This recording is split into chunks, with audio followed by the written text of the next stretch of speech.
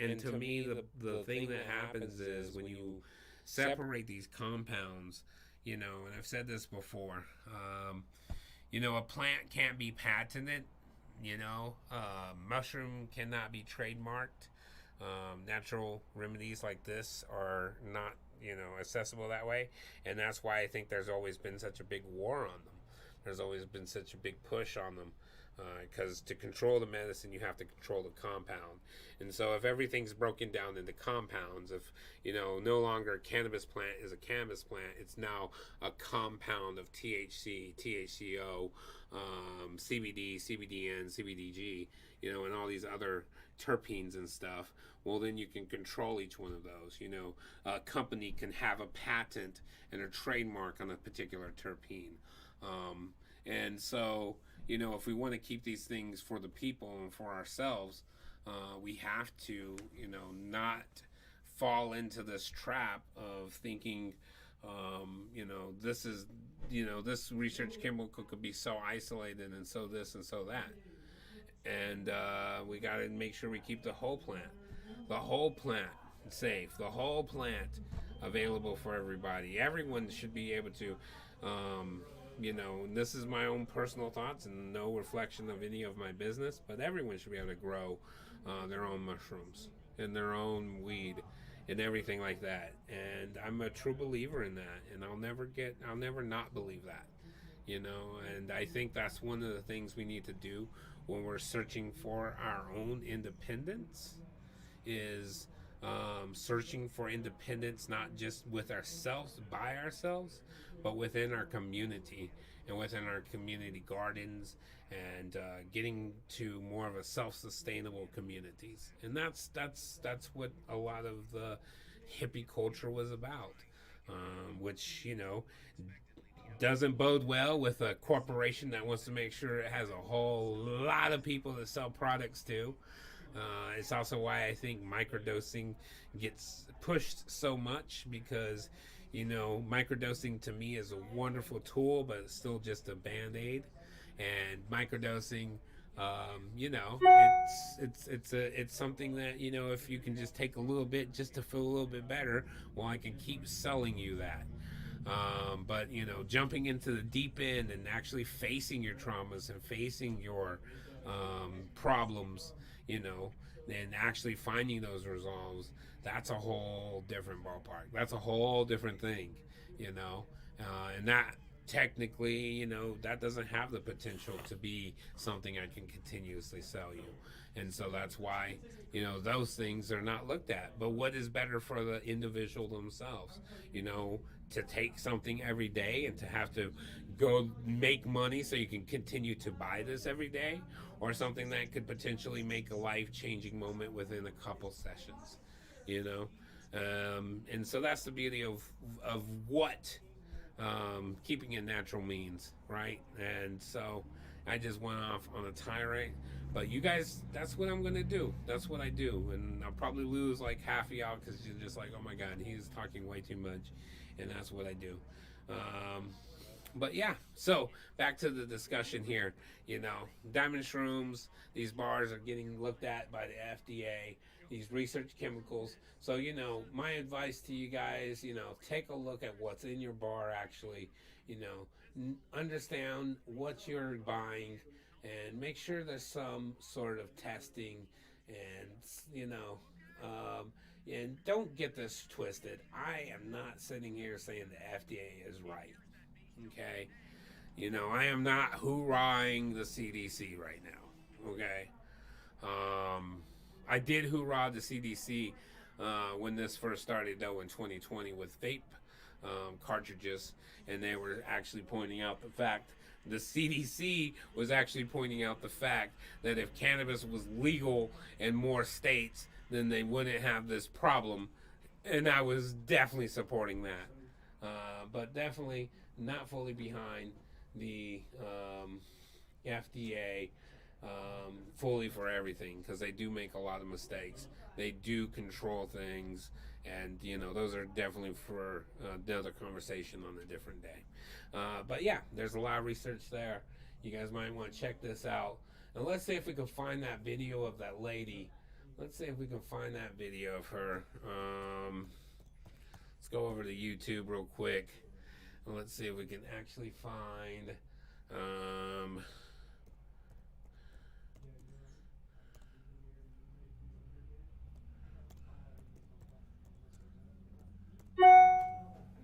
let's see if we can find. Let's see.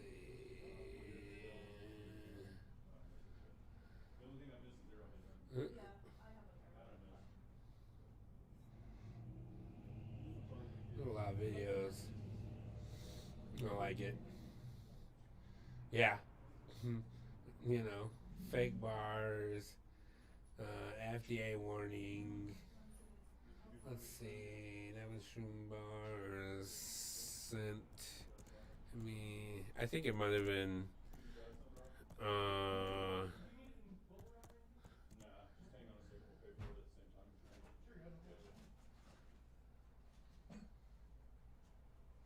yeah, I think it might have been a reel that they might have been on. Yeah, because I'm not seeing them.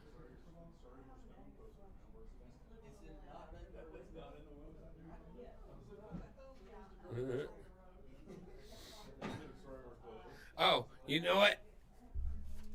Hang on here. Sai, grab this.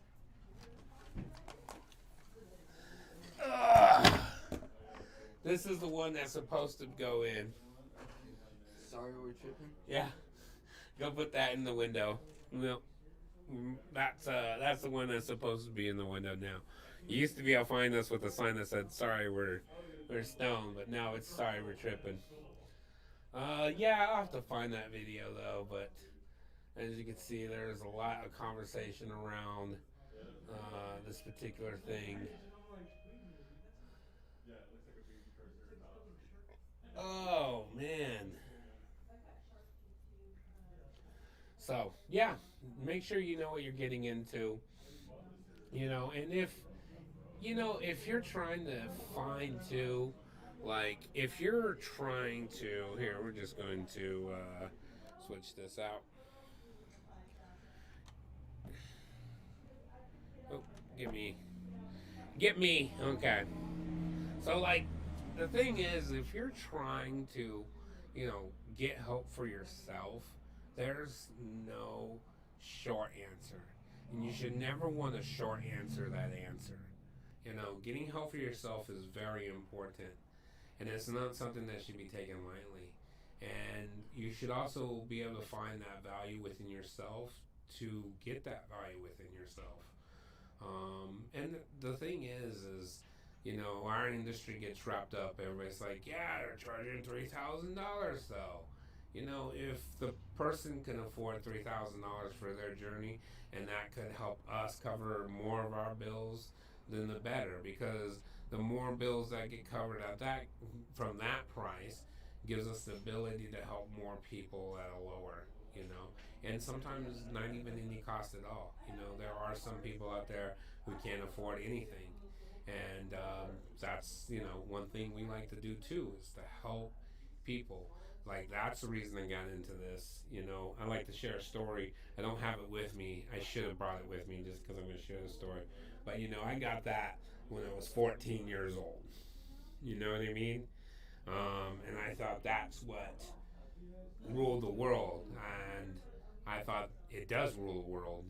It's not that I was wrong about that one, but I thought that's how happiness was achieved. You know, and I was wrong. I was able to get around enough people that had plenty of it, and I really quickly realized that a lot of them weren't happy. And so when I got into this, I got into it to help people. And that's my bottom line. And our first few months of operation have been wonderful, and we've seen some wonderful people.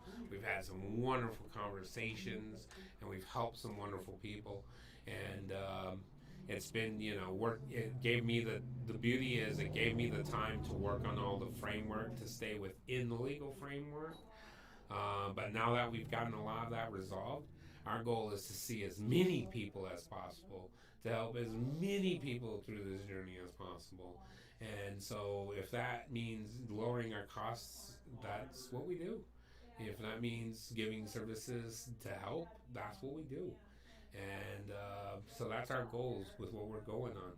And I've been fortunate enough to be able to have some partners that understand this, which I'm very thankful for, because the partners that pretended to understand this never came around and never worked out. So, and some of them did, and then we were able to get them bought out.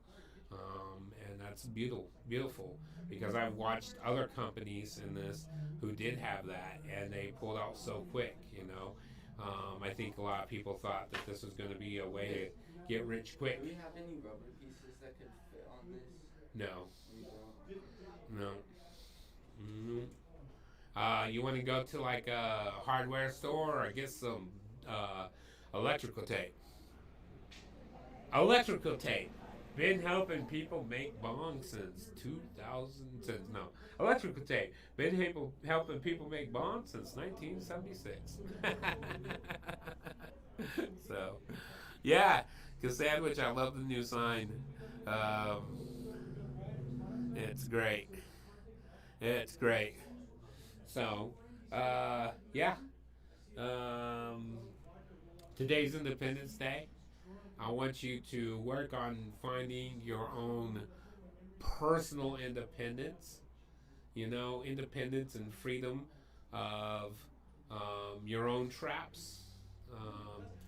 I want you to find the freedom from your own mind. I want you to find freedom from the ghosts that are in your minds. We develop these ideas of how we see the world seeing us constantly. We constantly spend a lot of time, creating narratives and ghosts that we see others seeing us as, or that we perceive, Like we could say, oh, I think this person's feeling this way or this way about this. But, realistically, these are all perceptions of our own mind. Alan Watts talks about this, the ghost in our mind. Actually, let's pop that up for a feed real quick. Let me do that one real quick. I don't know if I have it in this channel. Let's see.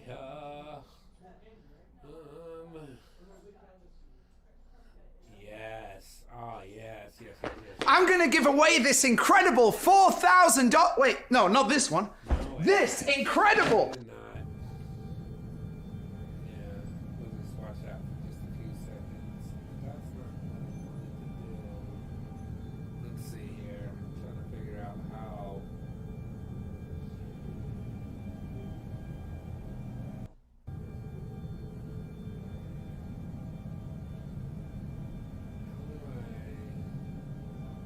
Why is this? Why am I not seeing my actual playlist? That's just like one video and a whole. I gotta fix the screen over here so I can actually see. Oh yeah, look at that. All the fun stuff. Okay, so let's go.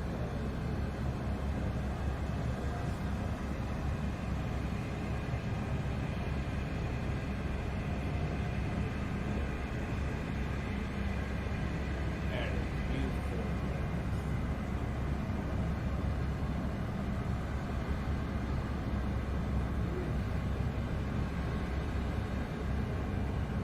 You got me questioning. Let me look at this.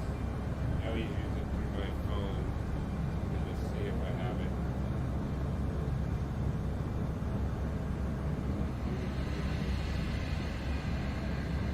Ah!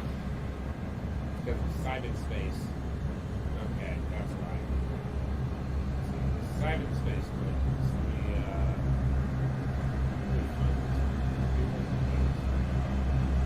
I really love this car. It's an Alan Watts. Okay.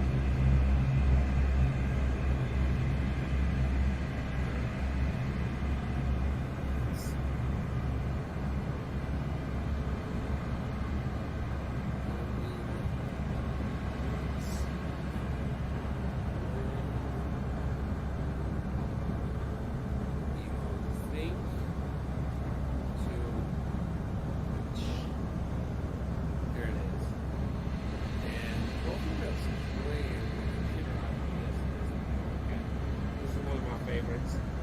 I hope you guys There is no problem of life in the sense in which we ordinarily use that phrase. And that seems an almost astounding affront to our common sense. Life not a problem. We see it as nothing but problems. We regard ourselves in a morning, noon, and night struggle to solve the great problem of existence. And for some people this problem is, why does the universe exist? For other people the problem is, how am I going to get enough to eat? And therefore, when you take it at one extreme or the other, who can say that life is not a problem? And yet here is the problem of life, in the sense in which we ordinarily use that phrase. And that seems an almost astounding affront to our common sense. Life not a problem. We see it as nothing but problems. We regard ourselves in a morning, noon, and night struggle to solve the great problem of existence. And for some people this problem is, why does the universe exist? For other people the problem is, how am I going to get enough to eat? And therefore, when you take it at one extreme or the other, who can say that life is not a problem? And yet here is this audacious suggestion that what we are bothering about is a ghost. It's something that isn't really there. One of the characteristics of neurotic behavior, is it's repetitive. The neurotic personality keeps going through unsuccessful life patterns again and again and again, and nothing seems to be able to stop it. The round, or the rat race, of birth and death, that is to say, of life as we ordinarily live it. Because it is a round, it is a vicious circle, for the reason that we keep trying to solve problems that are not simply overwhelmingly difficult, but problems that are not problems at all. They only look like problems. And so when we tackle, impossible questions, things go round and round and never come out. Now, take, for example, some of the many ghosts which haunt our minds.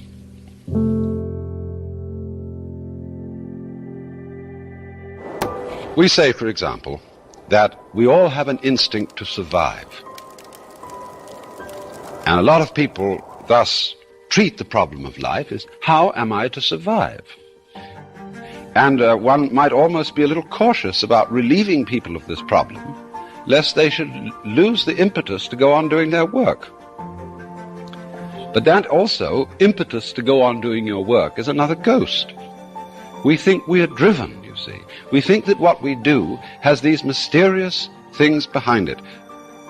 See, it's very important simply to keep your eye on what is being done and to describe that.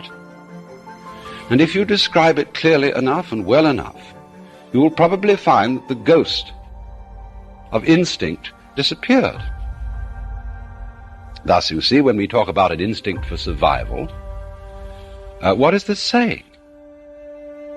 What is the evidence for the fact that there is an instinct for survival? There is no evidence except that, in fact, people survive until they don't. And this is rather odd, because what happens to the instinct for survival when people don't survive?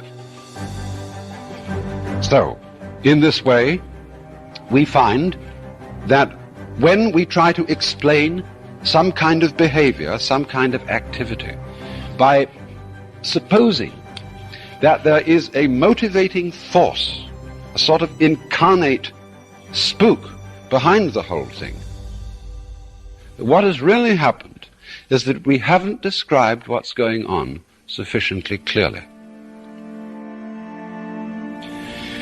Now, this comes out in another way. When we try to describe anything at all, and think that we are describing something that, as it were, exists all by itself, As I've often said, we are so bugged by the notion of stuff, you see, stuff acting, stuff doing things. But all that is, you see, is that the world strikes us as being material until we examine it closely. In other words, a distant nebula in the heavens looks like a solid star until you turn a giant telescope on it and you make out the clear pattern of a spiral nebula. In other words, the concept of stuff is a sensation that we get when we haven't examined things sufficiently closely, or when our instruments are not fine enough to penetrate what we're observing. But when the instruments are fine enough, what we get instead is pattern, and pattern is simply a form of behavior, of activity. Consider this in another way. Let's go back to the human organism and ask the question, well, what about its shape? How is it that a human organism is contained? All the organs are kept in by the skin. Well, we will describe, of course, the structure of skin and how it is that it holds together.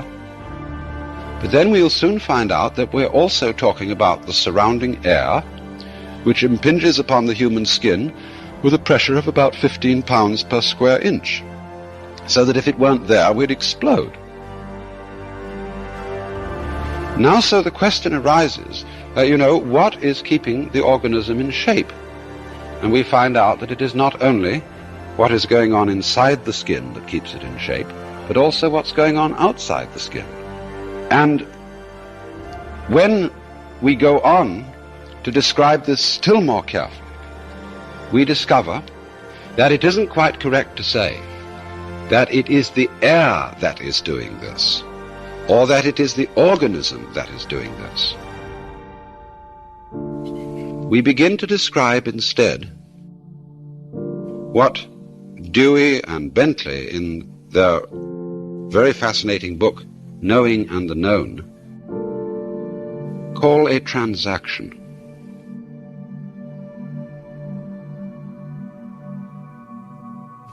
Now, that is to say, a buyer can't buy unless somebody is also selling.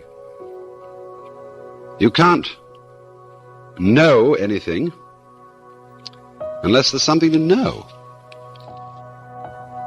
And this fact, you see, is constantly overlooked, that anything in the world, whether it's inanimate or animate, whatever it may be,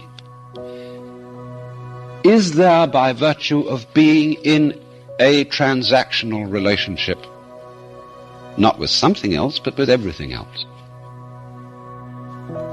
A human being, of course, has ever so many relationships. They're very complicated.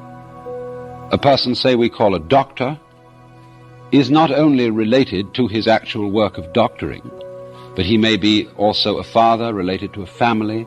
He's a citizen related to a community in other ways than as the doctor, and so on and so forth. And so we begin to imagine him, as it were, apart from his relationships, as a sort of constant, going through all these different relationships, and therefore in some way different from them all. But this, you see, creates a ghost. It creates a being independent of all the different relationships in which he finds himself, whereas, strictly speaking, he is inseparable from those relationships, and we can't eliminate them. We can only describe him fully as the entire whole complex. So that, in other words, every organism could be called the behavior of the field or environment in which it is found. Now, this doesn't mean that the organism is something pushed around by the environment, and is completely passive and inert, and that everything that it does is simply a response to external stimulus. Because in a way, the organism is part of its environment. After all, it is an object, a process in nature, in the cosmos, just as much as everything in its environment. There is really no way of separating the two.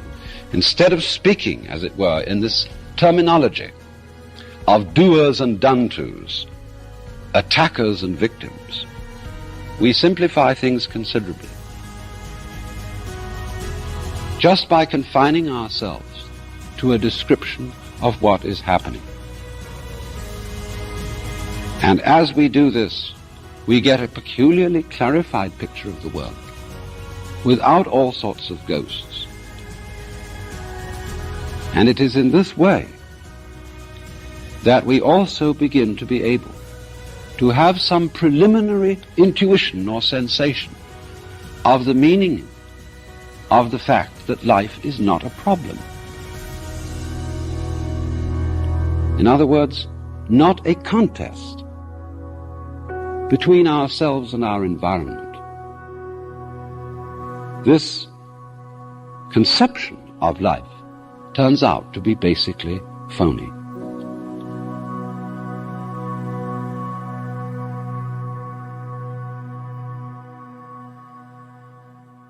Yeah, that's what I'm talking about. So, boom, back live. And let's make sure to, to give the channel, let me see here. I'm going to scroll, get my screen over here. And I want to make sure to...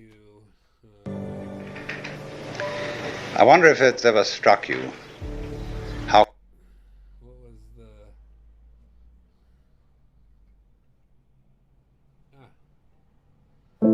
the... There is no... There you go. I wanted to make sure to, anytime I use someone else's video to get a point across, I want to make sure that I, point to their channel so they can, get some love too. I think I'm coming through on my audio. Yeah, you guys can hear me. In my bad breath here. My bad lungs. I probably got bad breath too, but my lungs are definitely not the best in the world. But yeah, so make sure to go check this channel out. Give them a subscribe and a like. Let's see. I guess I'm not subscribed on this one, so there we go. You got 3 subscribes from me now, bro. All right, so yeah, make sure to give them a channel a like, and check them out. So. I think Mr. Watts, he points out a really good point there, just as much as the world around us, affects us, it's all how we perceive it. And I think a lot of times too, that's why we're having these conversations, is because a lot of times when we see somebody and we meet somebody, our brains are trained to distinguish potential danger. And so if we meet somebody, we're instantly categorizing them and trying to figure out what they think.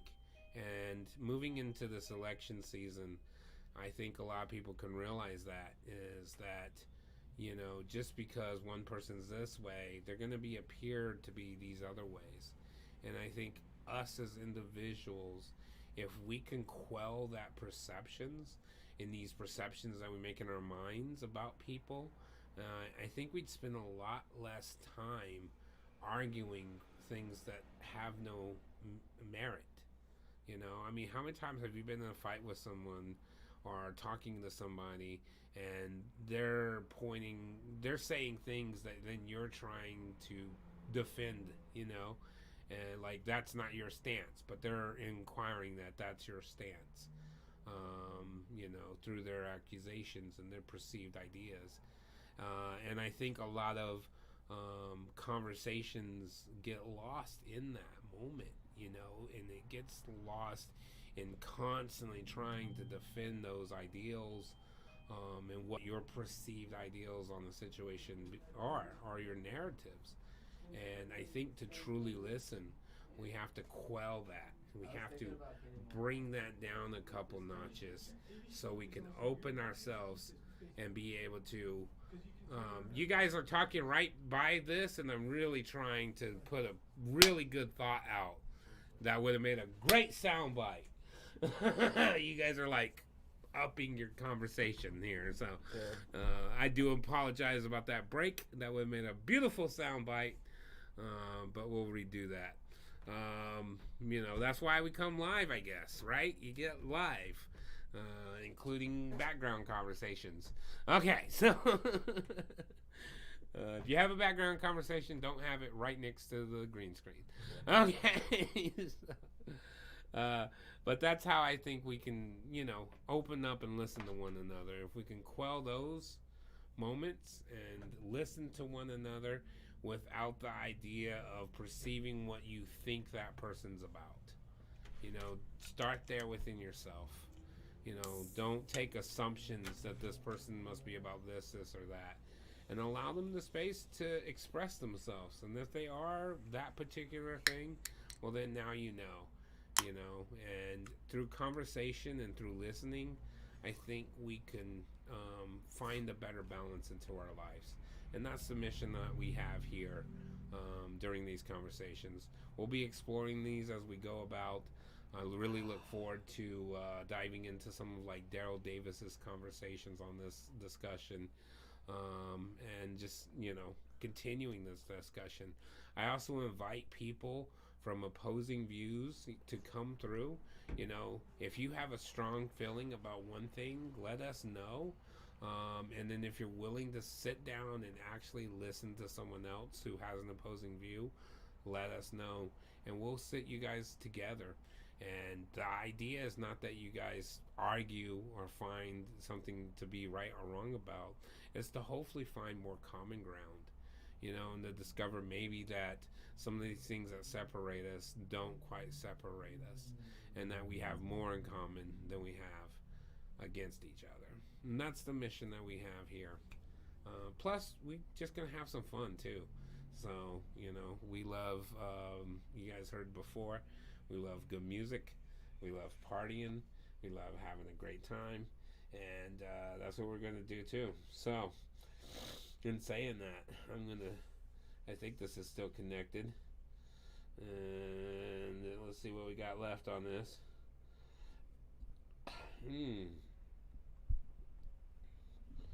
Oh, man. Yep. I don't think. Oh, I don't think I have it. Alright, but it's all good. There's a lot of good music out there. But yeah, we enjoying that music. The sad thing is we can't do a lot of music. But we actually, one of the things will be doing is DJing. So I look forward to bringing in the DJ sets. So we'll probably get that going live within the next couple of shows. And get that going. Sai, you got anything to say before we roll out? Enjoy your 4th of July. There we go. Don't do anything chaotic. Fireworks are dangerous. So, don't do anything stupid. Your hands could get blown up, so and be wise. I'm sorry I gave you that PTSD and trauma. Yeah. We'll work on that. Hey, mushrooms helped. Mushrooms helped. Well, definitely. It's awesome that my dad's a psychologist or a therapist, basically. We don't like to say therapy. We don't like to there say are that. some licensing requirements for this. Yeah. And even therapists aren't allowed to practice their therapy during psilocybin sessions. Yeah. So we like to say it's psychedelic healing. Yeah. Yes, psychedelic healing. For me and my journey, and I'll start sharing some of my journeys. My journey took 10 years to accomplish. And I watch a lot of my clients achieve a lot of things that it took me 10 years to achieve within one.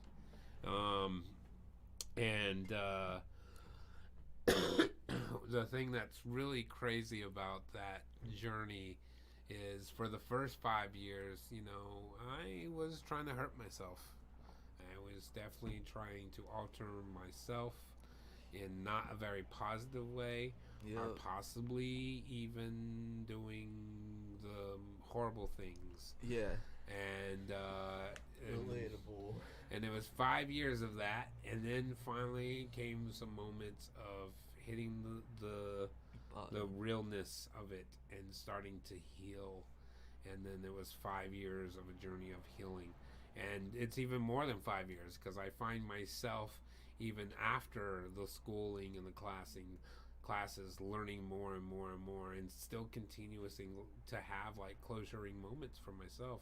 And we'll get into these stories and share them, because also too, this is a memoir for you, Of life. for you guys. It's Bronson. it's for Bronson. It's Hi, future self. I'm gonna tell my I'm gonna tell these, tell some stories of my life and what it took me to get to where I'm at, and this can be later on viewed. So I want to thank you guys for tuning in today. If you tuned in, Thank you, guys. we really appreciate y'all. Yes, sir. And we're gonna go out. Peace. Peace and love. We're gonna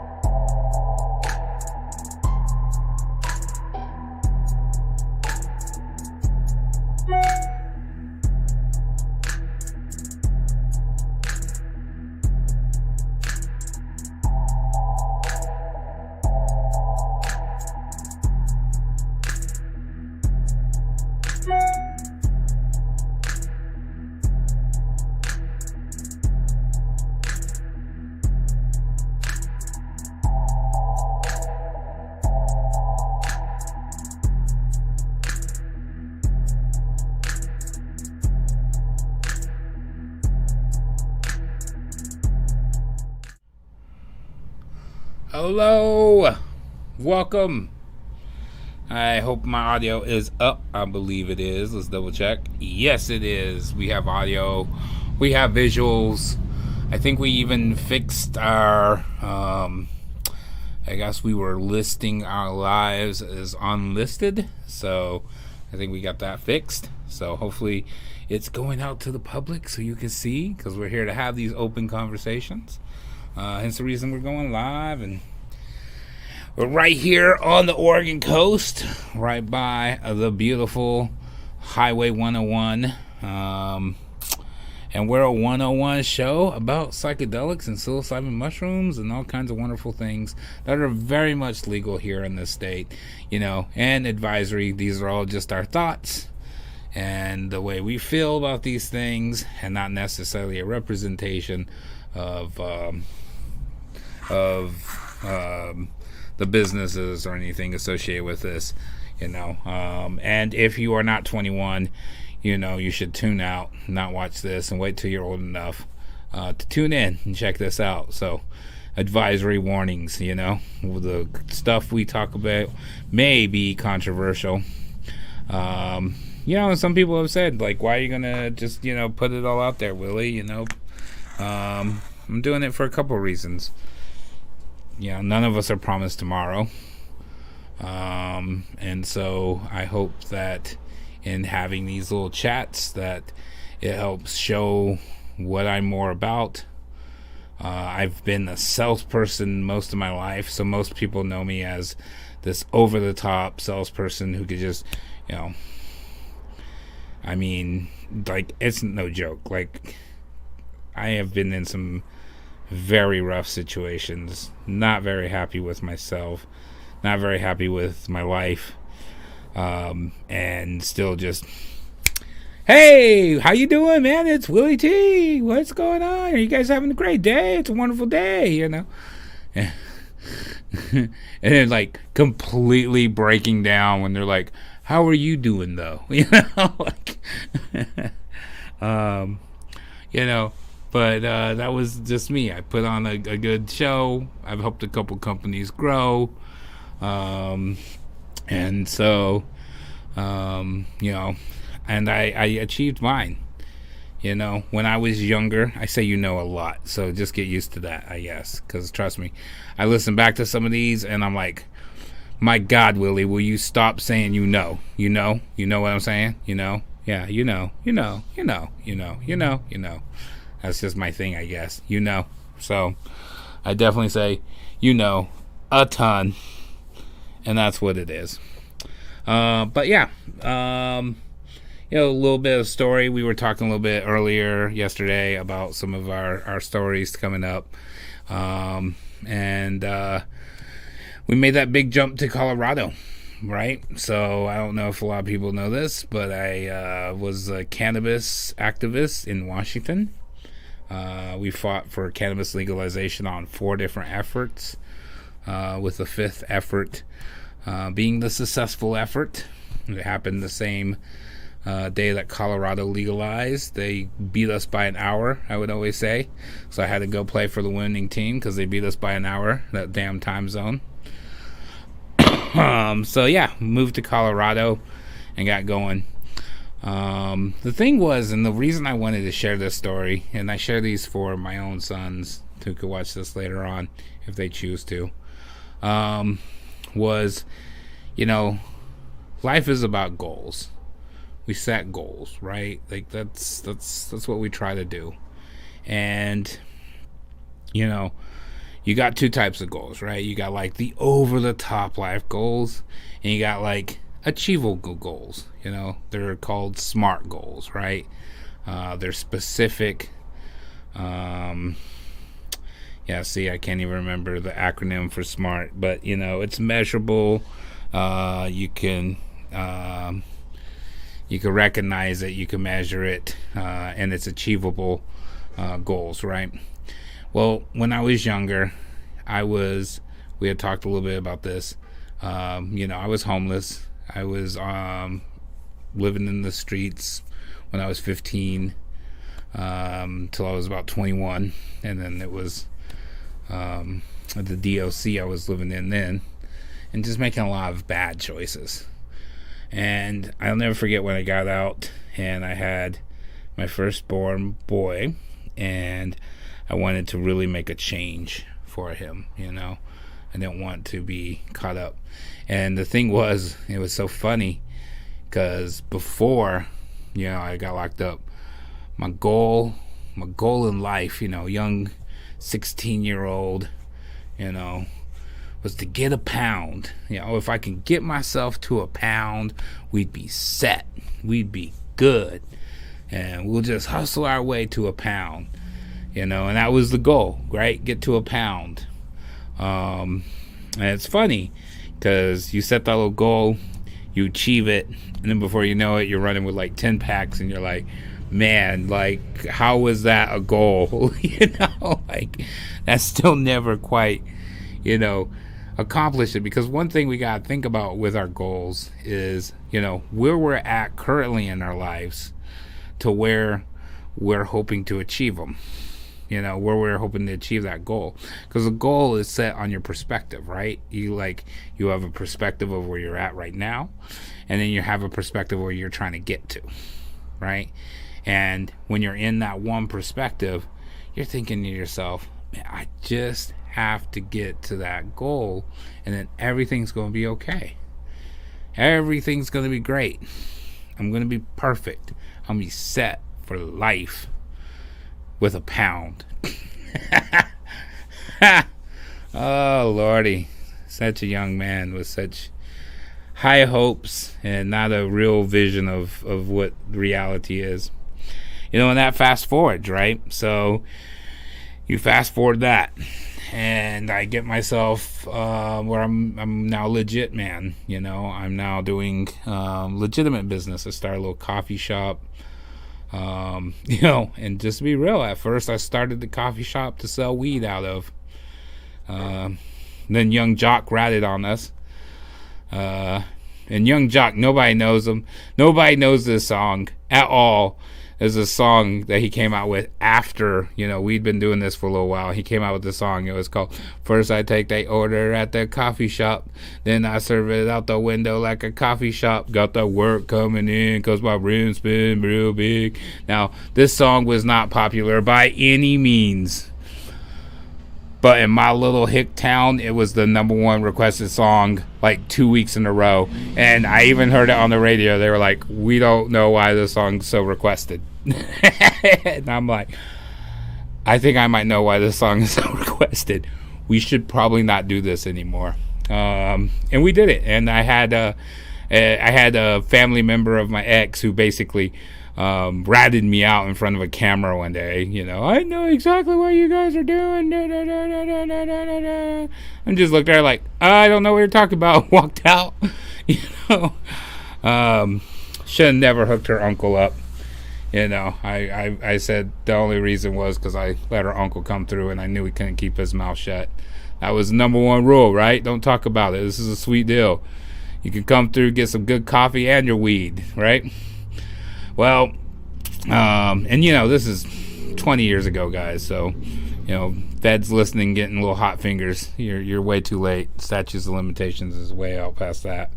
You guys already did your investigations too, because they actually uncovered that they were doing investigations, and so that would set the parameter for lawyers can deal with that. But yeah, so that was my first, you know, legitimate business, and then eventually my next goal started to form in my life, right? And I got my little store open. I opened up a little pipe shop right 2 doors down from the police station, with the goal of working towards legalization. People would ask, why do we open next to a police station? I would say 2 reasons. If they're going to come harass me, well, I'm going to save the taxpayer some gas money. And if me and this goes to the police station, I keep the tweakers out. So that's why we opened up. We did women's clothing and pipes and stuff. And that's where I started for my second goal in life. My second goal was pretty simple. I wanted to have a little shop on the coast somewhere. We wanted to live in some cool little cities. And we wanted to just kind of be in a coastal area and have a couple shops and live out the rest of our lives. And eventually, unfortunately, you know, even though I had achieved up to the point, you know, things happen. Construction projects, you know, people just not selling like I sold. And eventually, you know, this was also 2008, you know, and everybody's like, oh yeah, everybody stopped spending money, right? Like later on in life there. And so, you know, we put it all in to make legalization happen. I mean, it got so bad for us, we didn't even have a place to live, and we were like illegally living in the bottom of our store. And my kids were, you know, we were showering with a bucket. We had rigged up a bucket with holes in the bucket, and then a round shower curtain, and we would pour warm water that we warmed up on the little electric burner, to take showers, right? And then occasionally we'd sneak into a state park and take a shower there, and then we would put on suits and then go proceed to try a fight for legalization, you know, and talk and make sure that hemp was getting recognized in the legalization efforts and pushing forward for that. And those goals were set, right? Like we came out to the coast. As a matter of fact, I think I see my brother in watching, and I want to give a shout out to you, Jason. What's up, Jasmine? Good to see you guys. Thank you for tuning in, Jason. That's when I actually got to meet him over here on the Oregon coast. It was actually a little bit south from where I lived, and that's where I set my next life goal. Was like, okay, I want to have a shop in the coast. But like I said, things happened. So that goal got further and further and further and further away from me. And eventually I had to make that decision. And so I made the decision to shut down the shop. I took over a job in Colorado selling cleaning solution, bond cleaning solution. Really good stuff. But they ain't paying me, so they don't get no shout outs. Love the stuff. Love the product.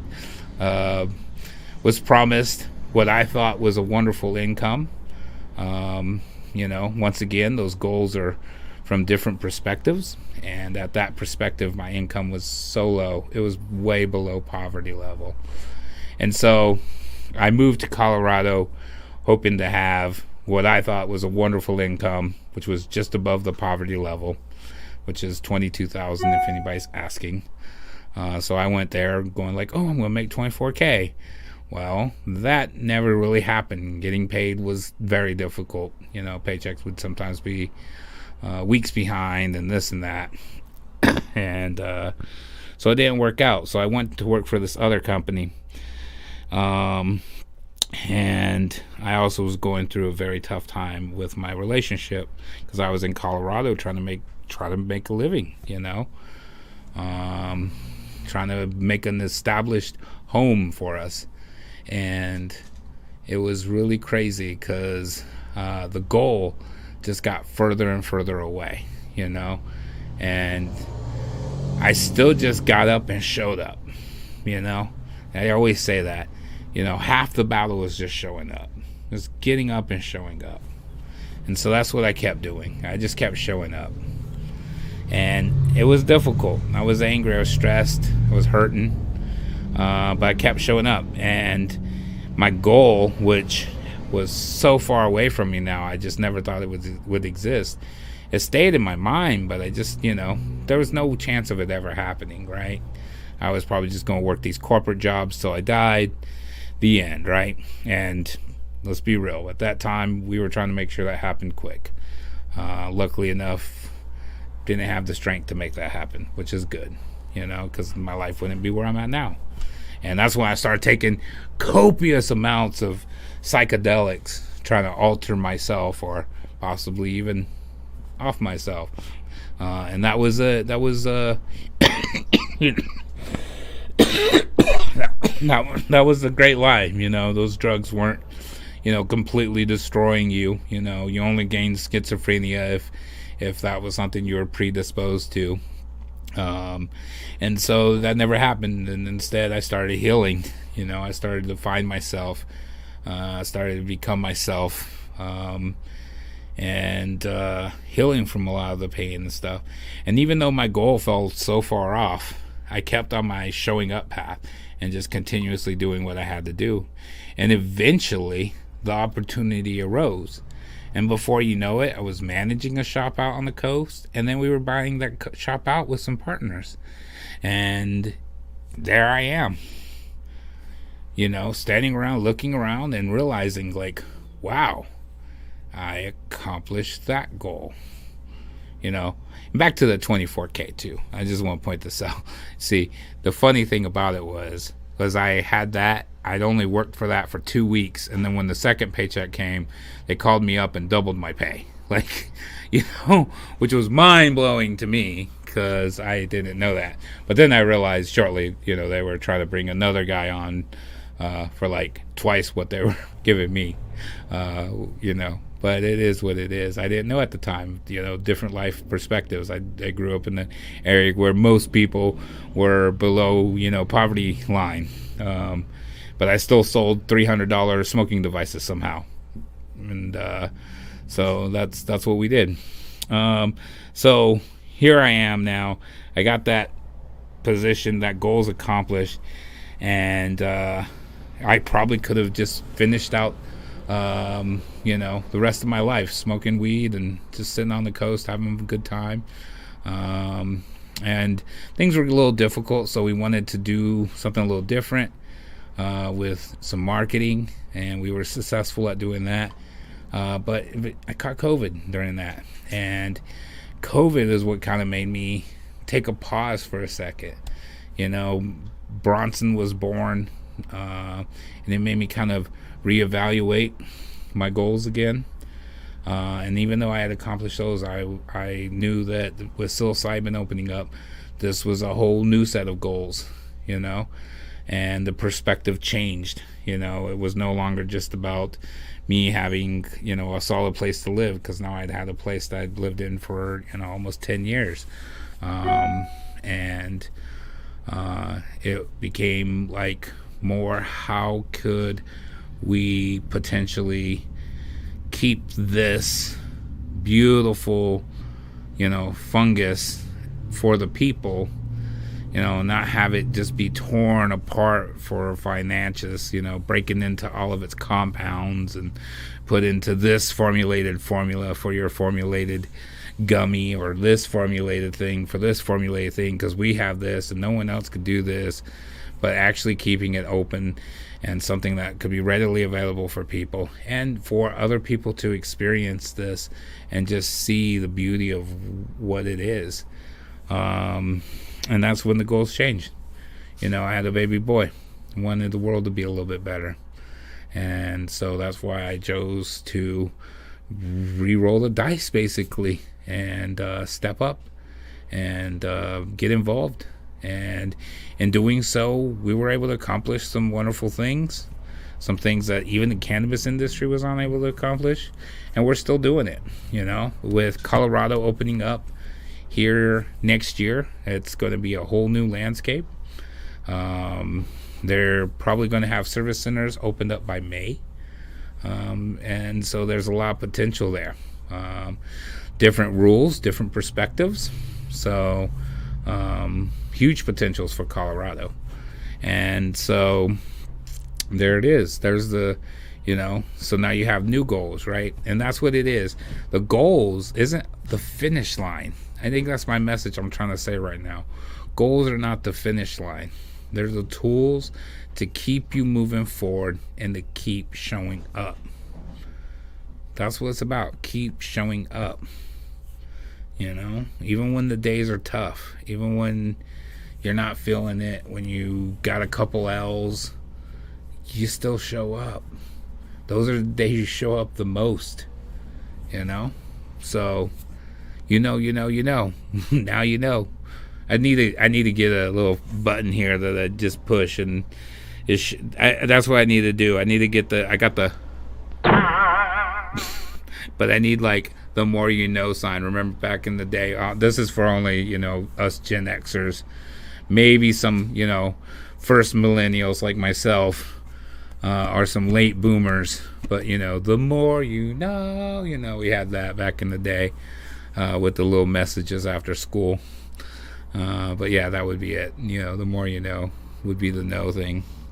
Yeah, so that's my message there. It's just goals. You know, we think of goals as like a stop all, everything's going to be fine, but just remember that goal line, you know, it moves, it changes, you grow, you learn, you become better, you know, and so you should always be striving to show up and meet the next goal.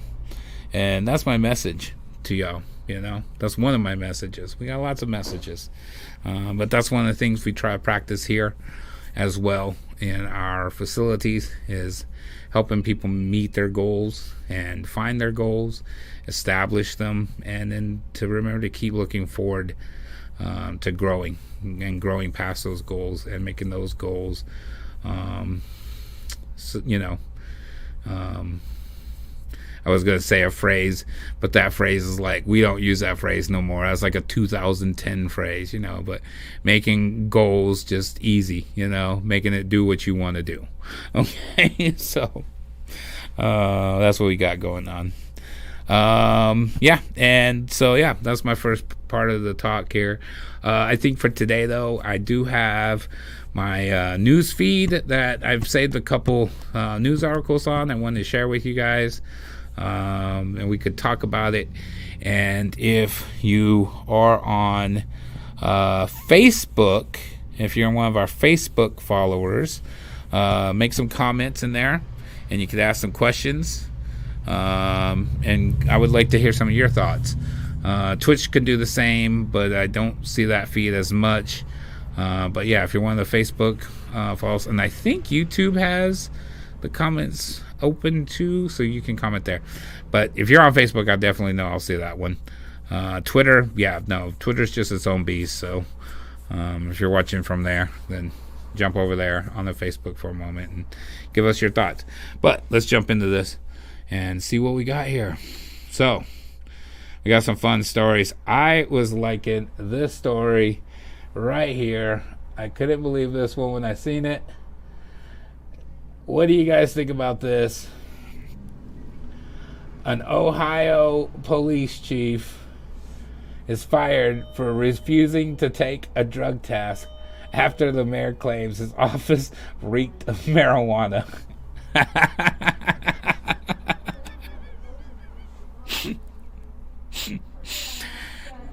Yeah. That is a great story right there, right? That story is definitely one that will have you laughing. Yeah. The first thing, here's a couple of the sayings in there too. The first thing that came out of my mouth was, "Who's been smoking weed in here?" The mayor of the tiny Butler County village wrote in a letter. He said the smell of marijuana knocked him off his feet. So I take it that police chief was smoking that good. We gotta take a moment to laugh at these things. But yeah, sadly he was fired because he refused to take a drug test. And so they fired him. And, you know, here's a moment of personal growth, because if you've seen one of our first shows, you know how I feel about this type of stuff. Give that man his job. Don't be taking that. That man has a right to be free of search and seizure, just as any of us, okay? You have a right to be free of search and seizure from your piss. Come on, man. When are we going to wake up to this? Like, cannabis stores in your system for like 35 to 45 days. And that's because our bodies love cannabis. I mean, we have a whole system called the endocannabinoid system. You know, a lot of people don't realize we've been eating like hemp and cannabis derived products for centuries of our life. I mean, hemp grains, and hemp was one of the main crops to feed cattle and feed lots of our animals that we would then eat.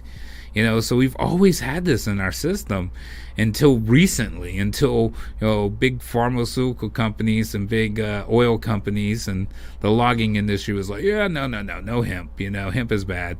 And so, you know, and you got to go for it. You know, you got to fight for his right to be like, hey, yo, you deserve the right to be free from your P2 officer, you know. So I think it's hilarious. I think it's a sad story together too. I mean, he claims the odor was coming from more than 850 grams of marijuana flower that the department had seized in a raid in March. But we know he was dipping into it, okay? So he should have kept his fifth. You know, he should have, he should be standing up for his rights. But that's just a fun story that I just thought was kind of hilarious and wanted to bring up. Here's another story that I really enjoyed. A startup using fungus to turn construction waste and old tires into a new kind of plastic. That is amazing.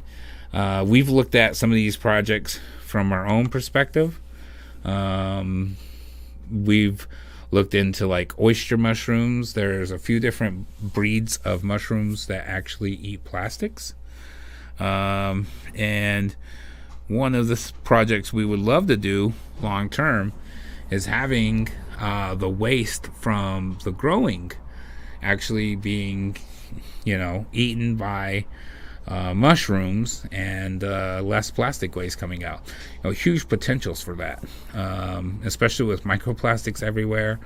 And then, you know, the mushrooms you grow with that could easily, you know, most people aren't trying to, you know, like they're not trying to buy plastic eating mushrooms because they're afraid of getting plastics inside their system. So, those mushrooms could be donated and used for like home, food shelters and things like that. But yeah, there's a lot of potential when it comes to this stuff. So this company right here, let's see here. No, we don't want to join their mailing here. But yeah, that's mycelium that's being grown and being made into these plastic bricks and creating these new type of eco-friendly plastics, renewable plastics. Yeah, and reducing, a few different things, reducing the methane produced from trash. Obviously, me being by the ocean, I really care about microplastics ending up in all of our sand and stuff, so that could reduce this. And there's just a huge potential. So, this is a great story to pick up on. Really enjoyed that one myself. Oh yeah, we'll save this conversation for another show, but yeah, that's a deep one, guys. So yeah. And I love this article. What was this article right here? Because the way they wrote it was like, you gotta protect the power industry. But like, come on, man. Wouldn't it is a good thing to, energy prices? Could you imagine not having that energy bill? Like, that would be just nice. Like, that would be life-changing for so many people. Producing enough electricity that the power grid goes into the negative. That's an interesting thought right there. That goes along with those plastics that we were talking about earlier. So... but yeah, that's a couple of news stories. That's my story for the day. Just want to share at least, one story on the journey. I think the next talk will talk a little bit more about Colorado and some of the fun things I experienced and how those journeys kind of helped me, how they started piecing me together, because at first it was just taking everything I could and staring off into the brick walls and then finding my inner self and finding that inner peace, and then eventually finding that balance to life, which is what now I'm still working on. Like, not being this big showman, like, oh, look at me, you can't walk past my booth without getting told hello. And I'm pretty sure a lot of my friends know that. If you've tuned in to the show, you're probably laughing because you're like, that's exactly how I met Mr. Willie T. So but yeah, I want to make sure to find that balance in my own life with that balance of, being the show and being like, hey, check these products out, check this out, to just being more humble about it and, trying not to stress over the dailies of the business operations with it and being more focused on the inner stories and the interconnectiveness that we see inside these sessions. People are really waking up to a new way of seeing life, and it's a beautiful thing, and I think we need more of that. So our goals right now are to actually reduce the barriers to entry and get more people to have these experiences, and that's what we're trying to do. It starts with education too, because the news has done a great job of making sure everybody knows that no one can afford this, but that's just a lie. So that's what it is.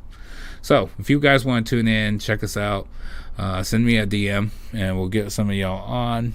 Tell your stories, tell where you came from, share some heartwarming stories or some heartbreaking stories, share stories of overcoming things, finding balance, and listening to one another. That's our goals. So thank you for taking a few minutes to tune in with me today.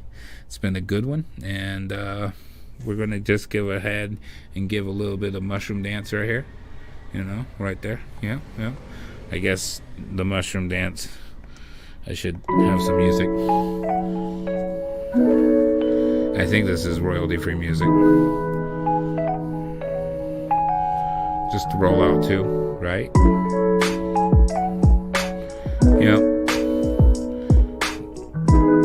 mushroom dancing buddy over here. So, you have a wonderful day. I hope everything is going good in your journey. And we will catch y'all next time. Peace.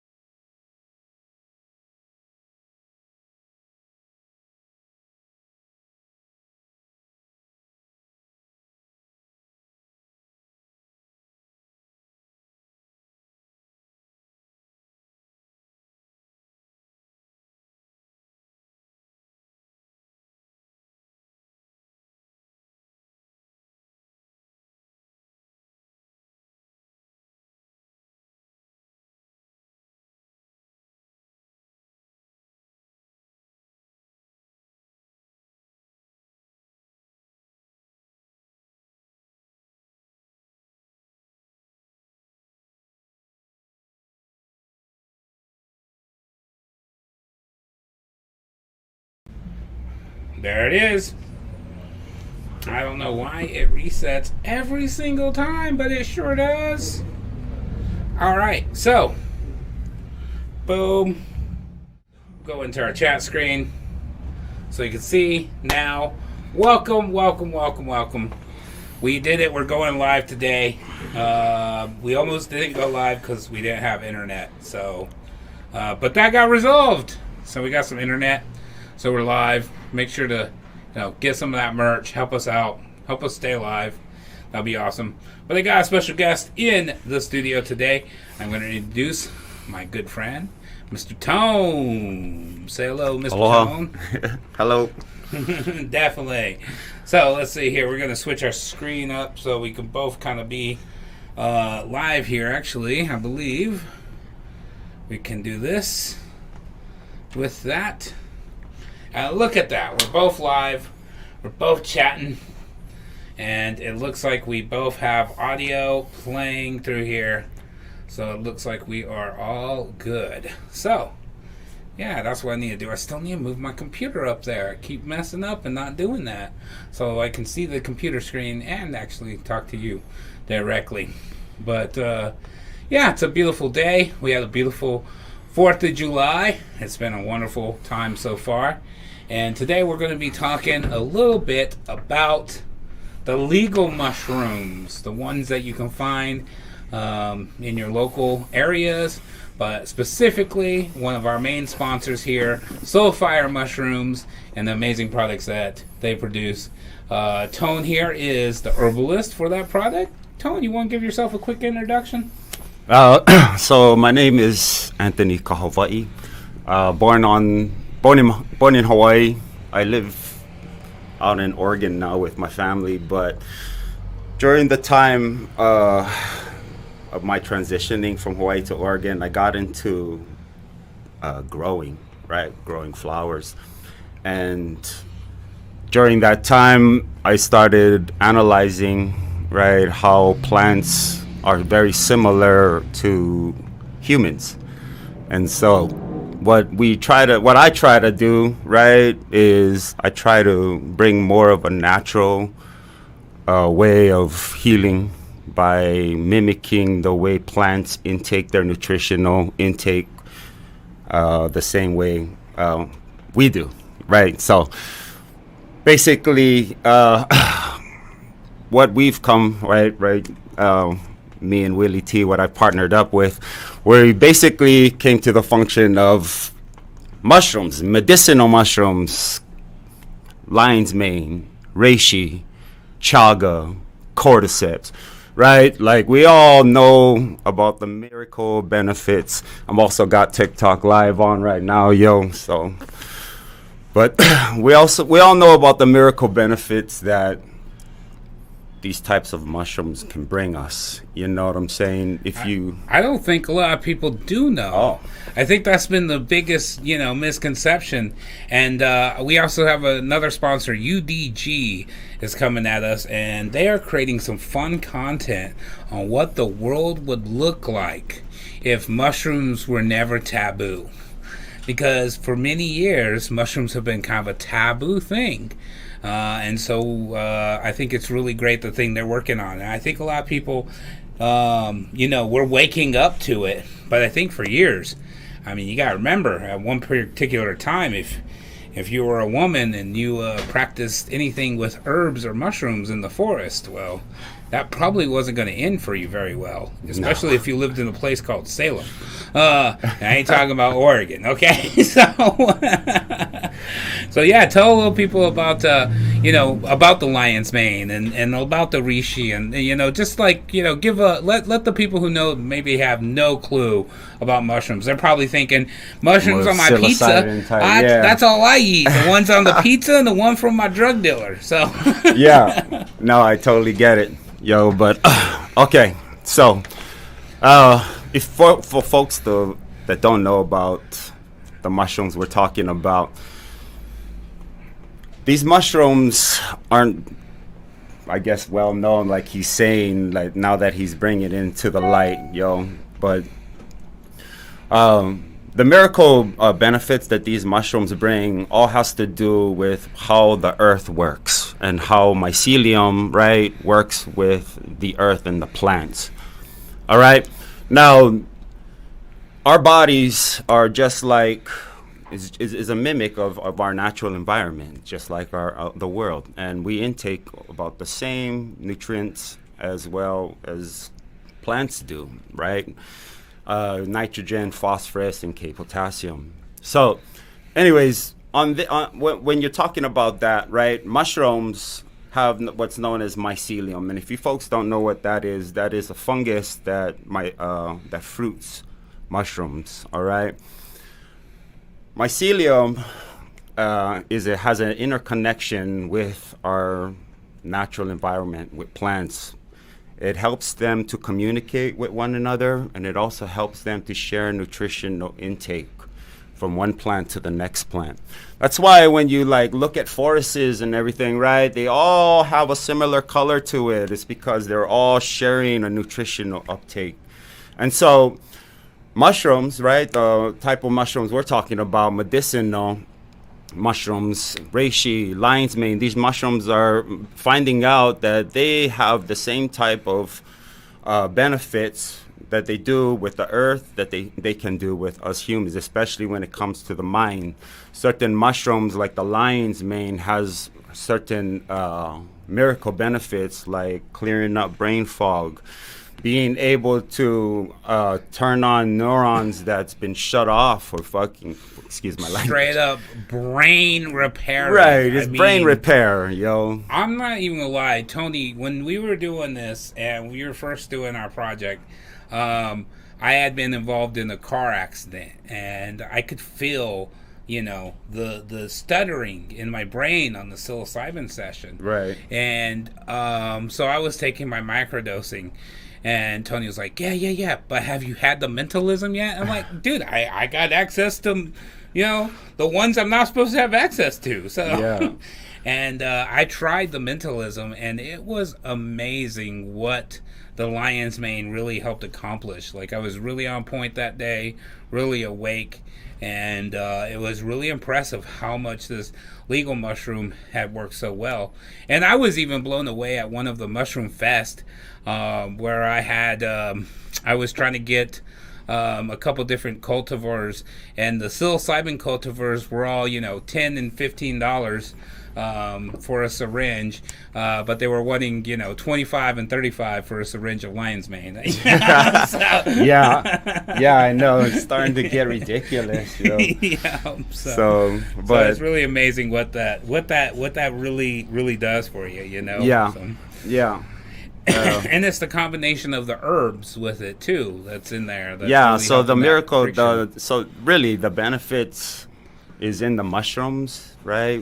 The miracle benefits, and what I introduce, right, is bringing adaptogen herbs like frictionized type of herbs like ginger, cayenne pepper, right? What we're doing is we're going to be releasing the factors of the miracle benefits from the mushrooms by integrating these mixtures so that they can cause a type of friction, right? It's like a pre-friction stimulated state, so that when you intake it, it's already starting to react. You know what I'm saying? So, because the one thing about mushrooms, or just about any type of herbal medicine, right?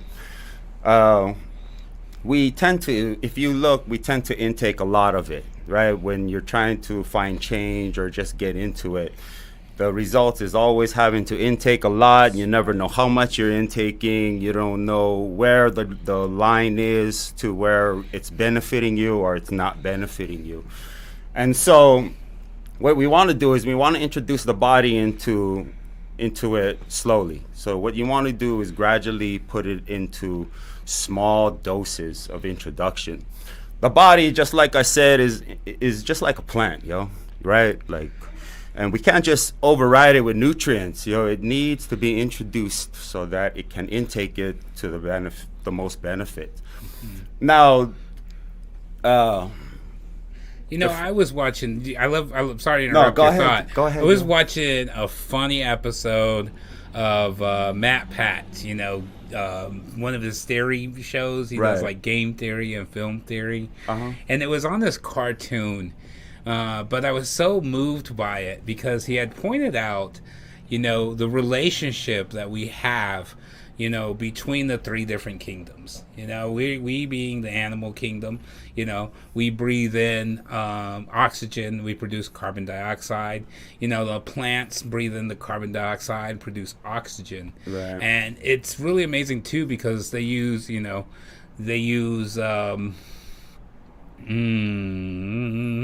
the word is slipping my mind. The plants produce sugars, right? Natural sugars, Right. And that's what they use. But see, to photosynthesize, and here we actually use that sugars to stay alive as well. Like the relationship between it all is so beautiful. Yeah, and it here is, mycelium is in between it all. Creating that cohesiveness and that working together. Right. Yeah. Well, it would only Glucose. make sense. Yeah, glucose. That's the word. Yeah. Well, shout outs to Cassandwich showing up. We appreciate you. Gotta get you on the show one day. Yeah. So, that relationship between us and the plants and the herbs, I think we've gotten so far away from that. We think we can create, medicines that just solve us. But a lot of these medicines are, less than 50 years old. Right. A lot of these medicines are, it's just barely been in human contact with us for the civilizations. And it has prolonged our living. But, can we equate that to the medicines prolonging our living? Or is it also just a basic understanding of how germs and bacteria works and being cleaner? Not many people are dying of dysentery now. Because we have decent plumbing, So that's a good question to raise, right? Well, one thing about it is keeping it a healthy state, Yeah. You know what I'm saying? We don't really practice the reliance of keeping a healthy routine, yo. No. So, you know, it's not really put out there. So what we do is we got to take it into our own hands to create it for ourselves, yo. That's why getting into herbalism is kind of taking your power, right? You're taking it into yourself and basically doing research and getting into what helps you and what is not beneficial and what is beneficial, you know what I'm saying? And not every herb needs extracted. Sometimes just a natural herb works Well, yeah, wonderful, yeah. right? No, definitely. Yeah. Well, yeah, what we do is the reason why we focus on mushrooms is because of the healing it does with throughout the body. The mushrooms don't have just a one area healing factor. They have a many level healing factors. All right. Now over here we're gonna talk about something known as the endocannabinoid system, yo. And if you don't know what that system is, I highly advise going and doing your research on it. But the system works as a sensory system within the body that helps to regulate and distribute your nutrition throughout the body where it needs it, right? Because as we start to age, this this distributor, right, starts to wear down within the body. So mushrooms, right, being that they share an intake with nature via mycelium through a mycosia of sharing nutritional intake within the plants, right, has the same type and similar type of way of doing it like the plants do. So intaking the mushrooms would create that kind of mycosia between body parts is what I'm trying to say. So you're basically upkeeping your body into what's known as what is that called? Homeostasis state. Yes. So that's a balance between the mind and the body and keeping that balance, right? And so that system helps to regulate the nutritional intake, keeping your body into a homeostasis balance. And so that's why like mushrooms bring out that potential, right? And you can tell adaptogen herbs because they work with that system. Now, you know, if you don't, you'll find other herbs that just have a focus in one area, right? If you do your research, on herbs, you'll find herbs that focuses on one area, but then you have herbs that'll focus on many, right? The ones that focus on many, those are known as adaptogen herbs, all right? Now, adaptogens is what you get in your stores. You know what I'm saying? These are all the spices and all of that is what's on the shelves. Because these are herbs that we know work well with the body to where the body can intake it on its own without the reliance of having to be on it all the time. You know what I'm saying? So that's why what we doing, me and my partner here, we take the friction from these adaptogen herbs, right? So where they won't harm the body. And what we're doing is we're causing a friction by putting them together. You know what I'm saying? So once you put them together, and I mean putting them together in a powdered, frictionized form, you know, getting down to, like I said, herbalism's you gotta think on a cellular level, right? Because that's where the change comes, and that's why it takes a little while for us to see results. So what we got to do is we got to be smarter with our supplements and think of ways to releasing the benefits faster in a more natural way. In a more natural way. Yeah. Well, it's like I studied how penicillin works, right? Just in Yeah. case, you know, things are getting crazy out there. And I was blown away to discover that the high doses of penicillin that most people are given for, you know, penicillin, amoxicillin, and various other, psyllins to help fight infections, like specifically lung infections and things like that, or tooth infections and things like that. And those are all fungus.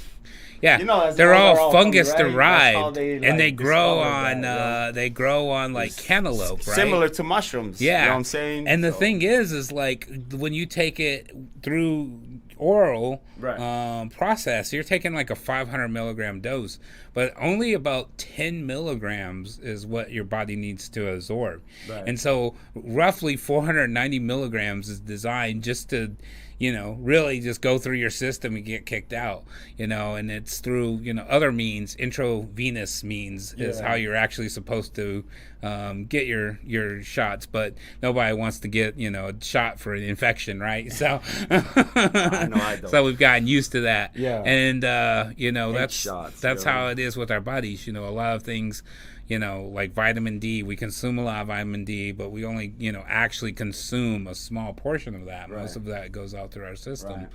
And so having that's part of the creating that friction and creating that exposure, so your body knows, hey, I'm going to absorb a little bit more of this each time that it goes through, Right. And so that's kind of what we're developing with the mushrooms, is that type of system with the mycelium network, right? Because the network is very similar to what we can do within us, and so that's the type of accomplishment that I'm talking about, right? Because it's an extra boost. Because the thing is that herbs and medicine, today's medicine, they have a clashing, right?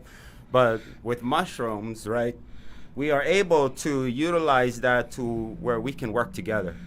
What I talk about is the distribution center between the nutrients, right? But it's not just nutrients, it's also your medicine.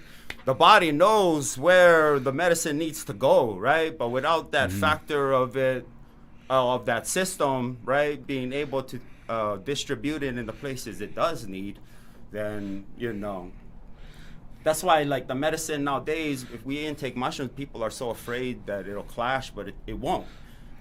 They actually will work together.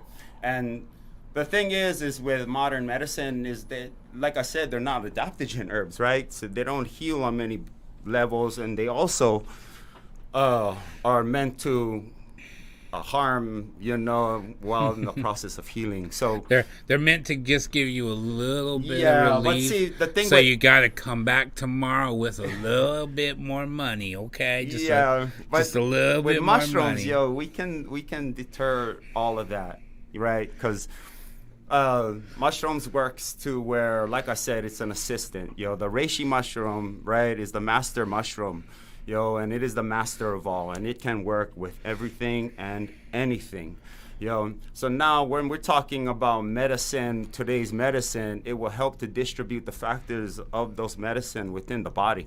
And not just that, but heal the surrounding areas where it's being caused. So like I said, the modern medicine is not an adaptogen, so it heals, but it causes damage to the outer layers, right? So that's why when you go and get medicine from the doctors, they keep having to give you more and more and more, because each one is affecting an outer layer, but the reishi, will help with the distribution to where it's protecting the outer layers, right, while the healing is being done by that medicine, that type of medicine. That's why, like, there's a way where we can all work together, like, I believe it, right? I believe in our modern medicine and the way we're doing it today, as long as it's meant to help the world. I don't agree with the prices, but that's why, like, herbal medicine is, like, really a way for us to walk, especially, Well, and it's a good combination of the two. It really is. I mean, you it's need the both, right? So. Yeah, like. And you also get in tune with your spirit. Like, I'm a very spiritual individual. I walk with the spirit, but I believe that nature is a more spiritual, that we can tap in more with nature through our spirit than we do trying to get physical with it. You know what I'm saying? We want to save the whales, yeah, cleanse your spirit, because the thing is that, we gotta learn to to cleanse ourselves so that we can, everything else around can cleanse itself. Because, there's the laws of nature will never stop overlapping and healing itself, Like, we come to a notion that we think we can heal everything, but nature already has that covered, All we need to do is tend to ourselves, So mushrooms helps with the opening of the mind so that we can come up with more healing factors. Lion's mane, chaga, cordyceps, these are all beneficial mushrooms. I would go into the healing factors, but the list is so long, You know what I'm saying? Like, list is huge, yo. And so, like, yeah, now that we know the list, yo, it's about releasing it, right? It's about focusing on how we can get it quicker without having to use chemicals. You know what I mean? So what I we think do, that's the biggest. I think there's an old Chinese proverb that we learned in school when I was going through training for the psilocybin services, and it was, the doctor does not heal you. What he will do is he will clean up a wound. He will sew the skin together so it's nice and formed together close by. But it's our own body that heals us. Yeah. The doctor isn't healing you, isn't forming new cells, isn't reattaching those, connections. Maybe putting a couple stitches in to make sure to provide the most opportunity moment to heal. But even if the stitches fall out, you still have the potential to heal. Yeah. And I think our minds are the same way too. It's all within ourselves. We just have to find the things that help us heal and help us provide the opportune moments to heal, help our immune systems to fight the things that are coming at us, to help our neural pathways reconnect. But it's all us that makes it happen. And I think that's one thing we need more of. The doctor isn't solving our problems. The doctor is just providing the most opportune position so we can solve our problems, so we can heal from ourselves, heal for ourselves. And the thing is that most of the people in the medicine is all by rules right now, the rules are made to keep people safe, and I get it. Our system though is designed on, it's also holding us back, is what I'm trying to say. Our system is designed for 2 books. And if you're an insurance company, you get paid by the diagnosis on 1 or 2 of these books.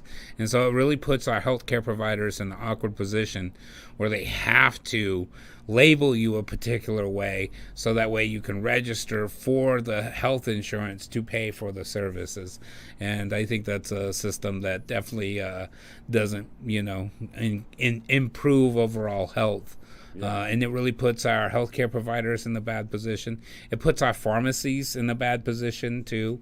And I think that just that system, doesn't necessarily work. But that's a conversation for a different day. I'm just making it more aware, about adaptogen herbs. Exactly. The thing is I'll be the one that talks smack on the system. I want people to be more on discovering herbs, but I want you folks to be safe, because the thing is that there's herbs out there that will definitely progress the hurt more than it would do the healing, You know what I'm saying? So what you need to do is be very selective, right? Because if you do not go with adaptogens, then you're going with one herb that's going to cause something, then you're going to have to find another herb to counter that herb, right? Yeah. So adaptogen saves all that mess, So, until you get more advanced into your herbalisms, stick with the ones that will work with the body, that is 100% safe. You know what I'm saying? And so, discover yourself, discover a new way of living. You know what I mean? And there's a great comment I want to read. Thank you, Crown. In America, doctors are our 3rd leading cause of death. That's why Big Pharma makes loads of billions and will not promote nutrition, because keep people sick and keeps people, by the way, sick and unhealthy. I think that goes with that's an old The Art of War opens with that conversation about a doctor who is well known and famous, and the other doctor is not as well known. And the other doctor says, well, I'm not well known because I tried to cure the sickness before it becomes a sickness. The other doctor is well known because he punctures veins and saws legs and does all this crazy stuff. I'm gonna be honest, I think that's how he's well known. I love them. I think doctors have a way of healing the world, except I think gotta be more open on the medicine, Yeah. I think well, our and states the theories, too, you know what I'm saying? The theories of it, because we're keeping us okay, let's take this theory for example, all right? Harmonic healing. All right, harmonic healing, You know what I'm saying? Right now, we're more into a chemical theory of how the body is healing and how it's intaking its nutrients, right? But we haven't gone into the functions that our body's made of 90% water, yo. Yeah. You know what I'm saying? The ocean, right? All living creatures are communicating through vibrational harmonic frequencies. You know what I'm saying? Like, that's real.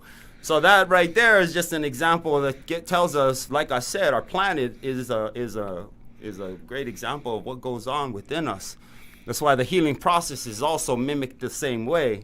You know what I mean? So like, we have to see our body just like an ocean, right? And so we're talking about vibrational type of healing.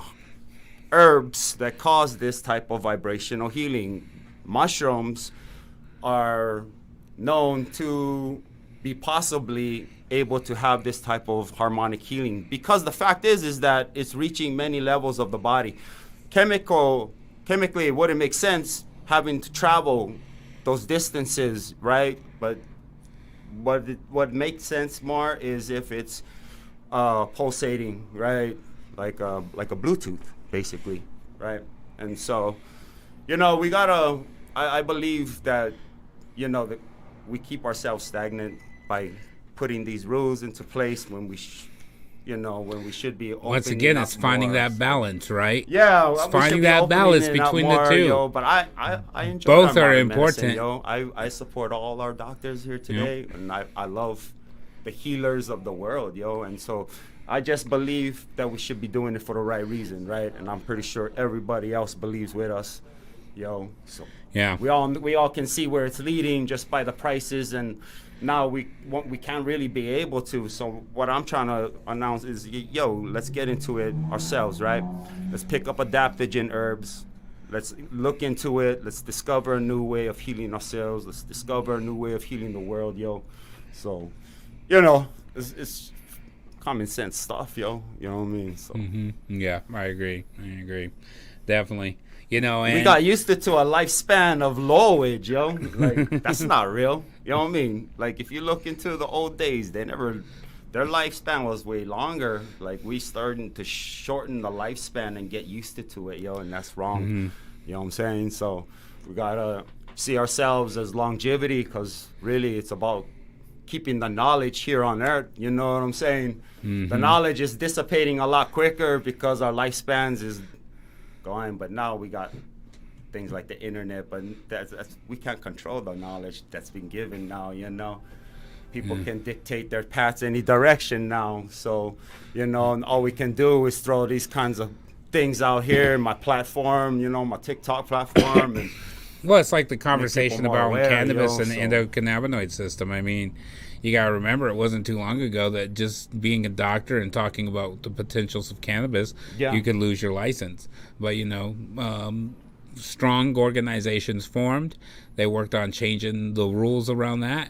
And now nurses and doctors are able to openly talk about cannabis use to a client without fear of being canceled or anything like that.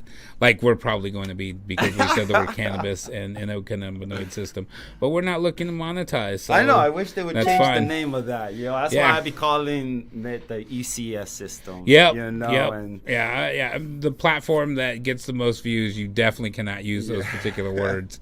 And I'm sorry if you're going to get kicked off No, because I realize no, you're we're on good, one right yo. now. Are you on Reels or Reels hasn't been kicking off as much no, lately. I'm on TikTok Live right now. Right. And I do most reels though, and I believe that the medicine of our herbs connects to the medicine of our energy. All right, so when I also, if you go on my TikTok, yo, I preach herbs and I teach inspirational influence, because they go hand in hand. What's yo. your TikTok? You know what I'm saying? It's Soul Fire Grower. Nice. That's the Soul Fire Harmonics, but they go hand in hand. Yo, you gotta in the old days, right? We just gonna talk some old traditional stuff. The herbs, right? They used to get activated through chants and songs, yo. You know what I'm saying? That's why, like, you see all these tribes and the natives and dancing around after they intake the herbs. They're not just dancing around because it is because it is a stimulation of harmonic activation, yo. You know what I'm saying? And that's real. You know what I mean? And that's the thing. That's the type of boundaries that's keeping us away from medicine that can be healing us on a factor of where it's truly beneficial, right? So Yeah, you better have a permit for that. Don't forget, you want to dance and do all that stuff, you better have a and permit. awaken the herbs, right? Yeah, you know? exactly. Hopefully we can see some changes in that in the near future. Definitely. Any difference between because I know there's a lot of products on the market, and a lot of products are using like mycelium only, which is, you know, kind of one step off for growing, because you have mycelium. That mycelium grows into mushrooms, and this mycelium is grown in like wheat or oats or some other type of mycelium grain. is Any see, thoughts that's on the that? thing with the mycelium that's being grown in the labs is we hear it kind of take away from the miracle benefits, right? Because of the nutritional intake. The forest is a lot more fertile with its nutritional intake. So when the mycelium is feeding on it, it's really actually taking in the real miracle benefits. So when we grow them in labs, and all of it is good, right? But it's just, you know, a lower dosage of it. It's just watered down, is like what I'm trying to say, yo. But when you grow them in labs, with just grain, you're just kind of taking in the nutrients that the grain has, and it's only it's a watered down kind of situation. But it's all beneficial the same, right? Yeah, it's all beneficial And the same. the thing with mycelium, is that we're still. But trying is there a to difference discover- between fruiting body mushrooms and mycelium produced products?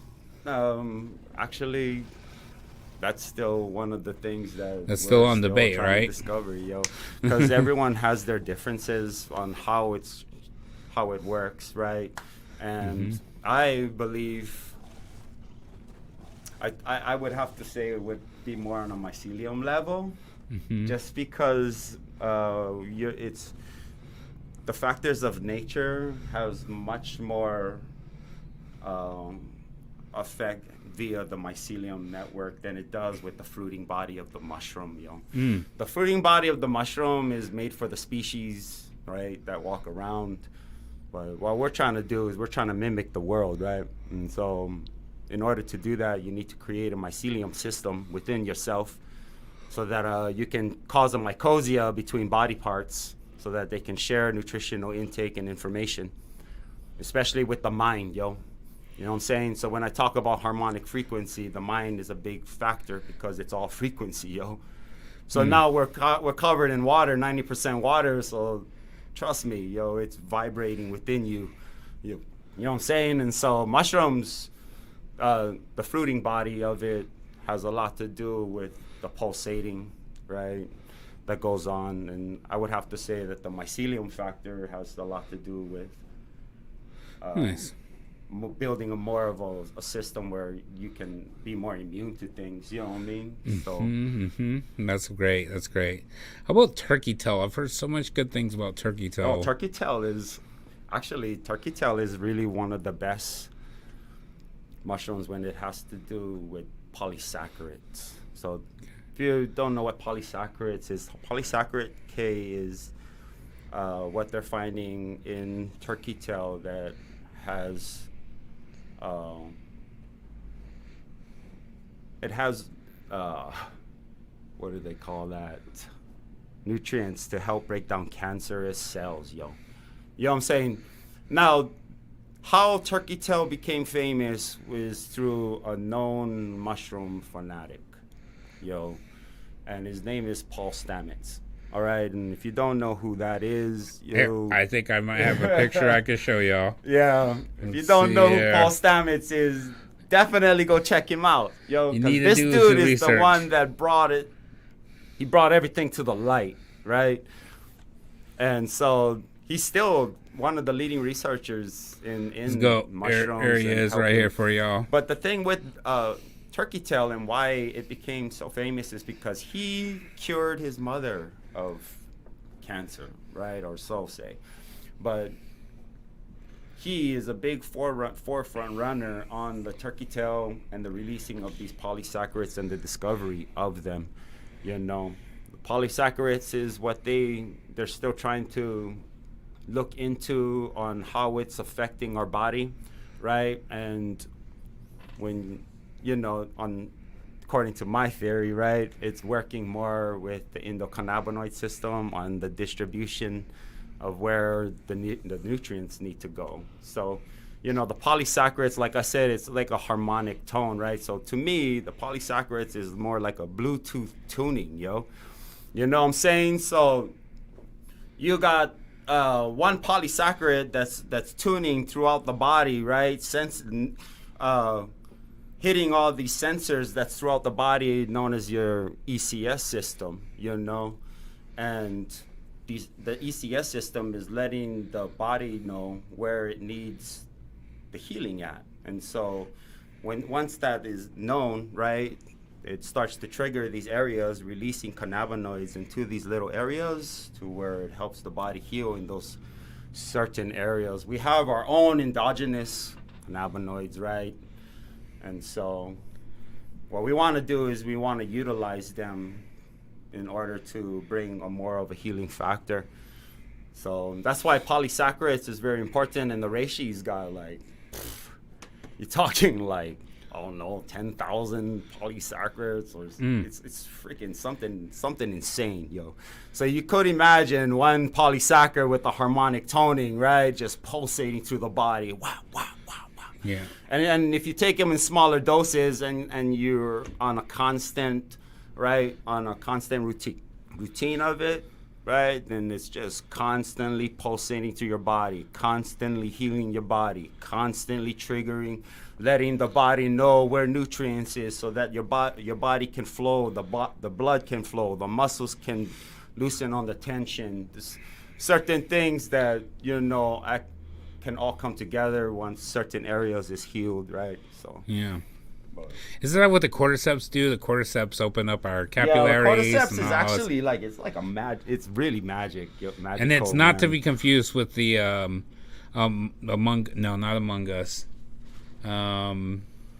The Last of Us, right? You know, it's not going to be the Last of Us, the one that eats us all. It turns us into mindless zombies. Turning you into zombies, yo. But yo, that's the same one. I guess Among Us could have been the fungus one, right? Too. Like, I don't know if you're a player of Among Us. It's this game where you're on a spaceship. It's so funny. Nah, yo, you could play it even in 3D world, but you know, you have basically a bunch of players, and then one of them is the imposter. And they get to sneak around, and the goal is to kill all the other players. Right. And it's kind of like Clue, but like a hyped version. But now that we're saying as like that could be the way that they got Among Us was a fungus. Yeah. Just like the cordyceps. Well, the cordyceps is pretty interesting, yo. Yeah, but it grows off of bugs.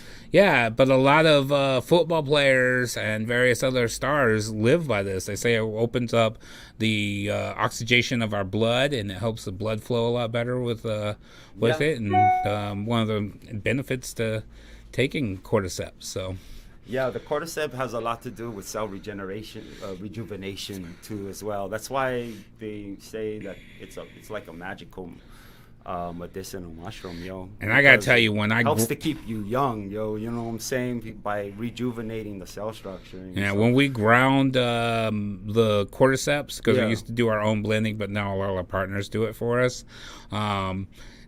It smells amazing. I don't know why, but it just has such a great smell to it. I really always enjoyed blending up that, but I'm glad now that our partners do all that, because it was a pain in the butt to grind up so many mushrooms. But the aroma is made to attract us, so it's like. We got some good information coming in from Crown here, and if you ever want to join the show, just message me. We'll get you in here, okay? He says drinking water is good, but eating your water can cure cancer. Eating your water from fruits, which is eating your water, huh? That's where we get a lot of our You know, like if you make like a compote, I really love a compote. You don't add any water to it because Right. the water is already in the strawberries or blueberries. Right. And so it just absorbs down into that, which ends up making your delicious Right. natural compote, which, you know, I probably don't need any Right. more of Yeah, that. hey, but hey, yo, I like that, But hey, though. I you love know, I that, like yeah. the table to farm, you know. That's yeah. a 2-to-1 combo, and, dude. and we live Killing near 2 birds with Tillamook, 1 so, stone. you know, I would consider Tillamook still, you know, farm to table just because that's where we live, you know. So but yeah, no, I love that. I had I recently just consumed a little something for the 4th of July, and I was actually chopping strawberries, and I was having like a whole thing with seeing the inner workings of the strawberry. I even held my little light up. It was like, and seeing the water and how it's held in its that thing. And it's really beautiful, like I said earlier, with the way we're all interconnected. The plants between us, the plants, the fungus. We all think of ourselves as like these single individuals.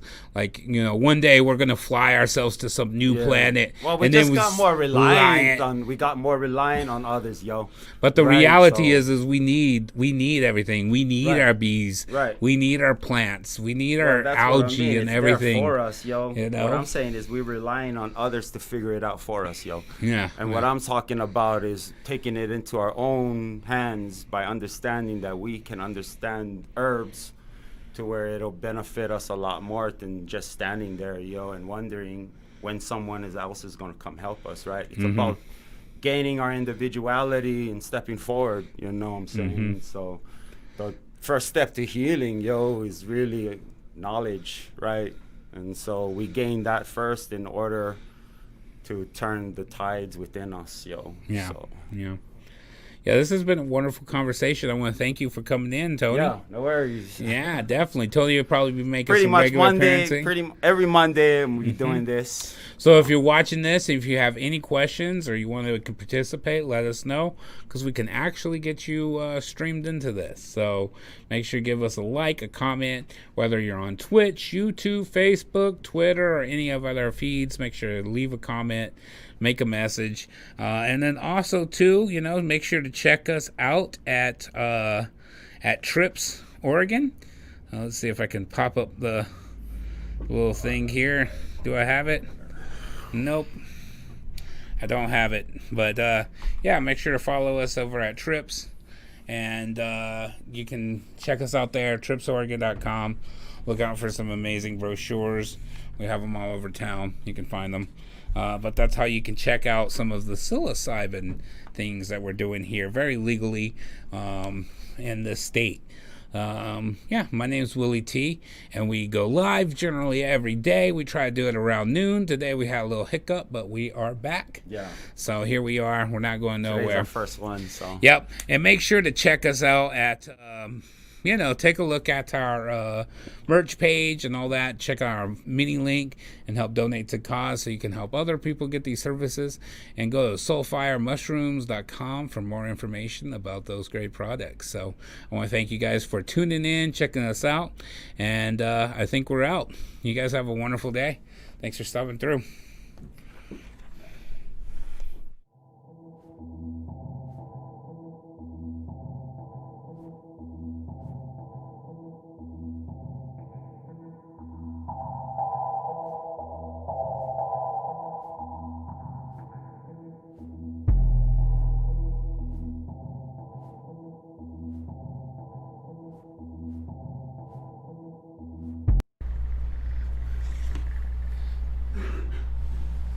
What?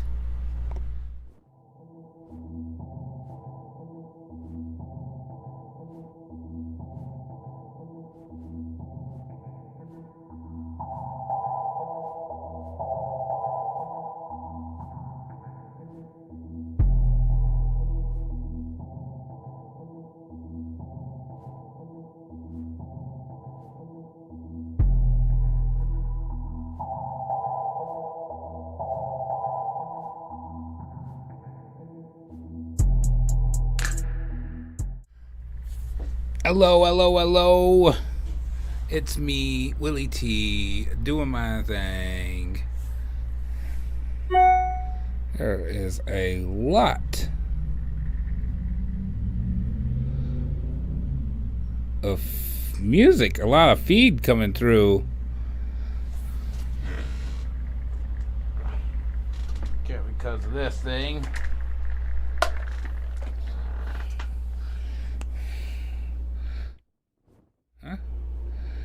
Huh. Let me plug in here and see what I'm hearing on this. Of course, we have outside where you can hear things going on. You know, that's part of what we do here. We're right on the coast, right on the highway. Let me turn on one of these feeds. I believe we got the feed set up so that people can actually hear us. Feeds. Okay. People can actually hear us. I mean...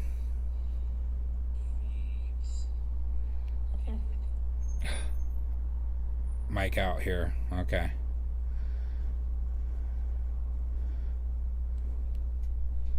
Mic out here. Okay.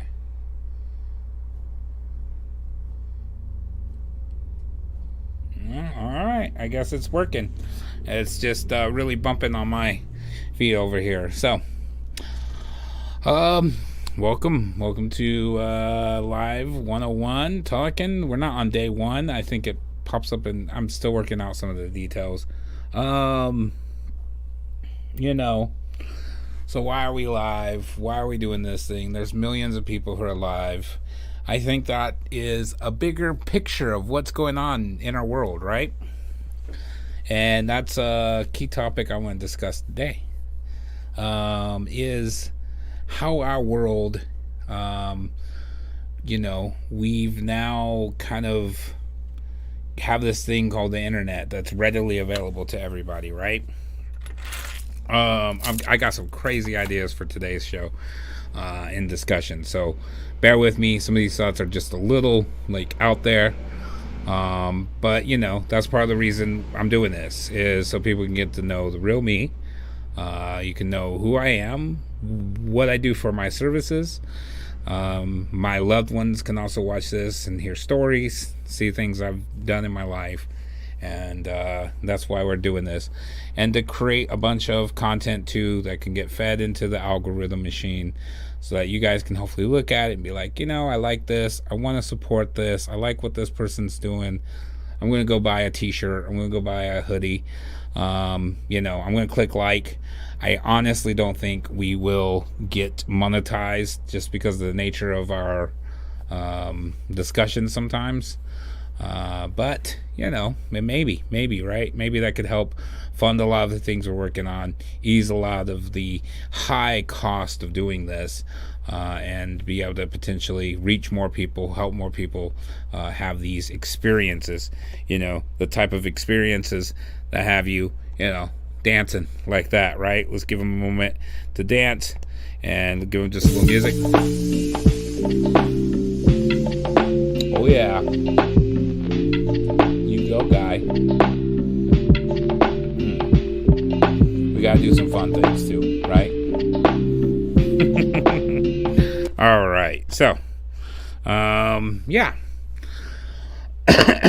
So that's why we're doing this, right?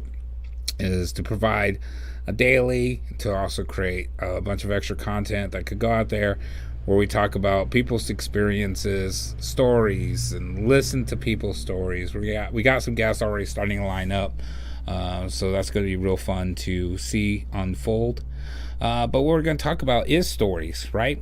Like, that's today's discussion. And I think, you know, and I've had this love-hate relationship with privacy. Being where I came from with, you know, the hustle we were doing, you know, privacy was a very important thing. You know, I came from the day and age where, you know, you left your phone at home. You didn't leave it in your car. You didn't bring it with you to the spot, because we aren't trying to have the spot blow up. So you leave your phone at home, and furthermore, you even take the battery out of their phone, right? Like, you know, that's the type of life I lived. And I found myself, as we fought for legalization, as mushrooms became, a conversation that can actually be had without fear of repercussions, too big of repercussions. Feds aren't going to come after us for eating a mushroom or two. But, now that's legally available, and now we're part of this legal framework, I find myself actually questioning the privacy and what it means for like social media and how we're creating this new ecosystem that rewards views, and that could be good or bad, right? Like there's people who view things that are positive in a positive light. Algorithms pick these up in other countries, they put those forward, and then algorithms also pick up other things and put those forward. That's the conspiracy for a different day. So we ask ourselves, like, what are these things? And I have this grand idea that I want to discuss today, and anyone could come on and argue with me about it if they want to. I love to discuss this topic with somebody. But I think what it is, and when we look at this, right, is stories are what we tell ourselves and tell others to be aware. It's education in a way, right? And I think in the beginning, like when we were just, cavemen on the hill, right? And then all of a sudden, we're making our own fires, and we're starting to see there's other fires on the other hill, on the other side of the thing, and we didn't know about those fires, right? And I believe that stories came up to start kind of working that control, and there was kind of the one storytellers, right? They were the ones who knew the stories. They would tell the stories. And stories, I think, were in the beginning a very truthful thing. Like, this is where we hunt, and this is where we stay. And if you eat this berry, it will kill you. And if you eat that berry, it will heal you. And I think that, the evilness of living beings eventually came into play. And it was like, yeah, we don't go over to that hill because that hill is full of a bunch of people who will kill you and not do nice things to you. And those stories started to come up. And I think, and I feel like the fictional side of stories came into play once we had, bigger contexts, bigger cities, bigger societies. And those people were trying to then create a narrative that made them, acceptable, and started to question the ideas. And that's why, you'd have kings and queens that would do horrible things, but no one knew about it, or they would just think it was made up stories. And I think in the beginning, like in these times that I'm kind of, hypothesizing about and talking about, I feel like they were stories that existed because not too many people could read or anything like that. And so the stories only came from a few sources, from the storytellers. Eventually, books became a thing. Paper, written ideas became a thing. And that was like the first, wave, the first renaissance, if you would say. And that's when people started to wake up like, hey, now every single person has a story. And now more people are writing their stories down. And as people started to be able to read, more people could see those stories. But it still was controlled in a way. It was only controlled by the manufacturers that manufactured the book, right? The publishers. Therefore, those were still controlling the narratives and controlling what stories were being told and what stories weren't. And then furthermore, we, fast forward, all of a sudden we have radio. And radio is the same thing. We're telling stories. Every person is telling their personal truth and their personal story, and more people are hearing it. But still, radio doesn't reach everywhere. It doesn't reach every story. And once again, lots of equipment evolved, and lots of technology that makes it really hard to things. So it's still in control, right? Eventually, TV and programming started up, and once again, same thing. Lots of fictional stories were being told, but also a lot of real stories. But the fictional ones were, better for ratings. And so there was a control over those stories. And then we get to this age that we're in now, where we have the internet. And the crazy thing is no one, they can control the stories in a way from algorithm, and they could kind of, depict which stories are being pushed to the top. But the reality is every story is still there, and every story can still get told. And what this has done now, it has opened up a world where anyone can see the story, anyone can see what's going on. But it's also opened the world of, do we even believe this story? Because is it something made up just to get the view? Because now we have this situation where people are earning a living from these stories. People are earning a lifestyle when they create these stories and when they push these stories. And it's up to us to decide which ones we're going to view and which ones we're not, right? And things that could happen, like the hot two girl over there, right? People are wondering why she's famous now, and I see it in people's comments and the ways that people say it.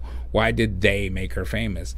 And I don't really think it's a they situation. I think it's us. What have we watched? It became something memeable, and therefore it was funny. So it was funny to watch, funny to tune in, funny to catch, right? And so more and more people turn their eyes to it. And of course, when that AI algorithm picks this up, they're like, let's feed that. People are picking this up. Push it to the top. And that's how this whole thing works.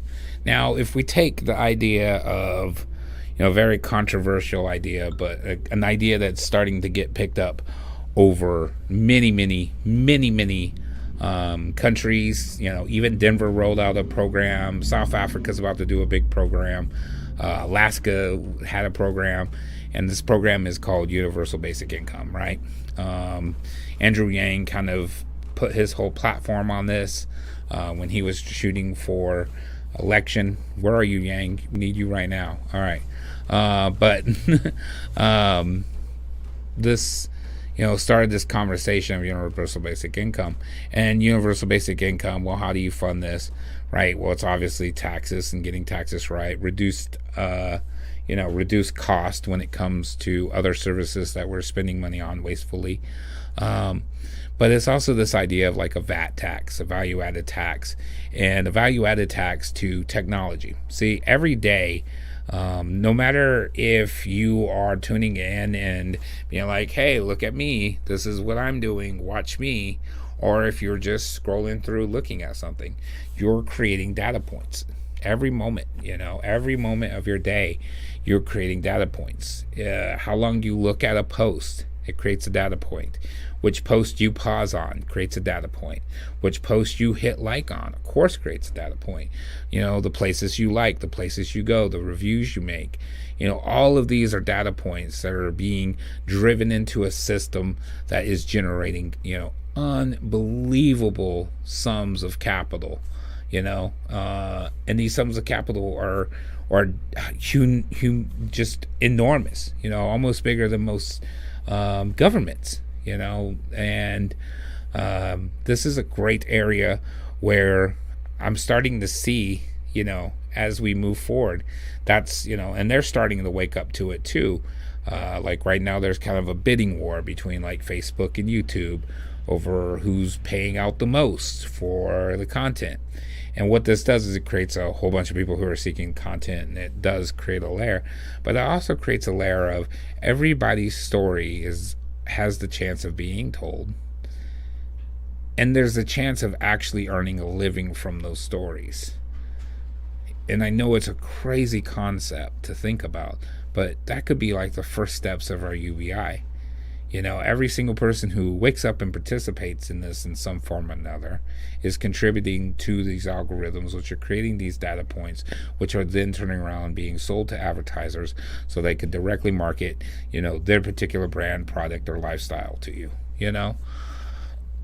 And these data points that are getting created are generating revenue. So why not get paid off of these data points? Why not be paid for being part of that viewing audience, or of course then getting paid through your likes and your content creation, and that's a beautiful beginning in a way, right? And we as people, then we have to decide which content we're looking at, which content we're actually following and enjoying, to highlight that. And I found a new trend too. I find myself following and liking random people in third world countries that I have no idea who they are, but I find myself liking their content and hitting those buttons, making sure to give the video a full watch, even though there may be some language barriers, because I know they're doing this to make a little bit of funds, and they're doing it just to make a living, just so they could survive for another day, not get a Rari or not get anything super fancy, not have a mansion or some content creation house where you do the most wildest thing. They're just doing it to get a little bit of bread that day, and then that's the beauty of what the system has made in a way. And so when we look at this, we got to ask ourselves about the privacy, right? And I think if you're willing to completely forego your privacy and give everybody a complete viewing in your life, and in exchange you're getting a return and you're able to live that life, that's a fair exchange. And I think we would benefit more if more people jumped into this, because really when it boils it down, and when you boil down, and I've had to ask myself, what is privacy and why is it important? Of course, when I was hustling, privacy was important, because if I wasn't private, well, then I would go to jail and I would be away from my family and they wouldn't be able to eat, right? I think privacy for a lot of people, say in the LGBT community, or they're not in that community, but they practice that lifestyle and they don't want people to find out, because that judgment comes around, right? If people find out, and so they're trying to be private and hide that, right? And I think privacy comes from other people who are doing worse things, and they want to protect their privacy because they are doing horrible things, right? But if we were to truly get to a position in our world where we could truly just be open and not judging of one another, not judging of someone's lifestyle, oh, this guy just wants to smoke weed and live on the coast, he's such a bad person, he eats too much, he's a bad person, which is funny because I don't actually eat too much at all. I was homeless for a long time, and it's funny. I do eat a big meal, but there will be a day or two I don't go without a meal. I don't know. I'm messed up in some way. I have a beautiful lady who has been helping me change that, and that's a discussion for another day. But that's the idea. You see me, you look at me, you instantly think this. You don't know my story, right? And it's not until we could look at each other's stories, and in a world where we could open up like this, and where we could know that some of our basic needs could be met if we just be transparent and say, hey, here I am, this is what I do, this is who I am, we could probably find a more balanced world. We could probably uncover the ones that are doing the horrible things that everybody accuses everybody of doing, and if you choose not to be that, you can choose not to be that. You could just be off of that grid, right? But that's just some of my thoughts on where social media is going, how social media interacts with human beings, and how it interacts with the stories that we tell ourselves, that we tell our friends, the stories that are made up to get you to look, to view, to see, and we need to support the ones that are or being transparent, being open and available, and we need to there's no turning it back. Like, Musk said it, right? The cat's out of the box. We have opened Pandora's box. Technology is a reality, right? Do we, as a society, try to have saviors hold that key?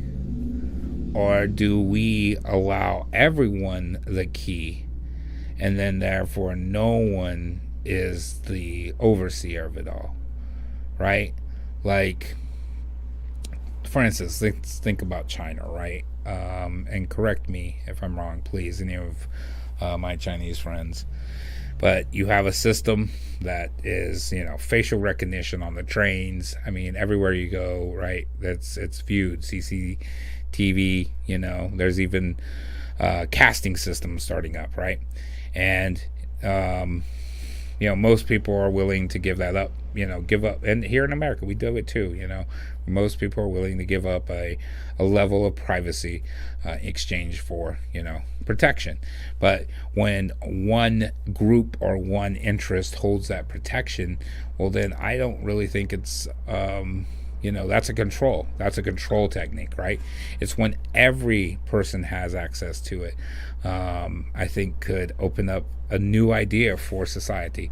Like when imagine that, but I could see some, bad actors using it for bad things, right?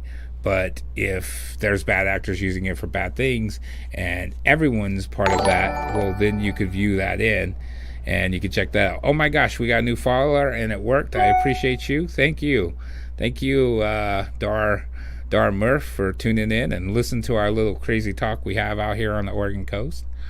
And more people, if that opens up and more people are a part of it, well, then there's no hiding it. The ones who are using the tools for bad actions, people will see those tools being used for bad actions, and we can, deal with those people. And I think as a society, we've started to waken up to being more of a collective, more together. I know that's so hard for someone to say right now too, because everyone sees it and they go, there's no way any of us are united. But in reality, when you think about it, lots of groups have a movement that they're on, and that movement and change happens when people come together and work peacefully to call it out.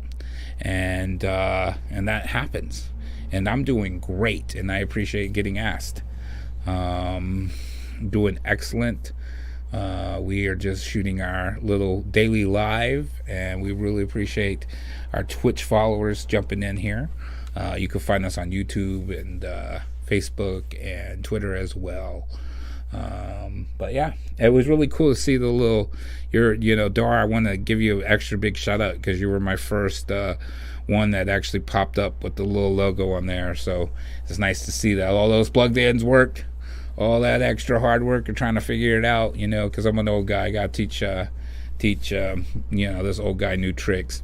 No, that's not even true, because I'm a firm believer in the Japanese business sense of Kaizen, always learning, always changing, always adapting, right? And that's what we need to do as a society, right? We need to change, we need to adapt, we need to awake to being fully available, being fully transparent, or continue to allow our oppressors to maintain that control, maintain that definitiveness of who is watching who. And I think that's something that we can eventually change as human beings. I love to get anybody's input or ideas on this, so feel free to make some comments, and then we'll bring them up in later episodes or answer them direct if we can. And so, that's a part of my life that I've overcame a little bit, that I figured out, like, I'm not that worried about it. I actually joke about it now. I was at the last convention and I walked in. I was like, everybody, I did drugs last night. That's because they're still called drugs in the federal sense, but we were in a very legal state, doing very legal things. But it's still funny, the idea that, some things are taboo while others are not. You know, some things are acceptable while others are not. Some things are judged while others are not. You know, these taboos need to change as we open up. And I think too, like when we talk about this, I love the phrase. I'm a big South Park fan. I mean, I'm such a big South Park fan that we have. Oh, I didn't get him plugged in here. Well, let's see here. I gotta pop him up just cause he deserves. Huge South Park fan, right? What the hell? We should put him over here. There we go. What the hell? All right. So huge South Park fan. And people say to me all the time too, it's like, you know, you guys have obviously seen that meme, like South Park, you know, had us laughing at all this stuff for so many years. You know, why all of a sudden now we're trying to cancel this or cancel that? And I think the reality is South Park did a wonderful job of holding a mirror up to society and just be like, look, this is you. This is you, society. Look, you see you? This is you. And we all had to look at that mirror for a moment and say to ourselves, like, wow, that is me. I should really rethink this, you know? And I think that's what happened. Over 20 years, you have whole generations, you know, that are waking up to these ideas like, oh, yeah, you know what? That is kind of messed up that we do that and that we laugh at this. Maybe we shouldn't. You know, maybe that is affecting people. And even one of their latest episodes, I don't know if you guys seen this, but even Token, the Token character, you know, that got me. You know, I was like, oh my gosh, I did have that bias, you know, and it's a waking up to it because, like, and I'll be honest, I have a bias, and I discovered this. We had openly talk about this, you know, and yeah, I'm a man, I'm a guy. Right, so you know, clip this off so you can cancel me before I ever start. But you know, I did not see women, you know, in the work. Like, I mean, we were drug dealers. We were, you know, highly, you know, alpha guys, right? Like, and it took me recognizing that and acknowledging it to know it, and then to take the steps to correct it. And to even call myself out when I, you know, didn't do it. And that's the importance, you know, to make those changes. Like, yeah, you can mess up, but it's what do you do with the mess up? You know, what do you do with the failure?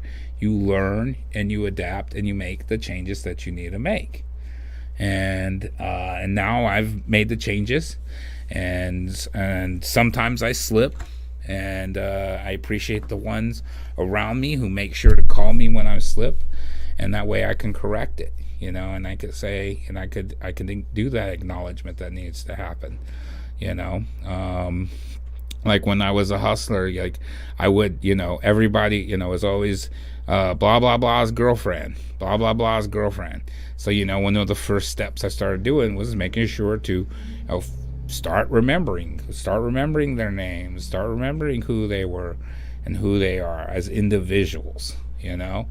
And it was, you know, through that holding up of that mirror, I was able to recognize my own biases and therefore start to overcome them, you know. And today I was actually rewarded because I, you know, didn't mess up in a meeting, and I acknowledged a very important person, and it was real nice because their partner was like, you know, thank you for acknowledging them so much on this, and you know, so eventually the biases started to work out, and I started to get, you know, the reward, the thank you, you know, the recognition that I'm working on that, you know, and that's what we can do. That's part of listening. As we listen, we learn, we grow. And that's what life's about. Yesterday's episode was about goals too, and setting goals. And one of the goals too is, like, you know, is to also know that if you don't hit your goals sometimes, you know, it could be devastating. It could feel like the worst feeling ever. But it's not the end, you know, like, you keep improving. If you make mistakes, you pick yourself up, dust yourself off, and do it again. I preach this to my boys all the time. You know, mistakes are going to happen. You're going to have failures. You know, it's not the end of the world. And I think that's what the council culture tries to prevail, is like, we're going to, you know, completely devastate this person so that they're no longer able to move. But I think as a society, if we were to be a truly forgiving society, and even attached to a little bit of that religion thing, you know, the turn the other cheek, you know, situation, that we would start forgiving and growing. As long as someone's growing and continuing to improve, and when they mess up, let them know, you know, say, hey, you know, you fell off here, but, you know, let's keep moving forward, let's keep improving it. And that's what we got to do as people. And so then when we're sharing our stories and we're telling our stories of growth, people can see that growth and understand it. And when they understand that growth, hopefully everyone can grow and everyone could come up just a little bit more. And that's the importance of seeing the mirror, right? And so is a big ups to South Park for showing us that mirror. And that's my discussion for the day. And I think we've kind of clicked the 30-minute mark. I think we're trying to go a little bit longer than that, but today I've got a lot of work to jump into, and I gotta get that going. So, but before I go, let's just do this one more time. Let's get the mushroom dance going on. Give him. Oh, that's a little bit slower, but he's got that groove.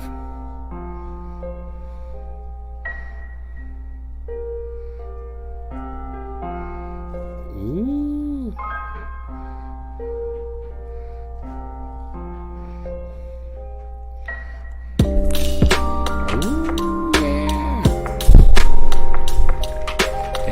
Over here.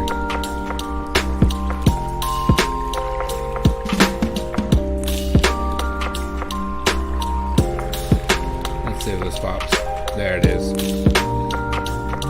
you want to learn more about what we do out here legally, check out our sponsor.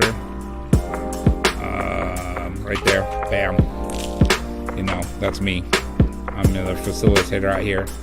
We have a few different facilitators too, so we can find a facilitator that matches up to whoever you need. And I want to thank y'all for tuning in and checking it out. Thank you to the new followers. We appreciate you. Shout outs. And if you ever want to share your story, you know, we got the space to do that. We're open to hearing those stories, hearing your guys' experiences. I love hearing people's, you know, when they find their most profound moments, you know, whether it be through a good little buddy like this one right here, or through something more natural, or even, you know, living in the woods, or, you know, just having that moment. I would love to hear these stories. So I'm Willie T. Check us out. Y'all have a good one. I think we're gonna roll out. All right. Peace.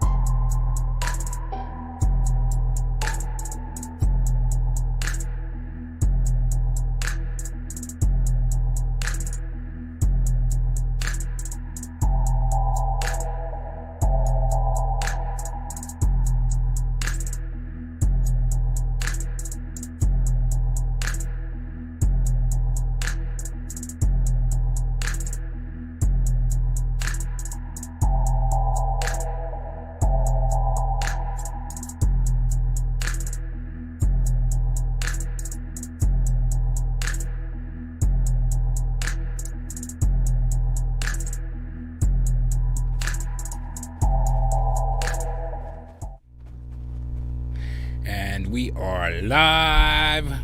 What is happening? And hello. Let's see here. I think that works good. Can I have this like right in front of my face? But you know, I don't have a pretty enough face that you really want to stare at that anyway. So make me look mysterious. All right, just joking. Good afternoon. It's good to see y'all. I forgot to go live yesterday. I was meaning to, and I do apologize. I had a very special guest in the building. You know, my baby boy. So we spent most of the day watching YouTube and playing Monster Tag.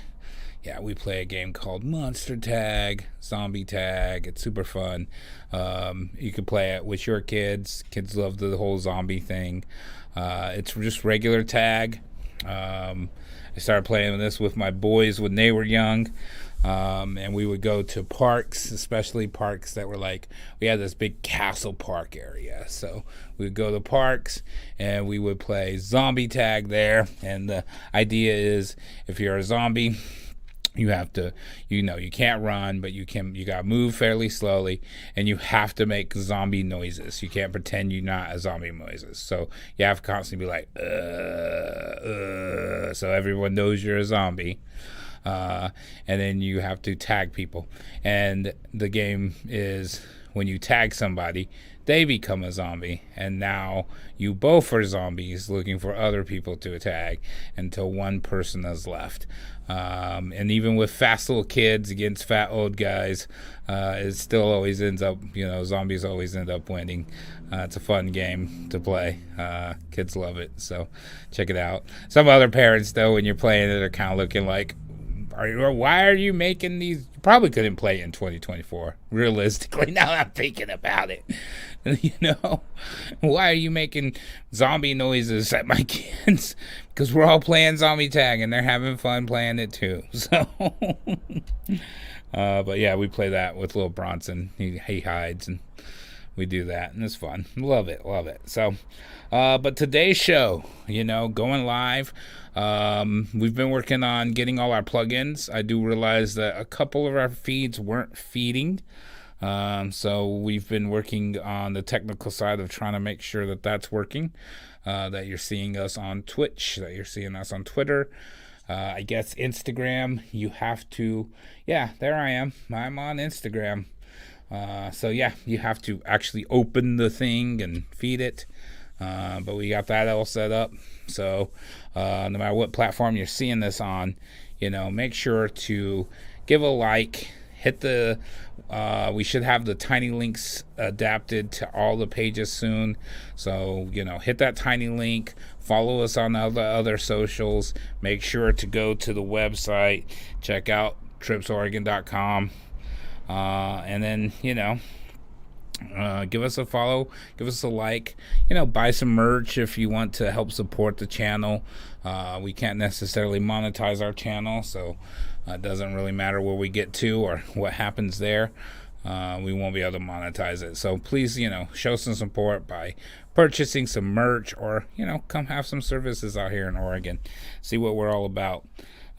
See what some of the things are and why, you know, this little guy pops up all the time. You know what I mean? He just loves his life, and you know, he's enjoying life. Oh, you probably can't hear that though, because I probably didn't put the right thing on. Yep, see, look at that. Forgot to do that little switch right there. Now you guys can hear. Boom, there it is. We're ready to go. That's a bad joke. Okay. Man, we had a great discussion yesterday. We needed, you know, we were discussing it, and we were like in the middle of the discussion. We were like, why did we not push record? You know, so moving forward, we're working on two things. We're going to start going live every Wednesdays at 4:20. So 4:20 on some Wednesdays, Hump Day. Join us for a little special show during that time. We'll make sure we stay consistent with that one frame. And then throughout the week, we're just going to go randomly live. So, you know, stay tuned. If you see us live, jump in and say hi. And then also, you know, join the conversation. today's conversation, we've been getting lots of asks, lots of questions, and I want to talk about this discussion a little bit.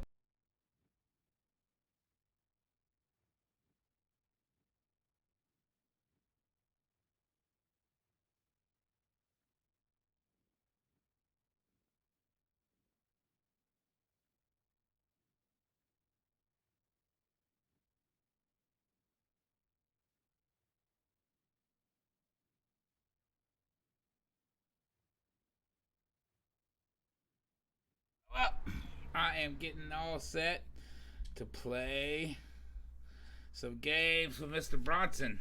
Like, where are you? I'm Dad? over by the house. I might have that field then, Dad. I worked at the clock tower. You worked at the clock tower? I need to work again at night. Yeah? I feel the nether portal, Dad. I feel the nether portal, Dad. You found the nether portal? Yes.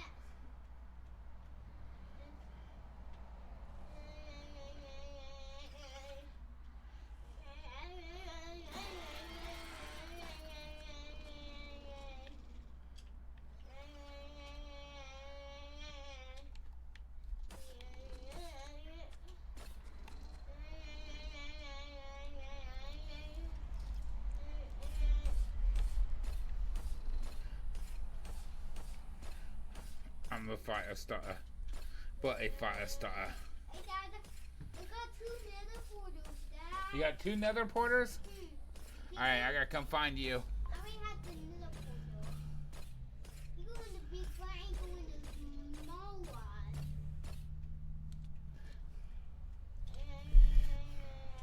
This one's mine. Okay, but do you know that every time a channel that operates within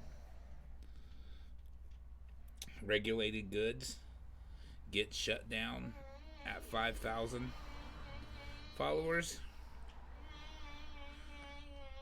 it's inevitable. You're wasting your time trying to pitch me.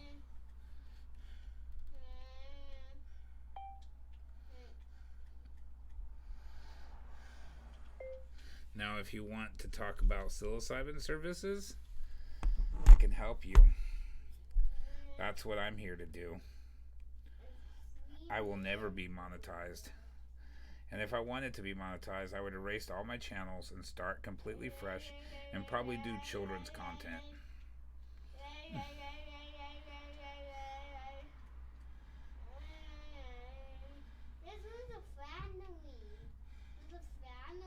I wouldn't be in a regulated space. There's a family portal, Dad. It's 6 portals, Dad. 5 portals, Dad. Dad, why you not playing, Dad? Why you, Dad? I am playing. I just killed a Diplosaurus. I'm by the mall. Are you by the mall? No, I had the beach. You're at the beach? Let me see your thing. 222 by 27. I like Across Highway 101. I had the beaches. 222. I like that. I like had the by negative 29. No. Down. Look down. Let's go. Jump down. Say jump down. Boo. I've made it. Hello. Oh. The big one. I go in the little one. Which one should we go in? You go maybe the big one. A big one, Dad. Pretty big one, Dad. We can join together. You can ask me questions and I can talk about it for you. Where are you, Dad? I shoot the arrow through the portal.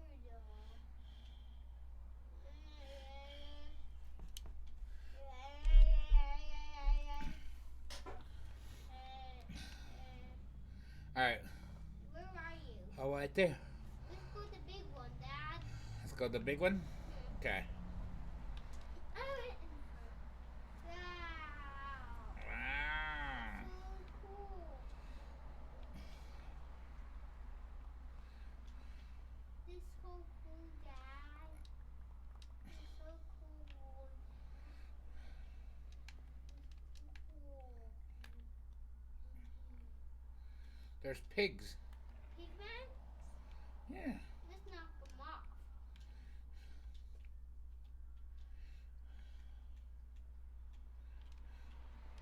And knocking pigs over.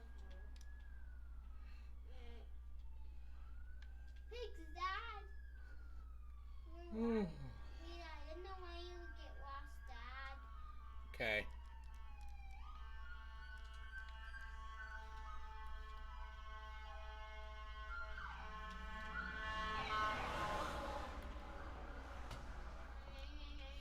That was scary.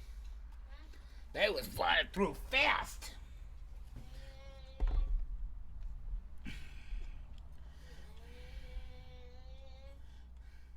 You like it? Ta-da! Dad.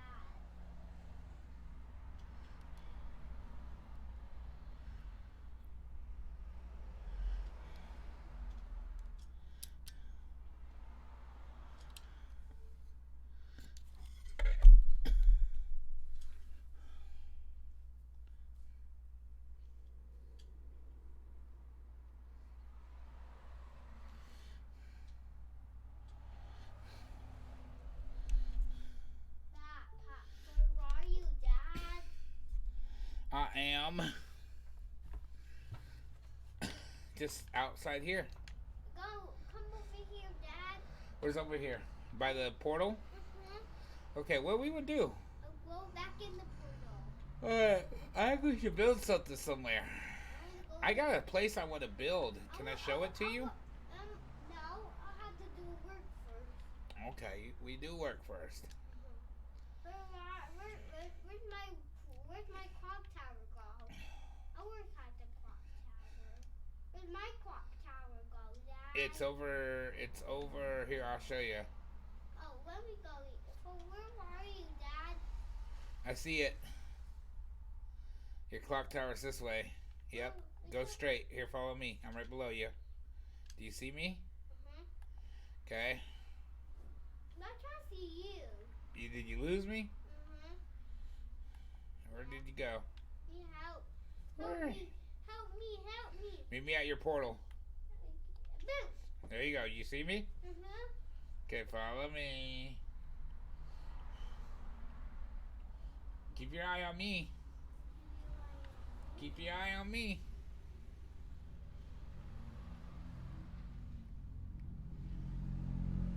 See it? You see your tower? Bye-bye. Okay. You gotta go in my tower. You're not allowed in my tower. Alright, I'll meet you at your tower. I see a place I want to build. I want to go to the tower. I have to work first. Not Okay. build, not yet. Not yet. A little long place, Dad.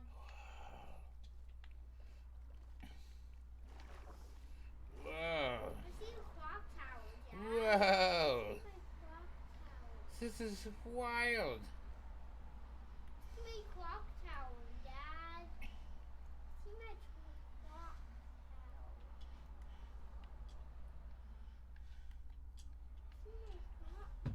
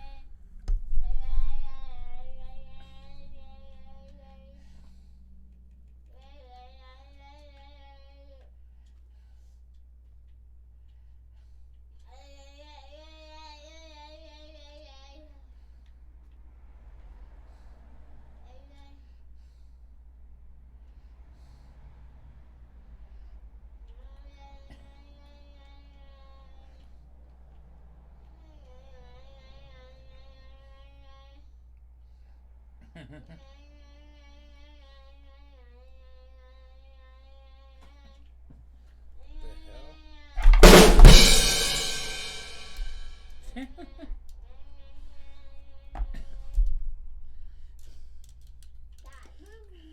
let's be working, Dad. What's up? Let's be working, Dad. I am underneath the water. I working. You working under the water? Yep. You got to working there. I doing work. We're doing good. Work on my clock tower. Good. I'm busy.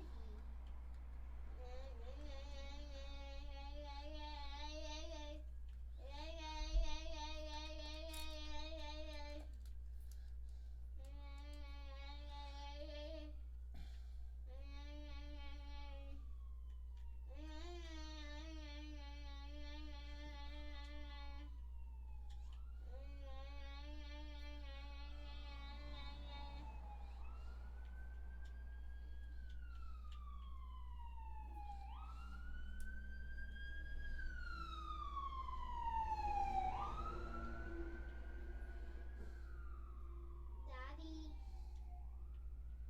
you like my clock tower? I love it. It's broken, Dad.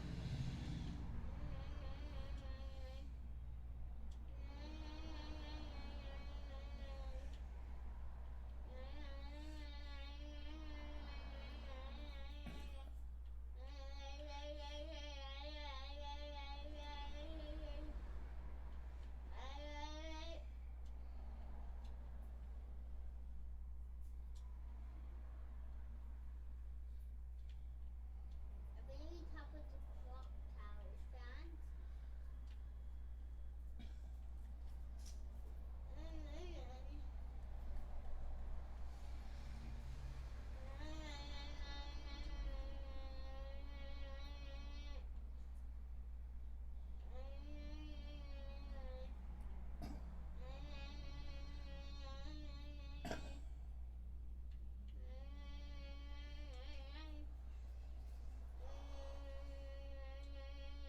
Big Boy, the iconic duo Outkast. He gained public recognition in the early 2000s after appearing on songs with the legendary Creed, including the Grammy Award-winning single "The Whole World." Killer Mike soon began releasing solo albums that were met with great reception from critics, solidifying his name in the lexicon of hip-hop.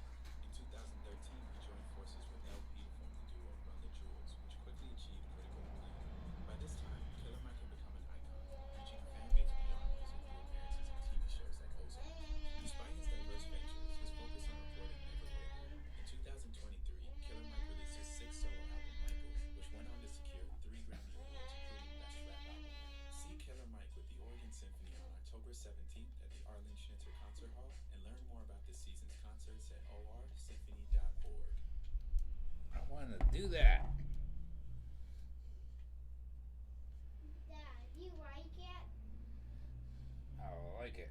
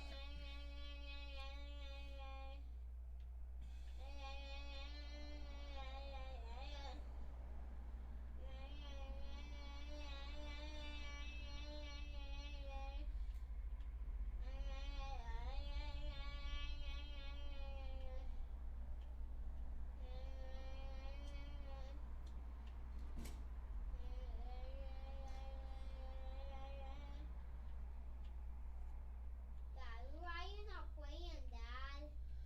Oh, I'm just looking at something. Did you have something? Yeah.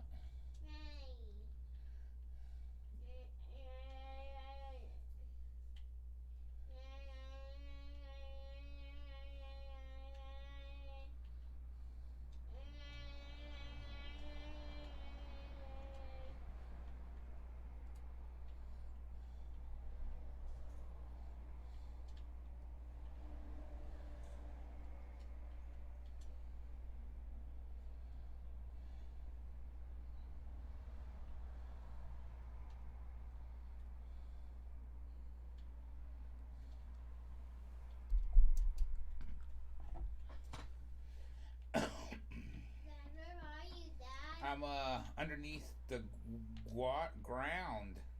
You check my clock tower out, Dad.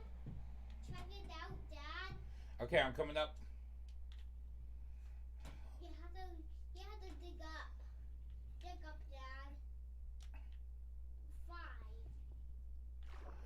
Oh, You, I'm drowning. you can't drown on the Quivia. Get up there. Go, right. Go, oh, You got oh, oh, okay. I'm gonna go check out your tower. You see my clock tower? Wow. You like it? You really are building it nice. Fancy? It is pretty fancy. You please help me. What do you need me to do? You help me build the flag, Dad. Flags? Hmm. What do you mean? I need a flag right here. Okay, Dad. let's see if we have any. Yeah, make it look like. Make it look grass. Flag. Nope, I don't think we have any flags in the thing. It doesn't have flags. This is a flag, Dad. What is? That's a flag. Oh. We make flags like that, Dad. What color? Pink. Pink? Can I make yellow ones? No, Pink? Okay. I like pink. I want mine to be pink. Use the blue. Okay, I'll make a flag on this side. You can make I make a one flag in here. How high? Oh my gosh, you're making this super high, huh? Little big. Little big, Dad. Little tall. And put the flag single way over there. And put windows across it. You like my clock tower, Dad? I do. Which way should the flag be? This way? Put the no, like this, way, Dad. Yeah, what does he? This way, Dad. Oh, You funny. okay. You very funny. Oh, I really like how you built this. You like your flag? I think we should go to sleep though, because these things are flying around trying to eat us. I got beds in. I want to sleep in our clock tower. Okay. And we go to bed. You have to sleep in the clock tower, Dad. Do you have bed in the clock tower? Only one. Okay. Let me check it. Let me check the clock tower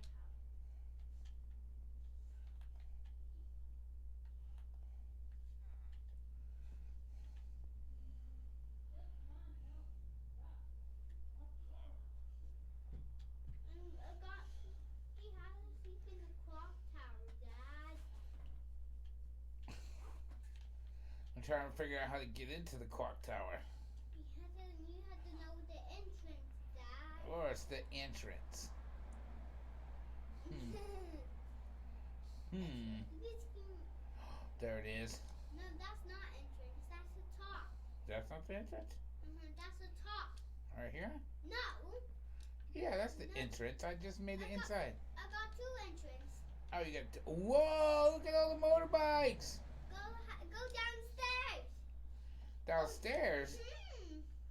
That's Okay. the office area. That's the office area. And this is go right downstairs. Okay. And now the entrance is right there. No, that's a beautiful hall in the city. That one. Ah.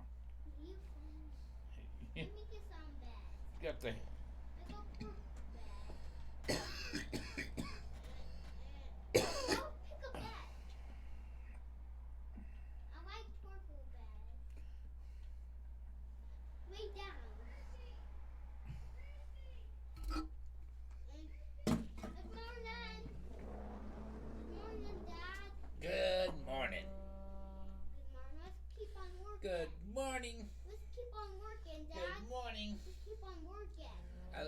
love you.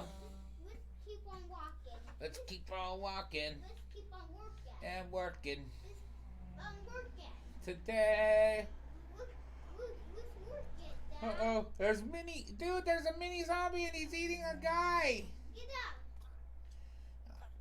He's gonna eat everybody. Kill him, Dad. I don't have anything to kill him with. You get it.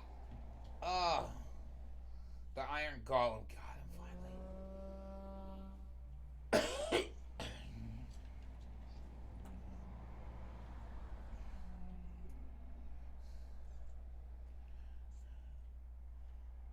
Ha ha ha.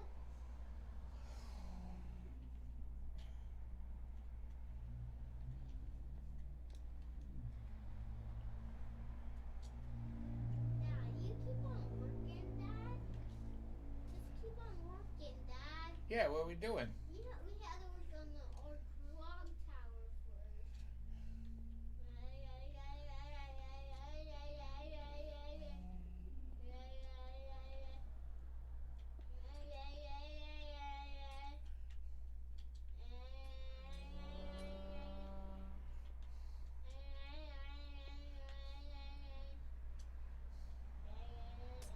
There you go. I made attachments so I could hold your pole up better. Huh? I made attachments so your pole's held up better. See? My flag? Yep. My flag's together? Yep. And I'm gonna do the same thing on this side. Boop, boop, boop. This is our clock. I'll sleep in our clock tower now. I'll work in my clock tower. Yeah. I'm working now. Not the work first. Villagers are dead. Villagers are dead, Dad. The villagers are die already. We've lost a lot. Huh? Huh? I'm not lost. Why are you We've lost a leaving? lot of villagers. Spawn more villagers, Dad. Spawn more villagers, Dad. Hmm? Spawn villagers, Dad. Spawn villagers. Spawn lots of villagers. Spawn lots of villagers. Spawn lots of villagers.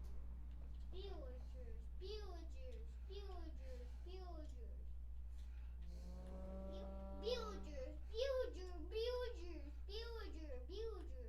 Spawn villagers, Dad. Hey, Dad. You need to spawn villagers, Dad. You're telling me it's villagers? Spawn villagers. Yes! Spawn villagers so I can eat them as a rex!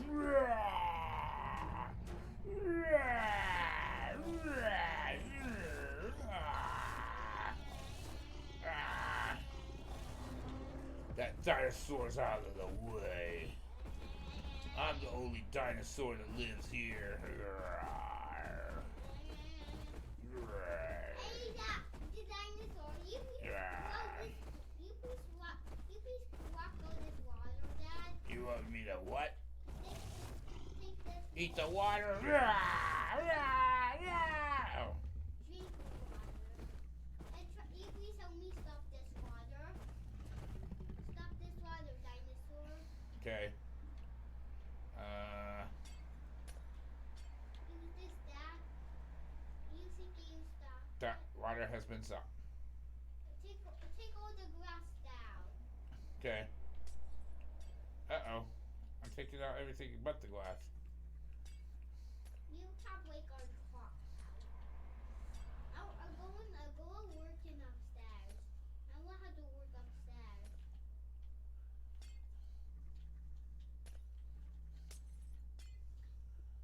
We're taking the stairs upstairs.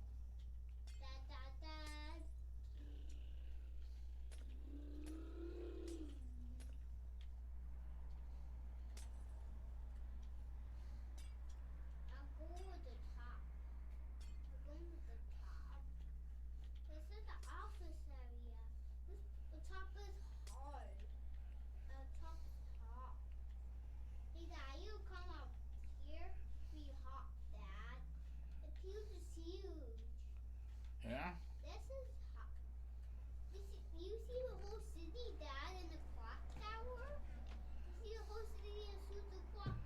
whole city.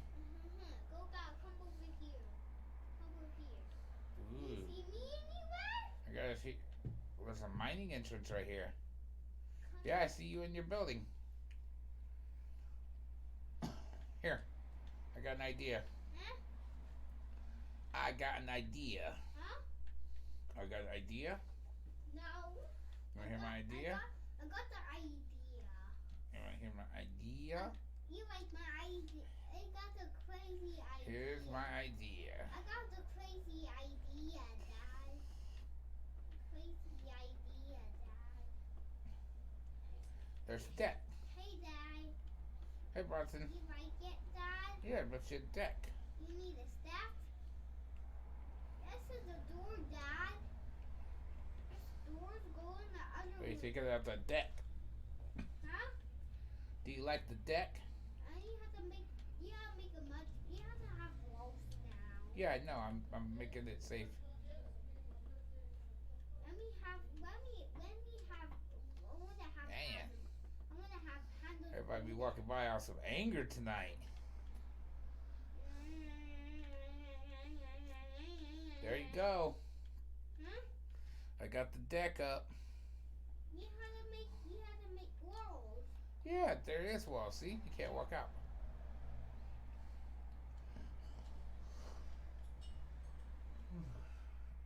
Make it around, Dad.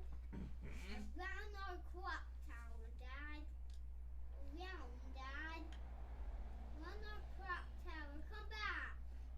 Hey, Dad, come back. Yes. Come back. Any lumber thing, Dad? What do you need? We have to make. We have to keep on working here 6 days. For 6 days? Just like at Pop Pop's work, huh? We gotta put that work in. So, all right, what are we doing now? You have to work. You have to turn the patio around the building. Round the building, Dad. Round the building, Dad. To say round the building, Dad. I got an idea. Huh? I got the crazy idea. I got a crazy idea. I got the crazy idea. Ready? I got the crazy idea. Got the crazy idea. It's raining, Dad. Uh-oh. You just go in the clock tower, Dad.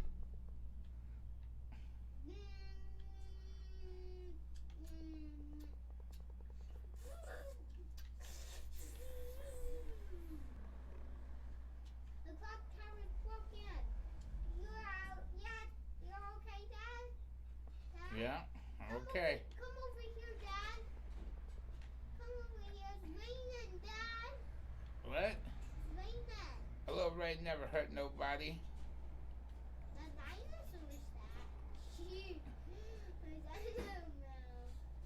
Dino mouth is interesting. So naive.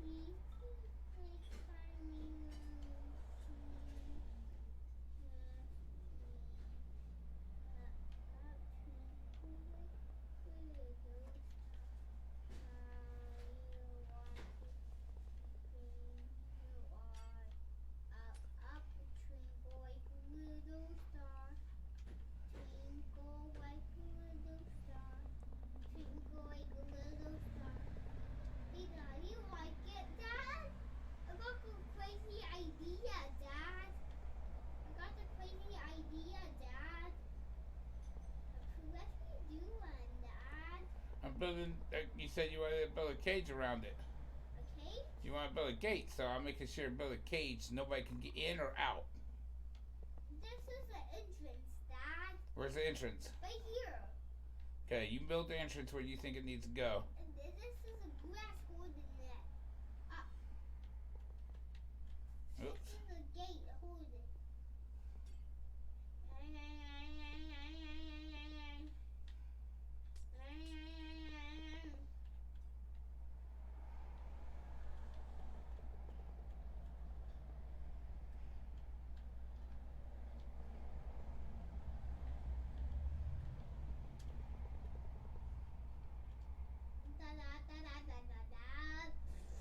There, what do you think? And I like it. I like it, Dad. like it? Good. It's 2 entrances. I want to make 2 entrances, Dad. Go. I want to have 2 entrances, Dad. 2 entrances. There we go. 2 entrances. Say 2 entrances, Dad. I want 2 entrances. There you go. Here's the entrance. I want 2 entrances. Well, where are you gonna put the other one? I want 2. The second one is the blown-ups and the other one's the blue.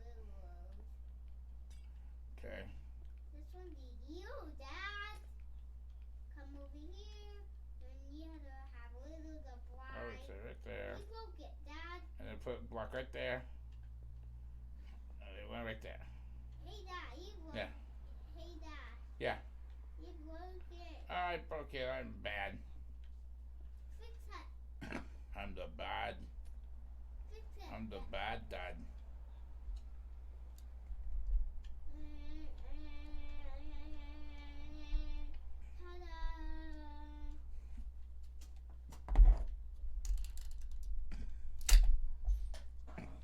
Hey, Dad, let's go in here, Dad.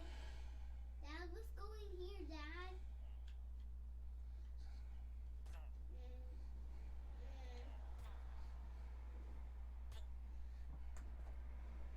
Clock tower's closed. Hey, Dad, come over here, Dad. No problem. I can understand that. Come over here, Dad. I'll be here when you need me. Come in here, Dad. Come in here, Dad. Yeah. Come in here. Hey, Dad, where are you, Dad? I am Outside. just outside. Come in clock tower. You say clock tower. Clock tower. Clock. Clock tower. Clock tower. Clock tower. Clock tower. Clock tower. Look at the animals, Dad. Look into the villagers. Any villagers.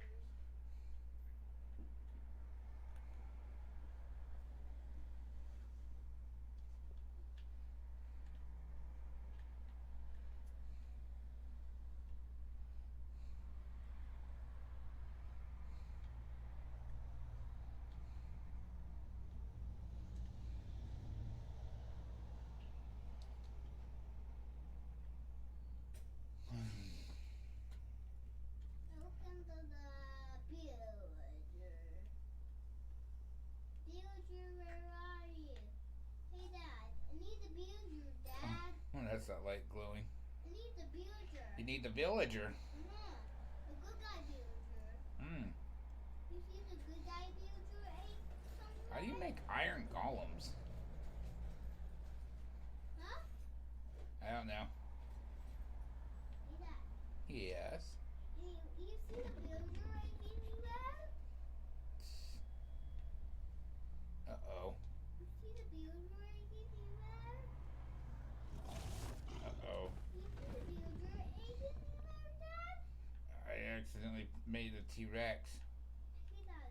Yes. Can you please help me find the villager egg, Dad? Okay, let me take out the T-Rex before he kills everybody. So the villagers? Yeah, I accidentally made him. The villagers had to hide in their clock tower? The villagers hide that somewhere? Hmm. The villagers hide in the clock. The guy. There you go. He dead. The dinosaur food? He dead. Come Yep. come in here, Dad. Come inside. Get out of the rain. Get out of the way. Please give me the villager egg, Dad. Give me the villager Let's egg. see. Villager egg, huh? Give me that. Give me the villager egg. Give me the villager egg, Dad. Hurry A up. villager egg. And a villager's a trap. A villager tried to go it. Come on, Dad. Where's the villager eggs at? This is the right Enderterio, Dad. Wait, this Enderterio. This Enderterio, Dad. Here, let me look at this. You got the villagers? Yeah. Hmm. Go back up. That's in. That's a villager egg? That's a bad guy villager egg.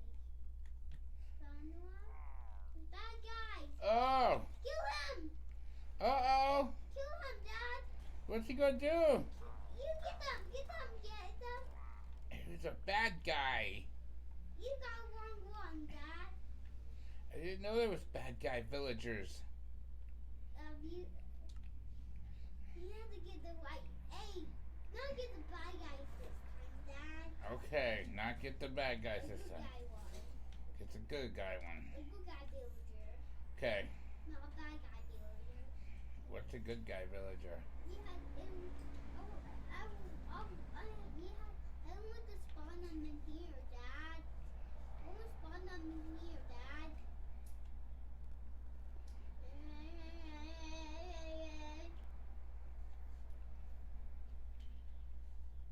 Dad, Yes. come on. Hurry up, Dad. Hurry up, Dad.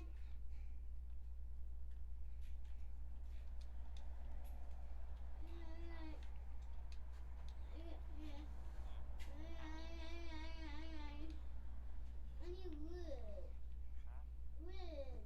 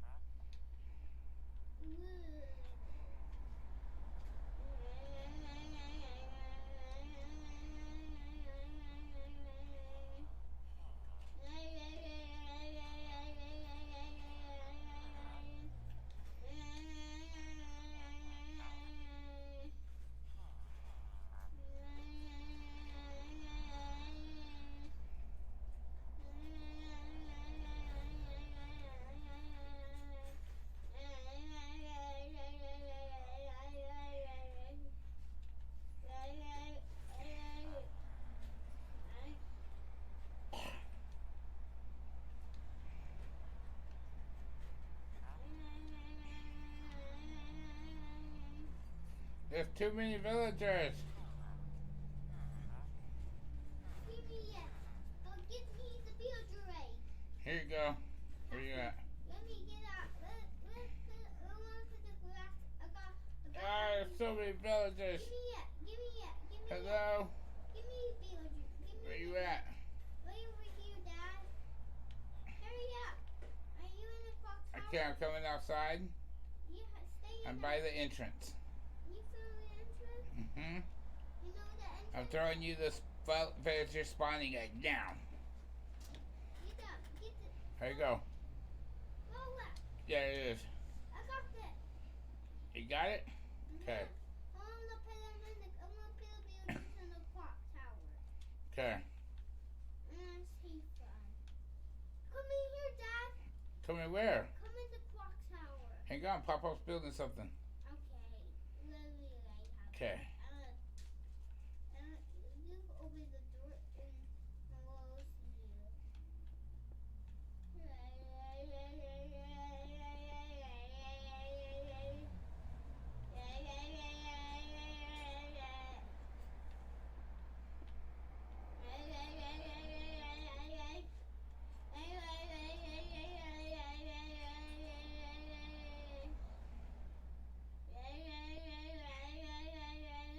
The wheels are working. A baby villager. Hey Dad, I found a Yeah. I got the baby villager. I got baby villager, Dad.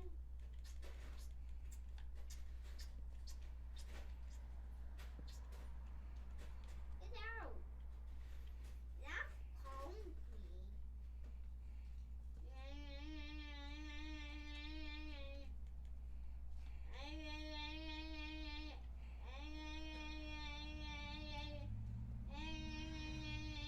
Hey Dad, you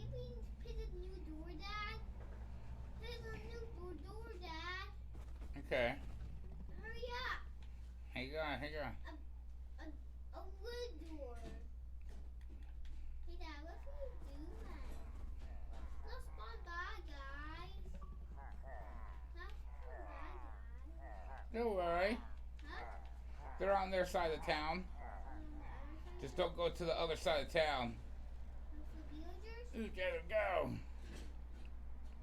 They want to get villagers, but they can't. Oh, they climbed over. They're raiding. They're raiding. Watch out. Come on, villagers. They're raiding. Come in here, villagers. Back away, villagers. Come on, save the villagers. Get berries. Save the villagers. All the villagers have to come in the clock tower and eat. They just raided, huh? They just jumped right over top of that thing. Close the door, close the door, close the door. Yeah. All right, we gotta go kill the ones that got in. Where are they at? Oh, there he is. Get him, get him. Get him. He's killing the villagers. Get him. Oh, bad guy.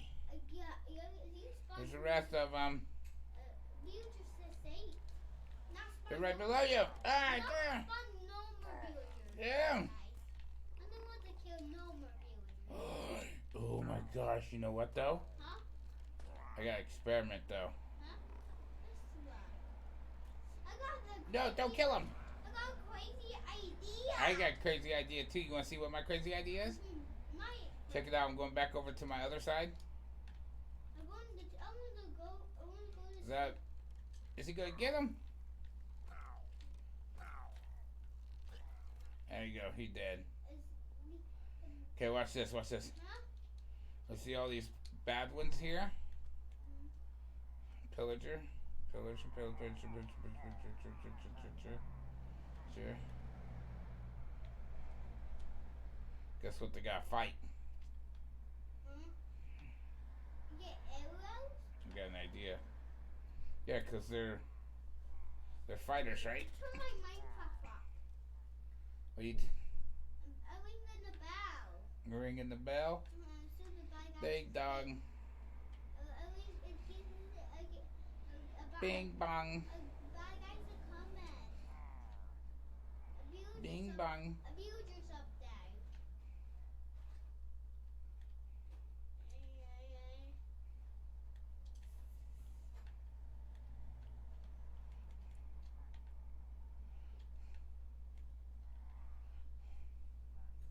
Kill some more bad guys, Dad. There's some more bad guys, Dad. Are you killing them? You, not me. I found the villagers everywhere. Guess what?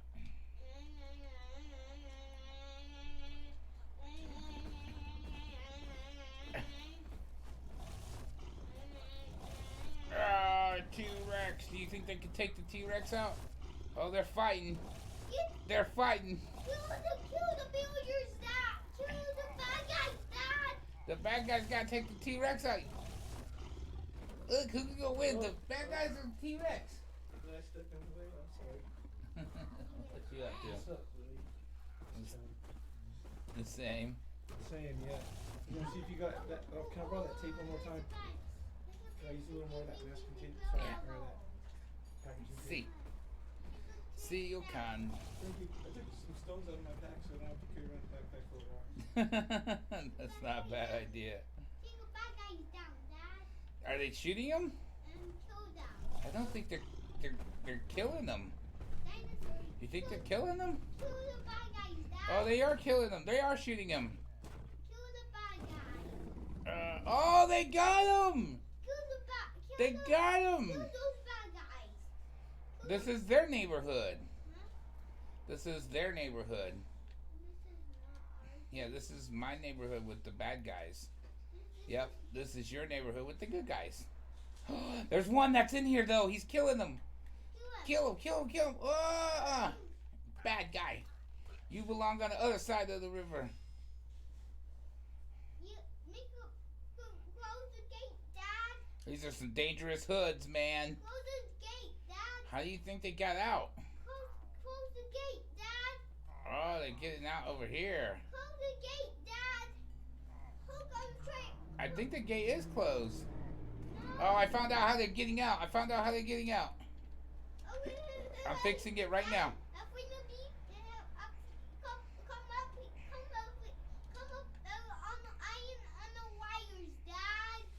figured it out. I ain't on the wires, Dad.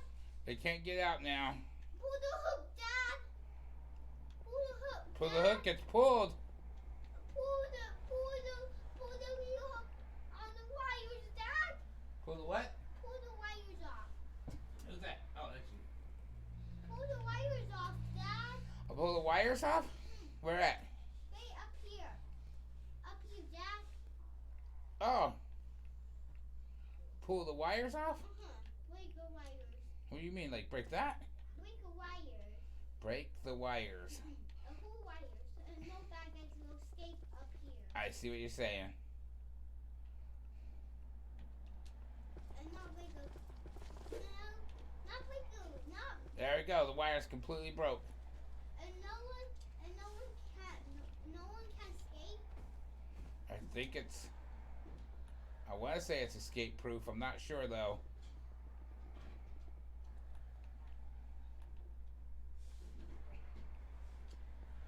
They're looking for a way to escape.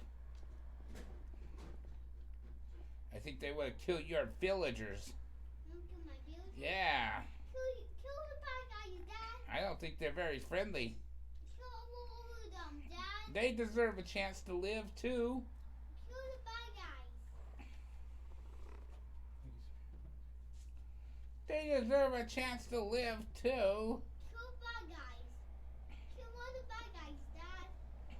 Kill the bad guys, Dad. I think they deserve a chance to live too. No, I'm the right bad guy. I'm right good guy. No. Okay, I sealed it off. Kill They can't get out. Kill all the bad guys. Kill all the bad guys. Kill all the bad guys, Dad. There we go. Kill all the bad guys. Now they can't get out.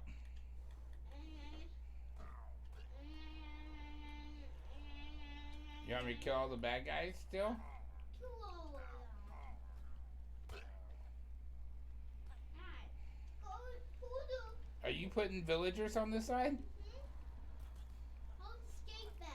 How are they escaping? Hey, Dad, come up here, Dad. Come up here. Come with the wire. We go to shoot all the bad guys, Dad. Shoot all the bad guys, Dad. Shoot all the bad guys, Dad. I am. Killing them with the T-Rex. Kill those bad guys. Kill those bad guys. Get a baby villager.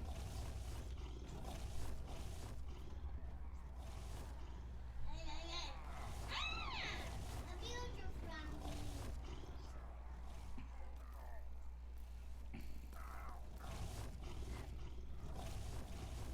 I don't think they're gonna ever do it.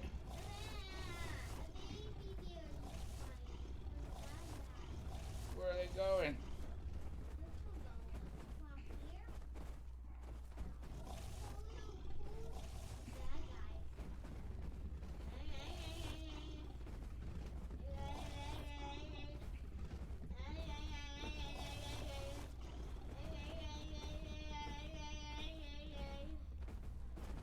Oh, the wires! Pull the fuses down! Not pull my fuses. Oh, there's a bunch in this room. They're all partying. Let's see if they're... Oh, yeah. There's a bunch in this room. There's so many in this room. They're like, Where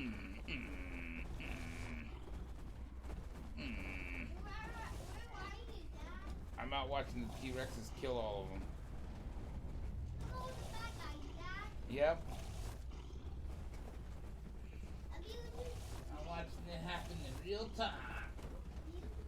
Bad guys are all good. Hmm. How you then, Dad? You want color? No, Okay. not yet. Okay. Color. Make this. What are you doing over here? Make a swimming pool, Dad. This is being a swimming pool, Dad. I like it. Make it like a swimming pool, Dad. And you know what a swimming pool needs? Huh? I'm gonna show you. Huh? Which one? I'm going to show you what a swimming pool needs.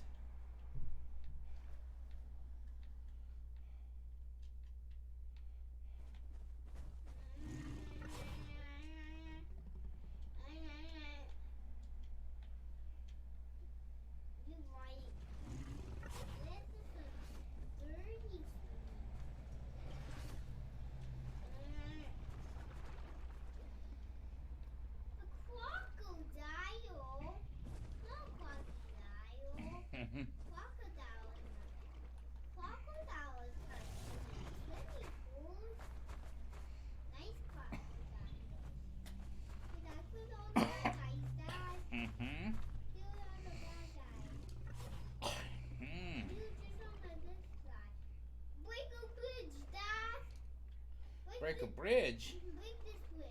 No, but I can't do buildings on this side. Make 5 bridges. I got 5 bridges. This one and that one too.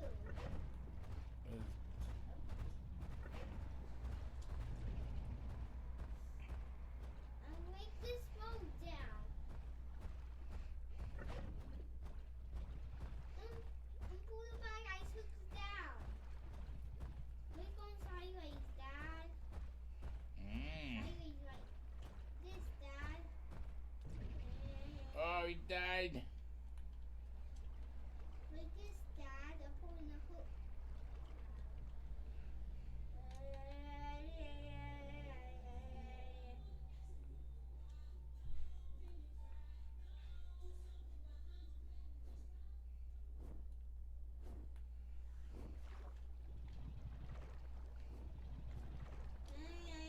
Hey, Dad. Hey, Boston. I feel the bad guy, Dad.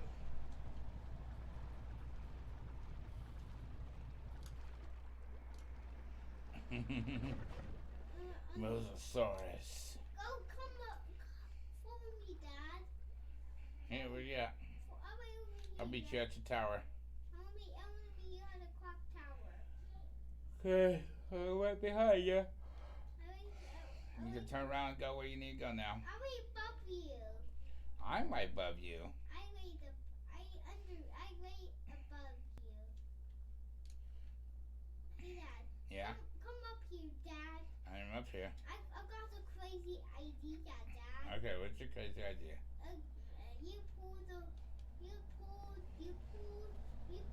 mine shaft down and break all the trees down, make more crazy brownies, make 5 towers, Dad. 5 towers. Make 5. Oh, God. You like 5 towers? Dad, you just pull this hook down, Dad. This hook's huge. Pull the very top. Pull the very top. Pull the very top down. Yeah? The sound was somewhat the same, but the distance between those sounds was different. You get the idea.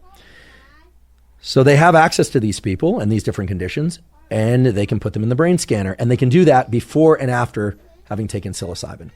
And the long and short of this study is that psilocybin changes one's experience of music, not just during the psilocybin journey itself, but thereafter. And in fact, it changes one's emotional response to music in very interesting ways. For instance, one of the more common features of major depression. Today's episode is going to focus on psilocybin in particular. I will tell you what psilocybin is, how it works at the molecular and cellular level. I'll talk about how it changes brain circuitry. I'll talk about the clinical effects, what's been demonstrated in controlled laboratory studies. Today's episode is going to focus on psilocybin in particular. I will tell you what psilocybin is, how it works at the molecular and cellular level. I'll talk about how it changes brain circuitry, induce these feelings of ego dissolution, that induce these feelings of oceanic boundlessness, right? So mystical. Right? And in many ways, it's what I find so incredible about psilocybin and other psychedelics is that despite the highly mystical, highly subjective, and still at this time, somewhat top contour understanding of how they might exert their effects, you can highlight, boldface, and underline might there, right? Because it hasn't really been firmly established what the exact cell biological rewiring events are. But there is now what I would refer to as a center of mass of data that point to the fact that psilocybin, when taken in the appropriate set and setting, the appropriate dosages, can invoke the sorts of neuroplasticity and changes in emotionality, in perceptual experience. Okay. Where am I supposed to be spawning? Villagers? The villagers are broken. Villagers are wrong. Yeah, there's dinosaurs over there. Yeah, my villagers.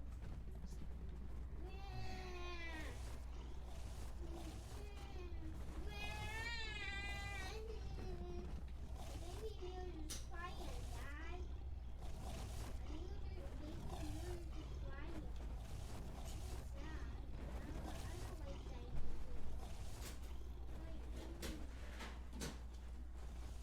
Kill them, Dad. To what? Kill all the dinosaurs. Two dinosaurs, Dad. Kill two dinosaurs, Dad. I think there's enough. I can't kill any dinosaurs. Kill them. But there's enough villagers. You think there's enough villagers? All of them. Yes. All the villagers are dying. Go to bed, Dad. We're on the clock tower. Okay. Come on. I'm on my way to the clock tower. Oh, you know the entrance is? Boom. Yep. Entrance right here, Dad. Yeah. Okay. Which one am I sleeping on? Left or right? And then I gotta go help Mom. I'm sleeping on red. Okay, you sleep and then I'll go next. What happened to your shoe? Do you want to put it on? Boom. This is on. Put it on. Okay. I don't like that on. You don't like what light I on? don't like the purple light on. Oh, he doesn't like the purple light on. I don't like the one I like too. You don't like the changing colors? I guess white. White.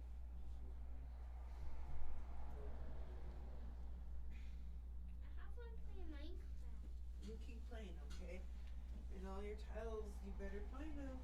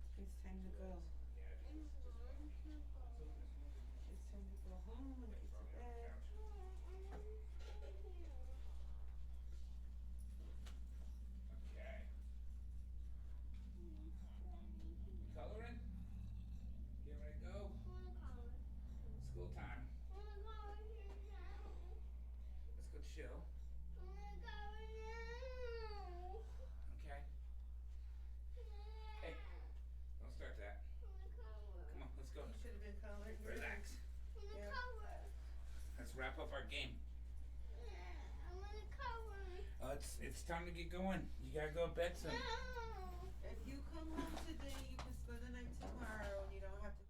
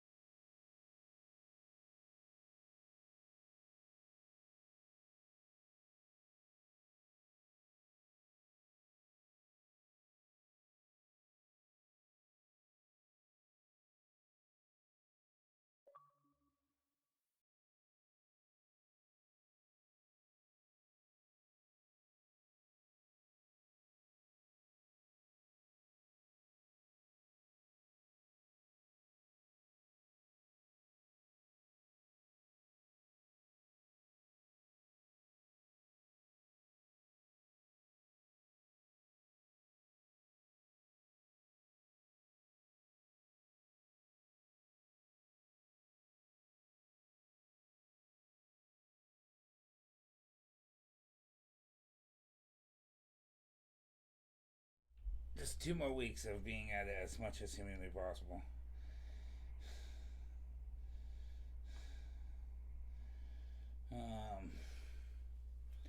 Yeah. It's tough. It's tough, it's tough.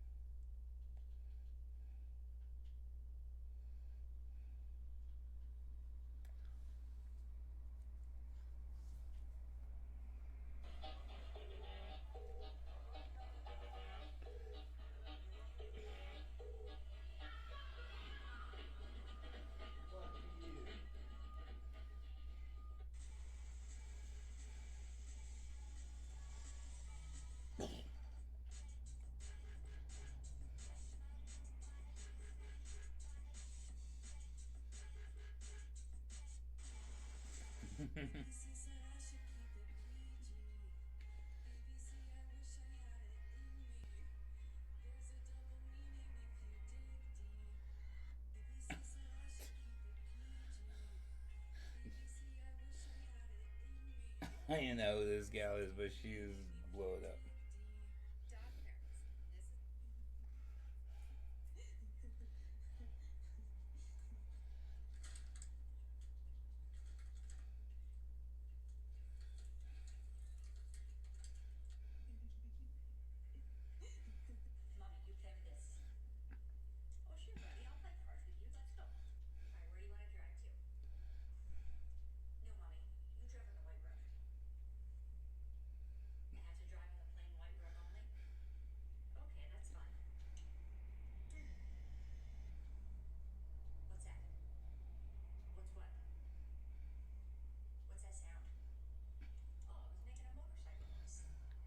This is my son.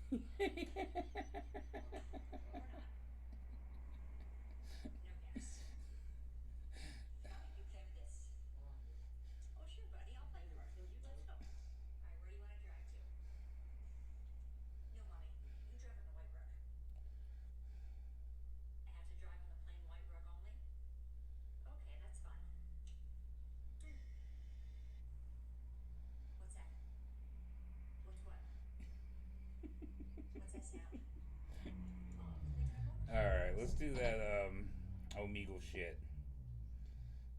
Just for a little bit.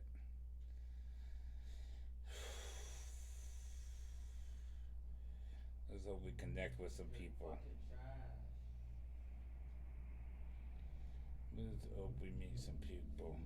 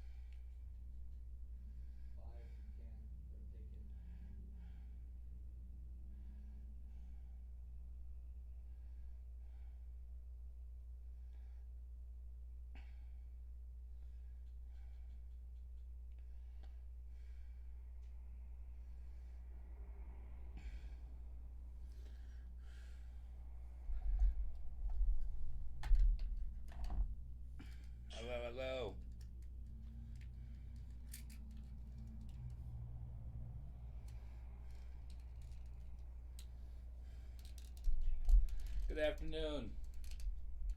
Do you enjoy psilocybin in your country? Psychedelics? Nice. What's a fun experience you've had?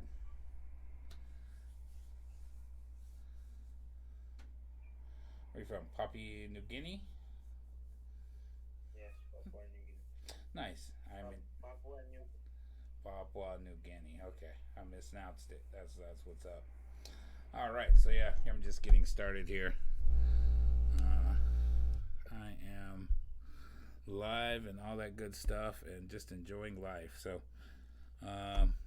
you got any questions for me, or can I ask you any questions?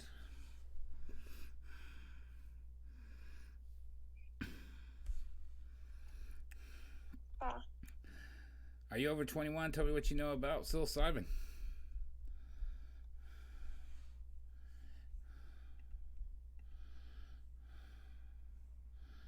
All right, chat, we are going live. We're doing an Omegle run. What's up?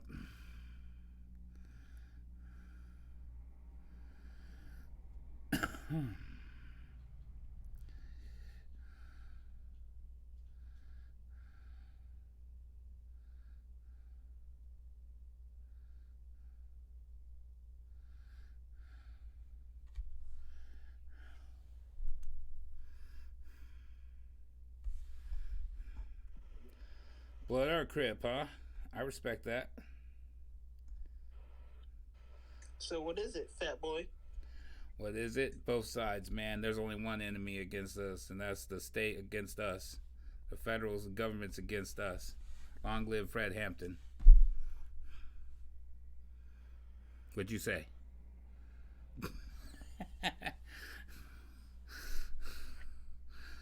Good afternoon. What can you tell me about psilocybin? Are you a psychedelic explorer?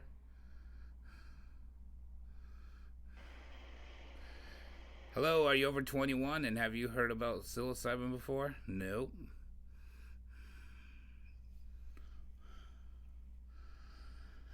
Good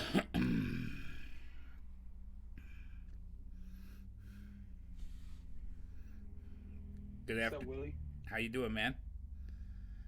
Good, how about you? I am doing excellent. Just walking around, experiencing this Omegle, listening to people's experiences with psilocybin and psychedelics and what they know about it. Oh, so you're like, so do you experiment then? Yeah, I'm actually a licensed psilocybin provider in Oregon, so I like to get a vibe of what people are doing. Yeah, so I'm here to answer any questions, and I love to hear people's experiences, you know? So I heard that they wanted to legalize mushrooms recreationally. Is that, can you only give it to people right now for medicinal purposes? Yeah. Or like recreation? I appreciate that question. That's a wonderful question. Yeah, we did legalize for recreational purposes. It's kind of in what seems to be kind of a medical model, but is not a medical requirement to get it. You don't need any diagnosis. You just got to be 21 and up. That's the only requirement. So where do you go for it? And you go to a licensed service center, and it's not an open market. So when you consume your cannabis, your psilocybin, you consume it at the psilocybin service center under the protection of a guide who's been accredited by the state. Yeah, so we make sure to take you through the journey, which is, in my personal opinion, I really underestimated the value of that. Because when you have someone to guide you through that journey, you can really let go and find your inner self. When you're out in the wild or say at home, you're always kind of connecting to something. You're hoping nobody knocks on the door, so you're always trying to be like straight. Yeah. When you're able to just let it go and let it flow, wonderful things happen. And that's also better too, because if people, you know, like, I could see it going bad where people have bad trips, and then after they legalize it, they might think it's like a bad idea and then try to turn around. Yeah. I always say that the 60s messed up because we didn't do integration. We didn't follow up the experience with like how to bring it into our daily lives.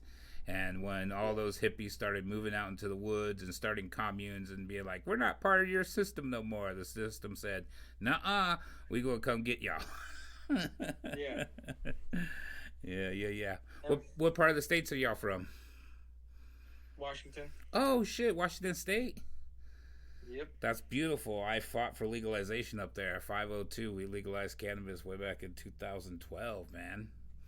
Oh man. Yeah. Nice. Yeah, it was a beautiful thing. Thank you for your service. Yeah.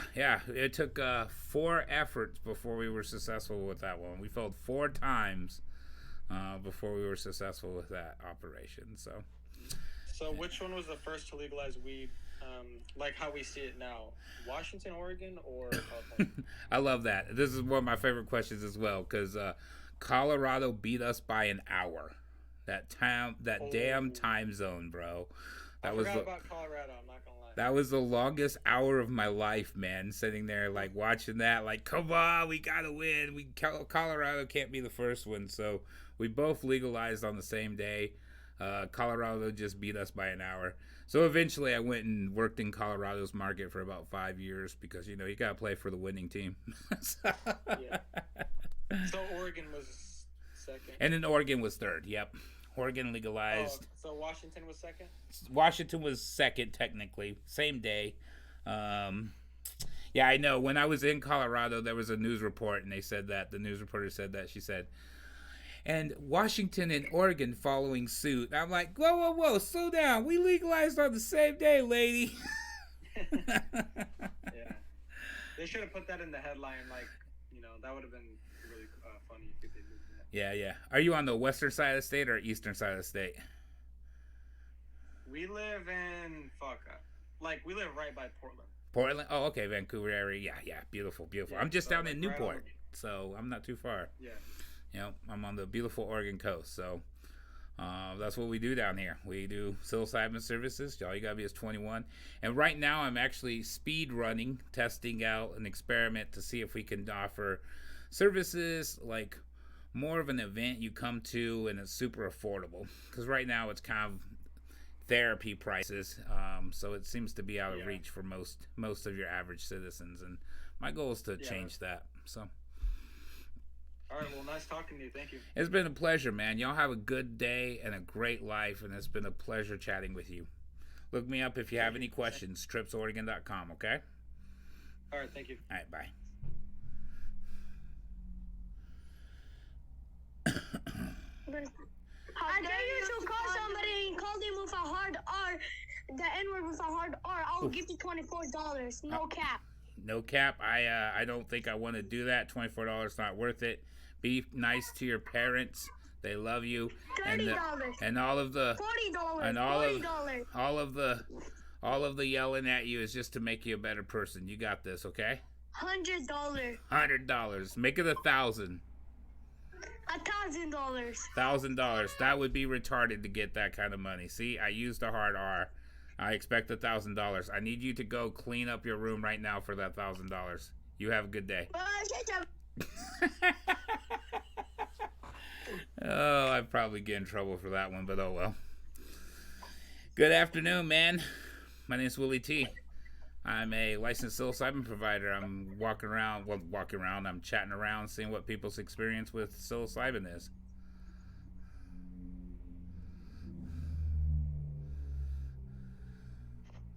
Good afternoon, all the way from South Africa. How are you doing, my friend?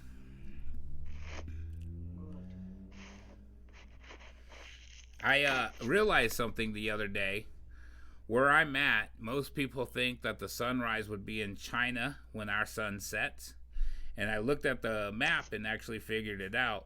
When our sun sets, it's your guys' sunrise. It's right along that line there in Africa. And that's what your guys' sunrise is. So when I'm seeing the sunset, y'all are seeing the sunrise. It's a beautiful thing.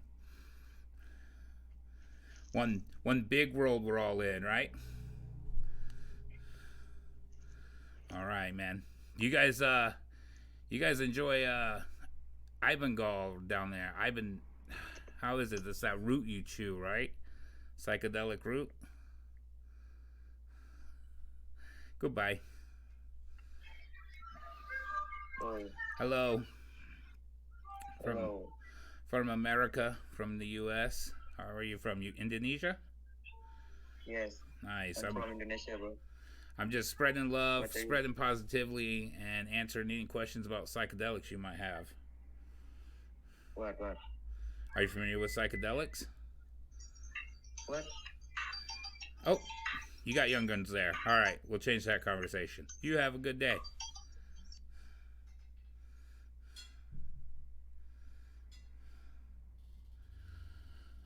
We'll give it 10 more. Hello. Good afternoon. I'm just going around spreading positivity, talking to people about psychedelics and psilocybin.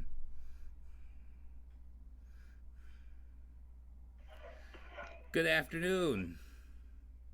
Hey, what's happening? Oh, I'm just going around spreading positivity and talking about psychedelics, specifically psilocybin. Psychedelic.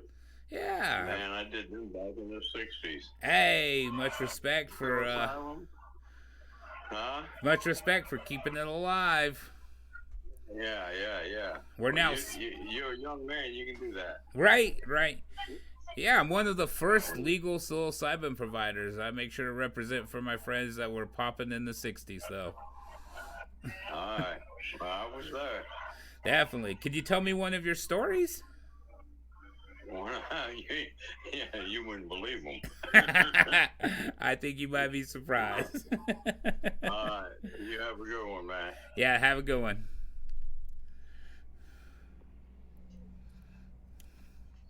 What's up, Boss Joe? You a young man? Yep. Be good to your parents.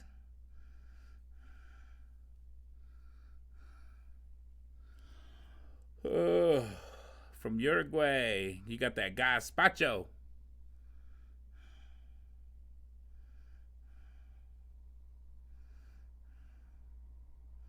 No bueno gazpacho?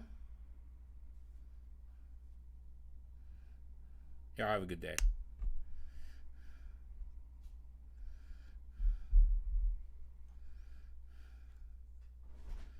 All around the world, yeah.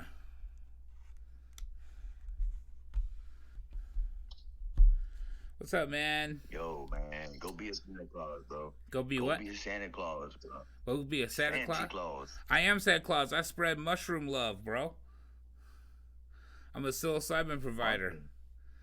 Psychedelic healing. Where you at? I'm in Newport, Oregon, where we got the legal mushrooms. You're over here in the continent. I'm over here in the continent. Nice. Where you at? Florida. Yeah, that's what's up, man. Florida, the most wildest place in the country right now, right?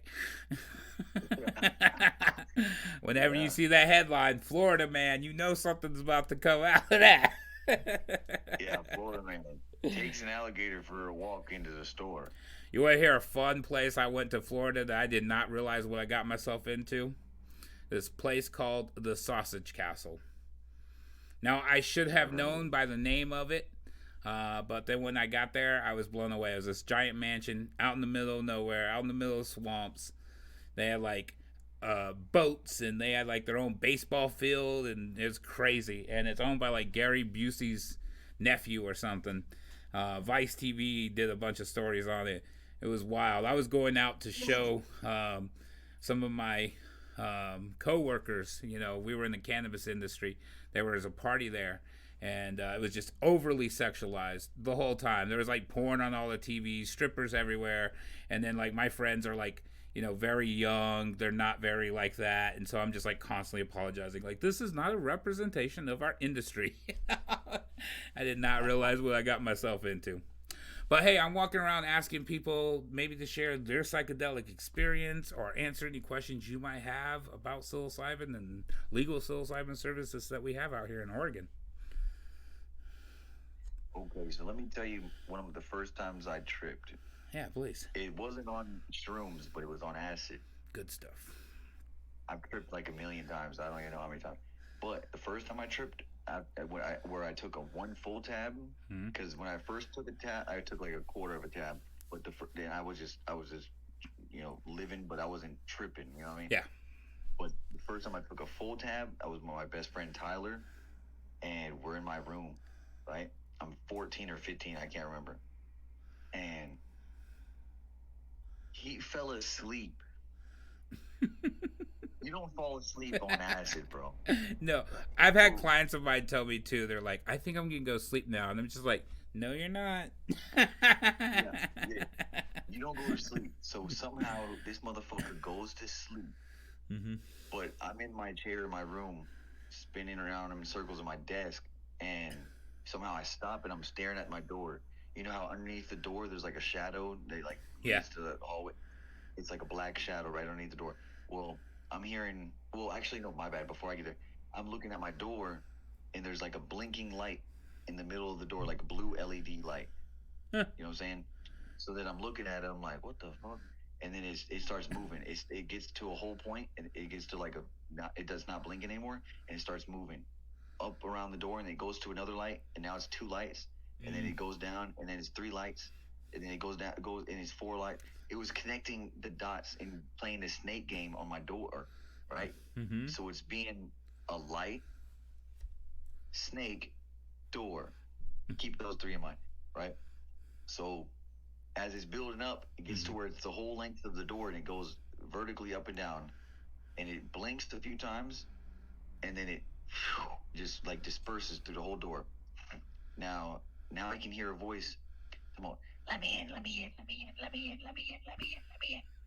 And I'm like, oh shit. And I'm looking underneath the door, and my eyelids, they're like the little eyelashes I got, they're fucking being sucked under like in a vacuum. And it's like, I can hear the voice, let me in. And I'm like, oh shit, I can't even move my face. I'm stuck in a trance. Wow. Like it's keeping me focused on it. And you know what you know what a ghoul is? Please explain, just so I make sure I'm on the same one. It's like a dark spirit, dark ghost. Oh, okay, a ghoul. Yeah. Yeah, it's like there's white ghosts and there's black ghosts. It's a black one, like they're fucking millions of them coming out of my fucking eyes, and they're going underneath the door. So they're going underneath the door, and they're building up into a physical form. Mm-hmm. Right? So I looked at my friend because it stops, and I looked at my friend, I'm like, bro, what the fuck? He's sleeping. So I go up to the door, and I'm like, are you sure you want me to let you in? It's like, yes. So I like, all right, I'm gonna fucking let you in. So I open up the door, and I just open it up like a tiny crack, and all I hear is, give me your soul. And I'm like, oh shit. I closed the door. Now, this is whenever I was like I was in the time of my life where I'm like, how do I get famous? I want to sell my soul to get famous. How do I want to sell my soul to the Illuminati and be the... Bro, I turn around. I said, bro, wake the fuck up, bro. Devil just tried to take my fucking soul, bro. Mm-hmm. So I wake him up. He's like, wow, what the fuck? I was sleeping? What the fuck? And I was like, yeah, bro. And then I stopped, and I looked at the wall, because you know how, like, the fan, and it goes around, and it, like, the shadows are like, well, there's like, I look at the spot of the wall, and it's the so-called white man Jesus' face. And at the time, I was like, I didn't really know anything about the word like that. I mean, I knew about the word, but I didn't know about the word. Mm-hmm. So you didn't grow up in a religious home, right? Well, I did, but like You just existed in it. I got you. Yeah. So I see the face, and I'm like, holy shit, bro! Jesus just came to save me, bro. Look at that. And I show him, and he can see it too. And then Jesus' face started showing up. It started showing up as wall print all around my room, and I was like crying and shit. And so that's where I started my journey on getting deeper into the Word of God, and then finding the truth about what everything is in the world. Like, I was like, okay, conspiracy theories, flat earth, fucking anything you can think of, bro. Just hey, real man, tribes of Israel. But it showed you exactly what you needed to see, right? Like, you were ready to sell your soul. You thought you were, because you wanted to be famous, and then boom, it gave you the insights to that perspective that you were like, yeah, no, I don't think I want to do that. So that's a beautiful thing from a bad trip, you know? So I'm glad you found yourself there. Remember, keep in mind, I said the light. The going snake. into a snake. And the door. Right? So what is the devil? The Serpent, snake. right? right? And what is he trying to get into? The door to your mind to inherit your fucking, treasure, your rewards that you're supposed to be receiving whenever you have fulfilled your journey in life as a righteous person. So he was trying to enter my fucking mind, bro, and my body and my soul with his spirit and take mine out. Yeah. Well, that's a beautiful journey, man. Thank you for sharing that experience. It's so funny too, because it's like, I always considered acid a very external experience, just kind of like Hugh I experienced, where like psilocybin's very more internal, very like inside yourself. So that's a beautiful. You made it through that journey, and now you're practicing and all that stuff. You're closer to God and making that happen. He's right here. That's what's up. That's what's up. Made yourself a better man, right? Didn't fall too far into it. I like it. That's a great story, man. I appreciate you sharing that story. Have you heard something like that? Usually you're probably hearing like, dude, I saw colors on the wall. And yeah. No, I've been working on this for a while, and I've had a couple sessions where I have had some deep. I've had clients who have they've been on their knees praying. I've even had a client get me into that position where he wanted me to pray with him. And so I did, and we made it happen, and we made it through his journey. Yeah. Yeah, it's always perceived various ways, We're trying to find something that's blocking, how we are to get ahead. We have the kind of this default mode network that kind of says, this is who you should be, and it writes up who we are. And underneath the psychedelic experience, that thing is very disrupted. Your brain is talking to different parts of itself. Hence the reason why you could smell colors and feel sounds and all the, really trippy stuff. That's what they told me in Dare, too. And I was like, I want to try that shit. Right? All right. Hey, I got to go.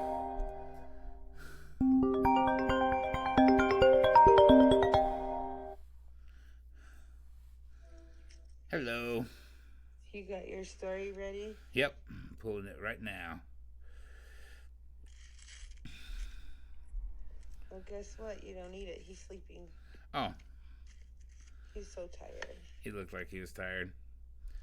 Yep, he's already passed out in his bed. Had his glass of milk. Rose sleeping. I got his clothes ready already. I gotta get Bronson's, but yeah. Nice. And then he'll spend the night tomorrow, because I get picked up at 7 to take my car for the brakes. Okay. So I just rather him miss school so he don't even have to wake up and go through all that crap. Okay. It's good for me too. So we'll see if he wants to go to story time tomorrow or skip it, or should I just not mention it? I think you should do story time, Do my normal routine? Yeah, do the normal routine. He'll enjoy it. And by that time of day, I'll, he'll need it. And I'm dropping him off, though, when tomorrow around, I know you have therapy, but I have my appointment with that teacher at 3:15. Okay. So, around 2 something. And that's fine. Just walk in and say hi, and I'll be in the therapy, but it'll be all right. Have all the tiles picked up and ready for him to play with while you're doing your thing. Yeah. Rose gonna walk home. Then I'll go to the meeting with the teacher. And then I'll pick him up. Nice.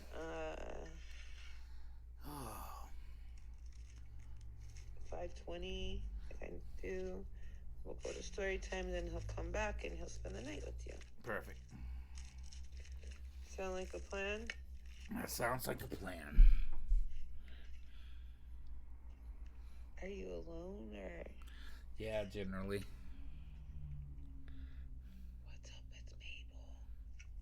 Same cycle. I think she beat him up in the bedroom. I think so too. I heard this big old thump. That's why it was when you walked in, you looked at me like it was like a punch. And I heard her say, I don't want you.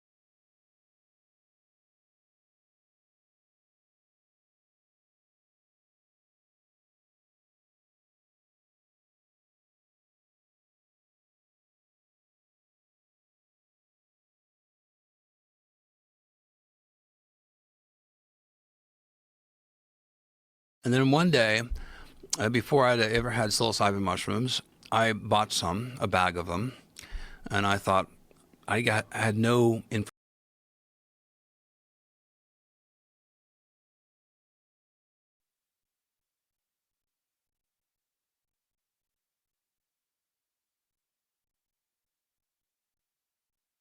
And then one day, before I'd ever had psilocybin mushrooms, I bought a bag of them, and I thought I had no information. I just bought the bag for about $25, and I went out for a walk in the woods in Ohio, and there was a beautiful oak tree that I used to climb the very top of the tallest hill. You know, in Ohio we don't have mountains, we have hills, and it was in the summertime, and so I thought setting is important. I knew that, so I went for a walk, and I ate the bag, the whole bag, when I was walking. How many ounces you think? Well, it was about a half an ounce to an ounce. So I mean, yeah. So we're talking.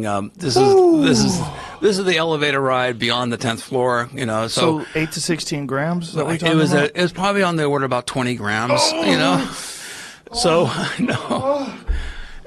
But I didn't know. No, I had no one to. So I walked, and I came to the tree, and I was eating the mushrooms, and then I started feeling the effects. And so it was great because I was climbing the tree, and I was getting higher in the tree and higher in my brain. Whoa, that seems like a terrible cool thing to do. And I climbed to the top of the tree, and it was a beautiful landscape, but in the summertime, these boiling black clouds on the horizon. I go, oh, that's cool, you know. And so this big summer storm was coming, and the clouds were dark and boiling, and they're coming close, and I could hear the thunder, and you know, and then I'm getting higher and higher, and the winds pick up, and the tree started moving, and I started getting vertigo because I was like, oh my God, I'm getting so freaking high on these mushrooms. And so I grabbed the tree and held on the tree, and it became my axis mundi into the earth. And then the lightning started coming closer, and the lightning started coming really close, and the lightning would hit, and I go. I saw fractals for the first time. The atmosphere became liquid. I saw these liquid waves of these multidimensional geometrical patterns everywhere, and the sparks of lightning would just create this amazing crescendo of secondary, tertiary, fractals all around me. And I was like, oh my, it was amazing. I said, this is what I read about, you know. And so the storm came, and lightning strikes were all around me, and I was washed with rain, and I was up there, and I felt in touch with Gaia, the universe. My heart opened up. I felt one with all. I was like, oh my gosh, this is such a powerful spiritual experience. I had no idea. No matter what anyone has read, as you probably know, it cannot describe the experience. And then it dawned on me, wait a second, Stamets. Now, there's the frustrating aspects of, what is the word that you use? Fungi phobia? Is that what you used? Mycophobia. Mycophobia.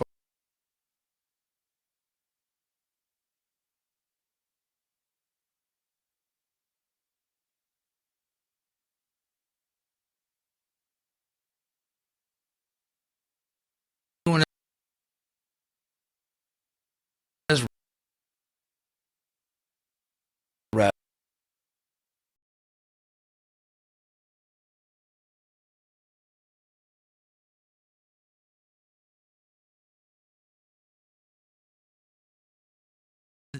A 5-gram dose of cubensis. That's the hero's journey. For people who are listening, 5 grams is it. You know, you're on the floor, and he was on his deck of his house, and he noticed that he didn't need his hearing aid. He could hear the birds and the waves and things like that. And he's laying there, just, you know, he's like 80 in the mid 80s at that point. And he's just like having this incredibly blissful experience. He's coming to reconcile his own mortality, the fact that he's going to die. He's thinking about his life, and he's, you know, kind of dreaming in that dreamscape. And he hears click, click, click, click, click, click, click. And he looks around, and he goes, what's that noise? And he shakes his ear, maybe something in his ear, and there's click, click, click, click, click, click, click, click. And he looks around.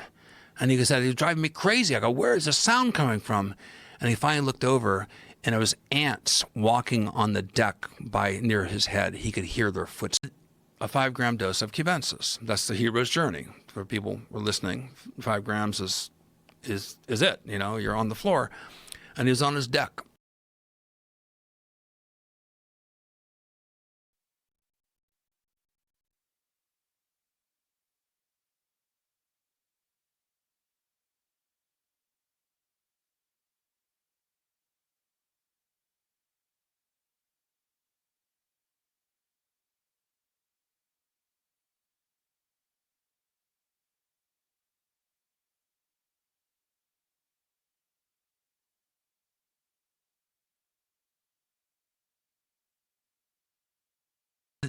a 5-gram dose of cubensis. That's the hero's journey for people who are listening. 5 grams is it. You know, you're on the waves and things like that. And he's laying there just, you know, he's like 80, having this incredibly blissful experience to reconcile his own life. And he's, you know, kind of dreaming, and that dream's walking on the deck by near his head. He could hear their footsteps in his life, and he's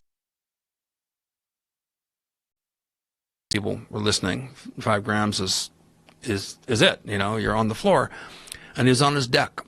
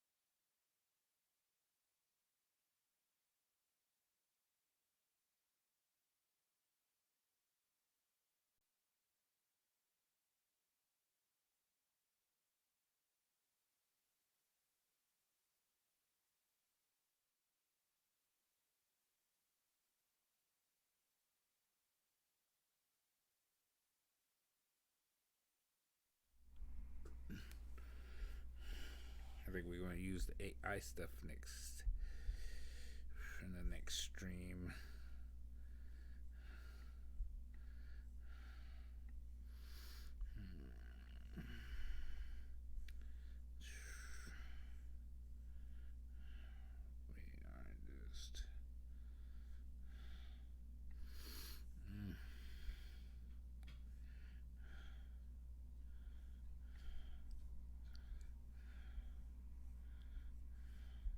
Of his house, and he noticed that he didn't need his hearing aid. He could hear the birds and the waves and things like that. And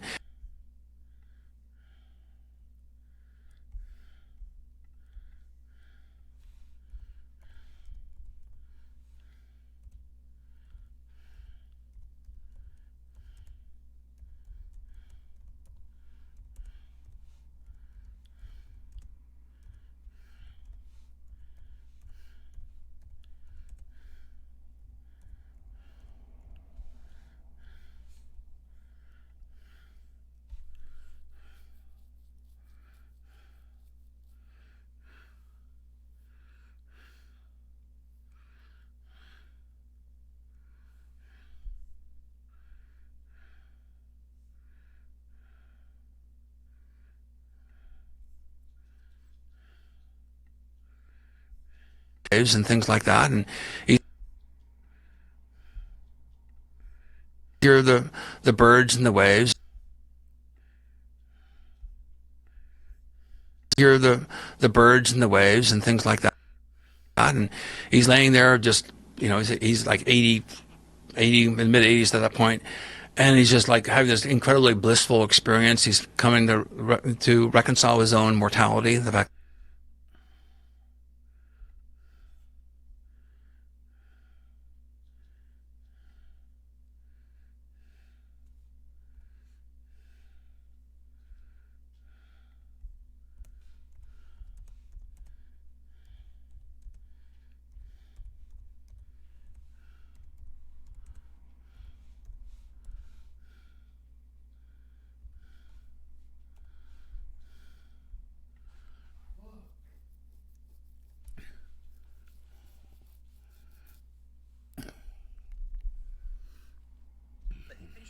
Only for Stanford to tell.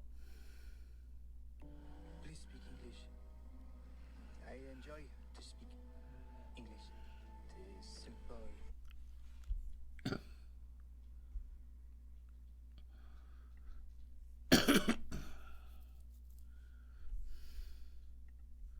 incredibly blissful experience. He's coming to reconcile his own mortality, the fact that he's going to die. in the mid 80s at that point, and he's just like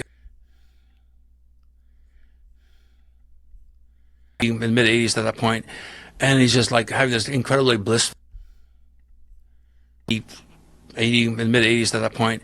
He's laying there just, you know, he's like 80 in the mid 80s at that point, and he's just like having this incredibly blissful experience. He's coming to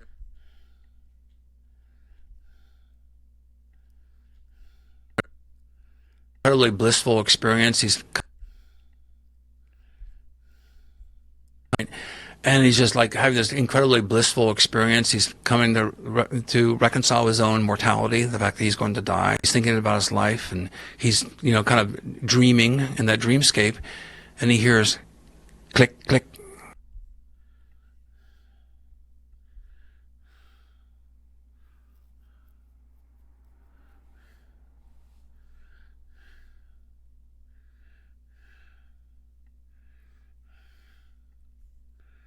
Click, click, click, click, click. And he looks around, and he goes, "What's that noise?" And he shakes his ear, maybe something in his ear, and he,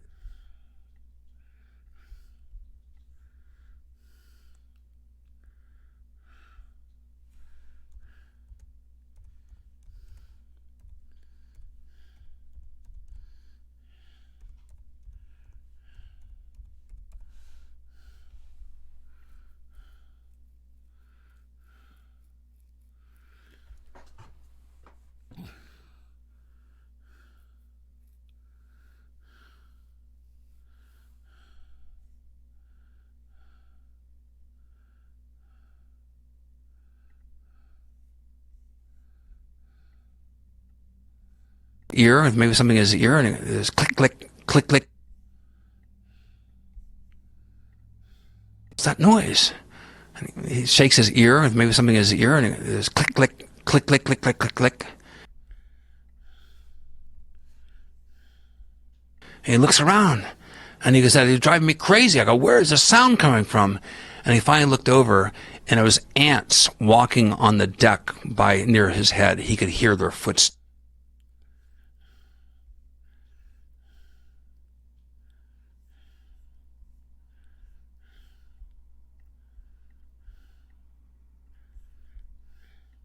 A 5-gram dose of cubensis.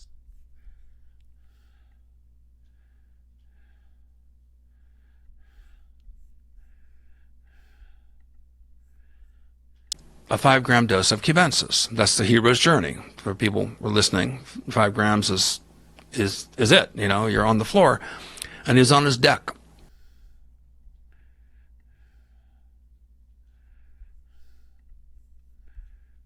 A 5-gram dose of cubensis. That's the hero's journey. For people who are listening, 5 grams is it. You know, you're on the floor, and he's on his deck of his house, and he noticed that he didn't.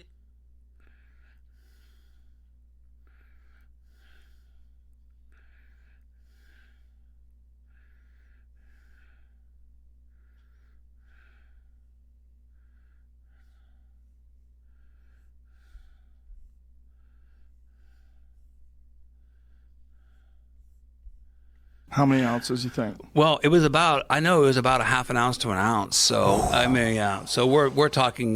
This is the elevator ride beyond the 10th floor. You know, so 8 to 16 grams. Is that what you're talking it was about? it was probably on the order of about 20 grams. You know, so no. But I didn't know. No, I had no one to. So, but I knew. But I went to this. My destination was this tree. Whoa, that seems like a terrible thing to do. And I climbed to the top of the tree, and this beautiful landscape. But there was these in the summertime. These boiling black clouds on the horizon. I go, "Oh, that's cool," you know. And so this big summer storm was coming, and the clouds were dark and boiling, and they're coming close, and I could hear the thunder, and you know, and then I'm going higher and higher, and the winds pick up, and the tree started moving, and I started getting vertigo because I was like, "Oh my God, I'm getting so freaking high on these mushrooms." How many ounces you think? Well, I know it was about a half an ounce to an ounce. So I mean, yeah. So we're talking. This is, you know, in Ohio we don't have mountains, we have hills, and it was in the summertime, and so I thought set and setting is important. I knew that, so I went for a walk, and I ate the bag, the whole bag when I was walking. How many ounces you think? Well, it was about, I know it was about a half an ounce to an ounce. So I mean, yeah. So we're talking. This is the elevator ride beyond the 10th floor. You know, in Ohio we don't have mountains, we have hills, and it was in the summertime, and so I thought setting is important. I knew that, so I went for a walk. And I climbed to the top of the tree, and this beautiful landscape, but there was these, in the summertime, these boiling black clouds on the horizon. I go, oh, that's cool, you know. And so this big summer storm was coming, and the clouds were dark and boiling, and they're coming close, and I could hear the thunder, and you know, and then I'm going higher and higher, and the winds pick up, and the tree started moving, and I started getting vertigo because I was like, oh my God, I'm getting so freaking high on these mushrooms. And then the lightning started coming closer, and the lightning started getting really close, and the lightning would hit, and I go, I saw fractals for the first time. The atmosphere became liquid. Gordon Wasson first coined that term, but when you think about it, in your visual landscape, so to have something so powerful and yet so ephemeral, it's natural for humans to avoid that which they don't understand out of fear, because they don't know the difference. But you know, 23 primates consume mushrooms, humans being one of them. And so that speaks to a long ancestral use of mushrooms going back, you know, in our primate evolutionary tree for a very, very long time. Gordon Wasson first coined that term, but when you think about it, in your visual landscape, so to have something so powerful and yet so ephemeral, it's natural for humans to avoid that which they don't understand out of fear. I planted a mushroom in my garden called the Garden Giant. And one time this summer I came out to water my mushrooms, and it was covered with bees. And the bees moved the wood chips aside, and I could see this white mycelium, and they were sipping on the little droplets of oozing from the mycelium. I got real excited, and I kept a journal, and for 40 days from dawn to dusk, there was a continuous convoy of bees to my mushroom bed. This is an edible mushroom. And I made note of it. I published it in Harrowsmith magazine in 1988. I put it in one of my books in 1994, and then I forgot about it. I planted a mushroom in my garden called the Garden Giant. And one time this summer I came out to water my mushrooms, and it was covered with bees. And the bees moved the wood chips aside, and I could see this white mycelium, and they were sipping on the little droplets of oozing from the mycelium. I got real excited, and I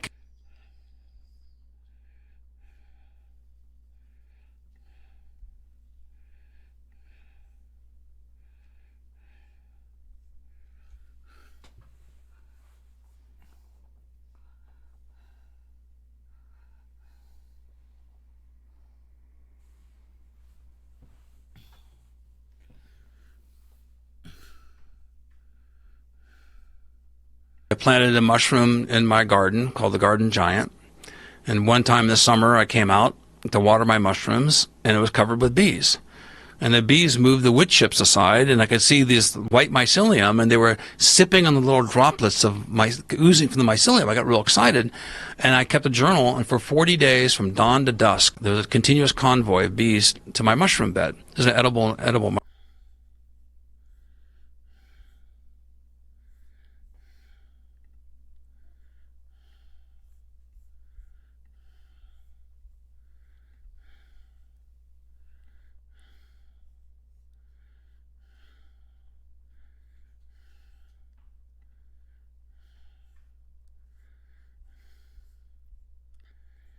They ingest these mushrooms as a clan.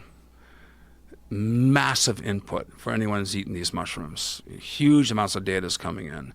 Fractal patterns, geometrical, landscapes occur. You have empathy. You have greater courage. You're fighting a saber-toothed tiger. One day you have a fear of it. We know now from neurogenesis and the extinction of the fear response that has been clinically proven, psilocybin allows you to reset and have different neurological pathways to respond to fear, overcoming the fear conditioned response, potentially PTSD, and there's a lot of research on this currently.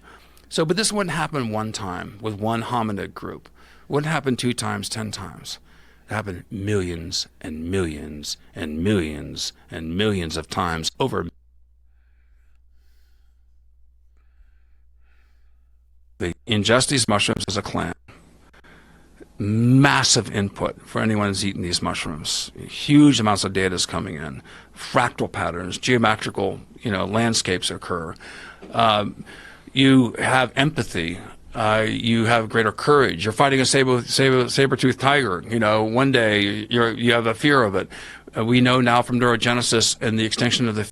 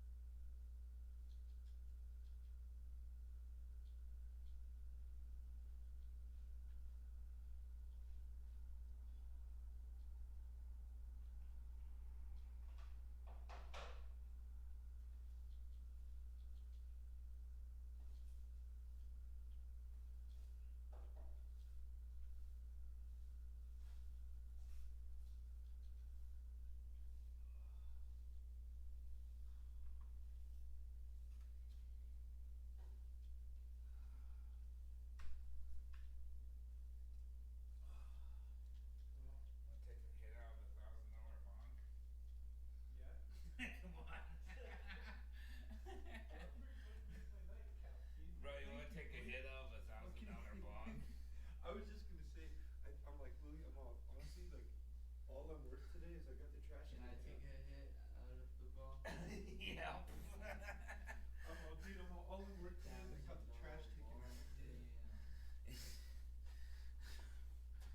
wants to take bong hits out of a $1,000 bong?